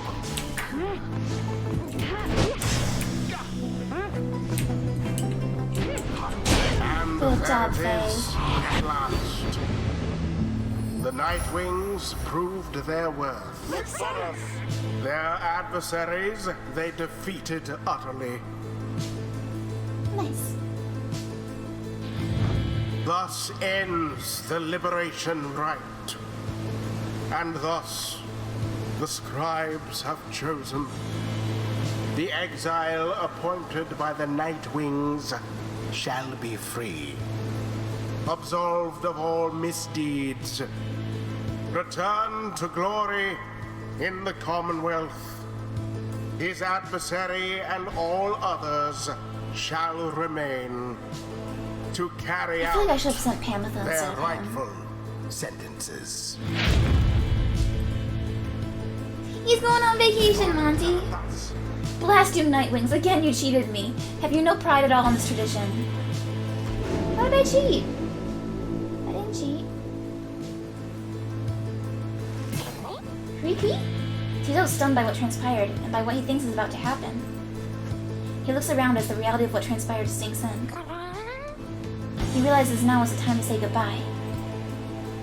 He struggles to express the gratitude he feels at having served the Nightwings these many years.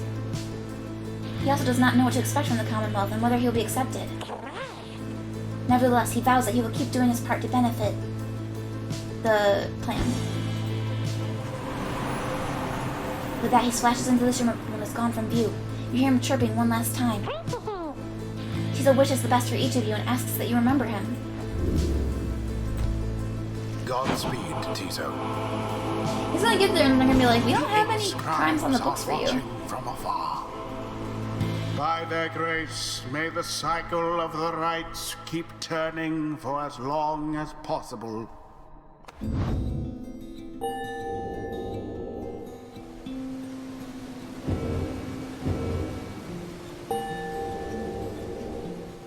He'll get there.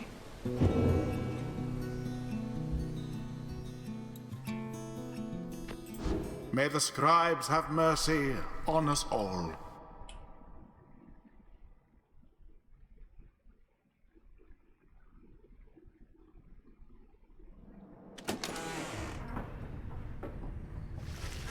You return to the wagon after having prevailed against the accusers in the liberation rite. Interia Siana? I had a good feeling this would happen. Salvare basta. Safe travels to you, Tizo. The rest of us await the day of our reunion on the other side. You succeeded in liberating Tizo, who returned to the Commonwealth in glory. Anticarum serva. We have but a few such liberation rites remaining. Exactly how many I do not wish to speculate about as yet, until such time as we can better say for certain. Under no circumstances will I suggest this is ideal, however, it's opportunity enough that our plan may yet succeed. Atamere. Although all of these setbacks I fear. Wolford trails off and falls silent. Some of the others exchange looks, they're beginning to understand. With the rites soon ending, everything which Wolford has sought, both on his own for many years and now with all of you, all of it may have been in vain. The hush spreads to the others. But not to you. You then proceed to do something that none of them seem to expect. You raise your voice. Each of your fellow exiles turns to you, their expressions asking you a question with no easy answer. What are we going to do? As you meet Faye's gaze, the words for the occasion begin to crystallize in your mind. You're searching to find the right words.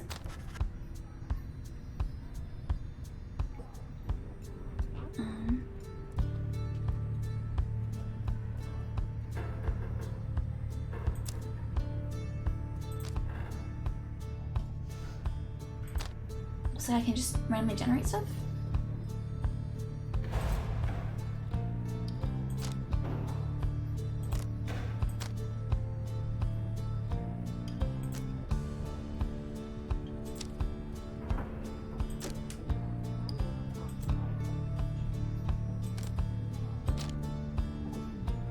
I guess I'll go with this one. It's weird. You can't mix and match all of them.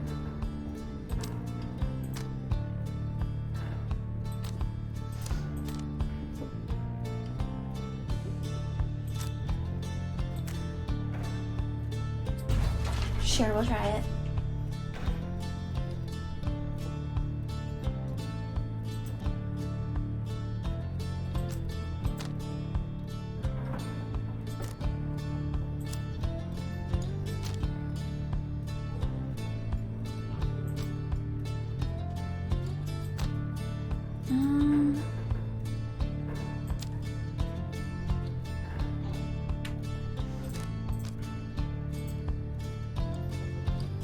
Okay, go with this one. It's clear now that not all of you are going to return. Surely this has weighed heavily on everyone.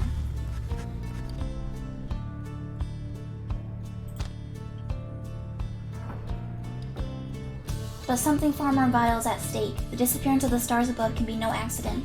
It's a sign that the world is changing.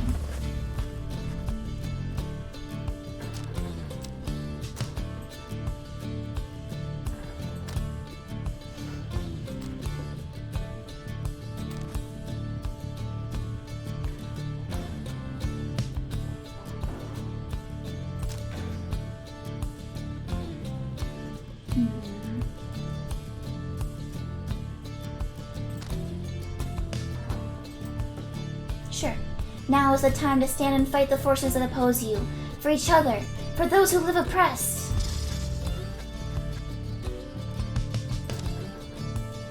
When you look at it that way.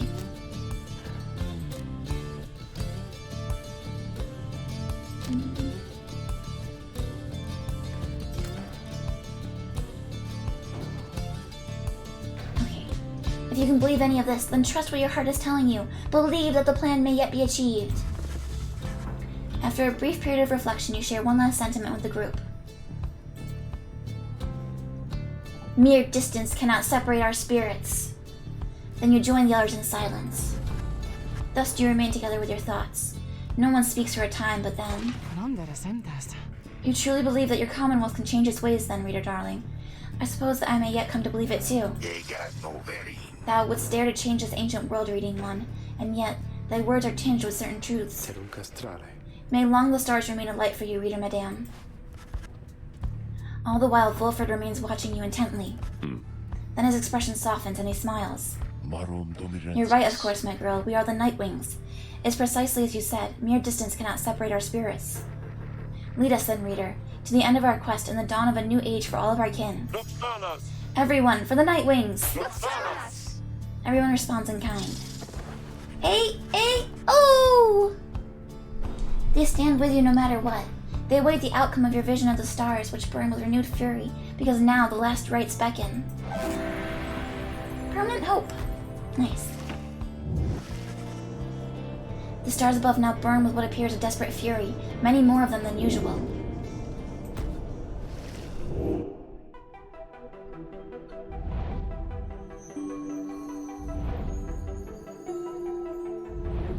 So many stars. Stars everywhere.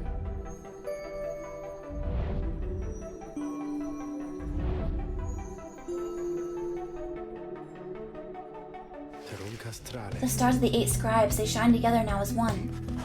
The lone minstrel draws breath as though surprised by what he sees. He backs away and averts his eyes. There's another sign the rites are soon to cease. Few chances yet remain to confront the adversaries you met during your journey. Who would be next? The withdrawn? I kind of want to see them. Because we fought them. And, I'm scared of having to fight the harpies. Let's hope that we get 2 fights before the next freeing. But it might only be 1.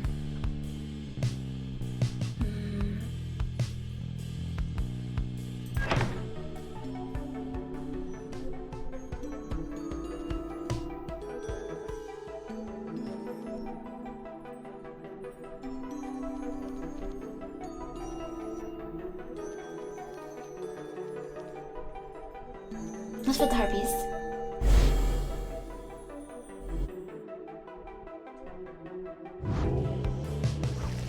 Very well then, reader. Once more you shall face Tamitha and the Essence when next the stars align.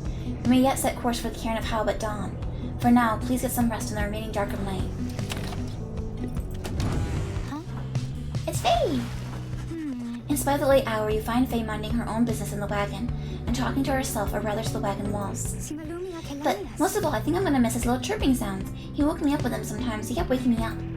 He sure was a good friend of both of us, right, little brother? Why, you knew him even better than I did. Much better, I should think. So you must really miss him, too. She spreads her arms against the wall. I understand, I do. Those drive imps up there, they seem very sad about this too, or maybe some are happy, I don't know. More food for them to share, and they liked food. Tizo sure liked food. I wonder if he'll like the food at home. It's very different, right? And so maybe he won't, but he eats almost anything.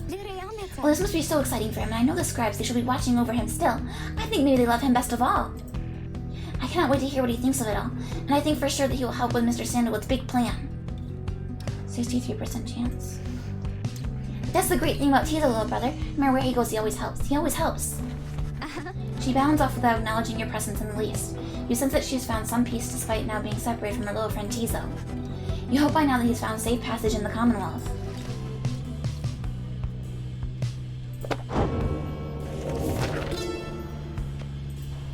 The accusers formed under Golothanian.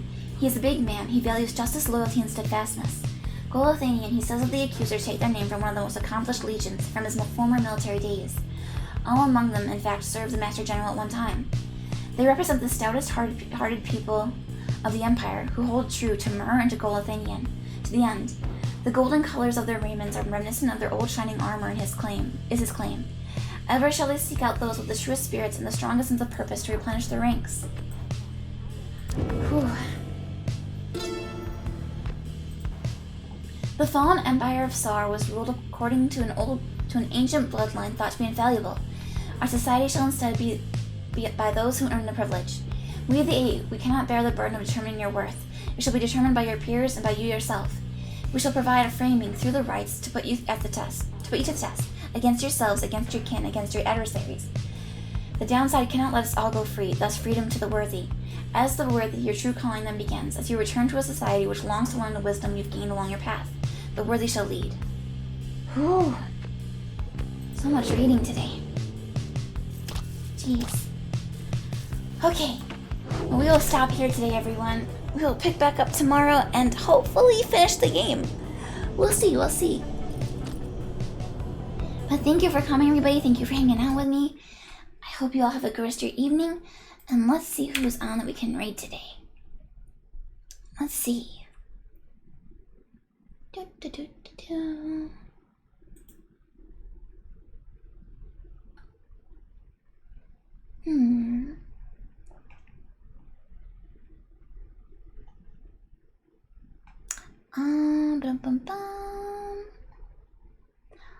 An artist I know is streaming. Let's read this artist. Let's see if I spelled it correctly. I think so. Alright, goodbye everybody!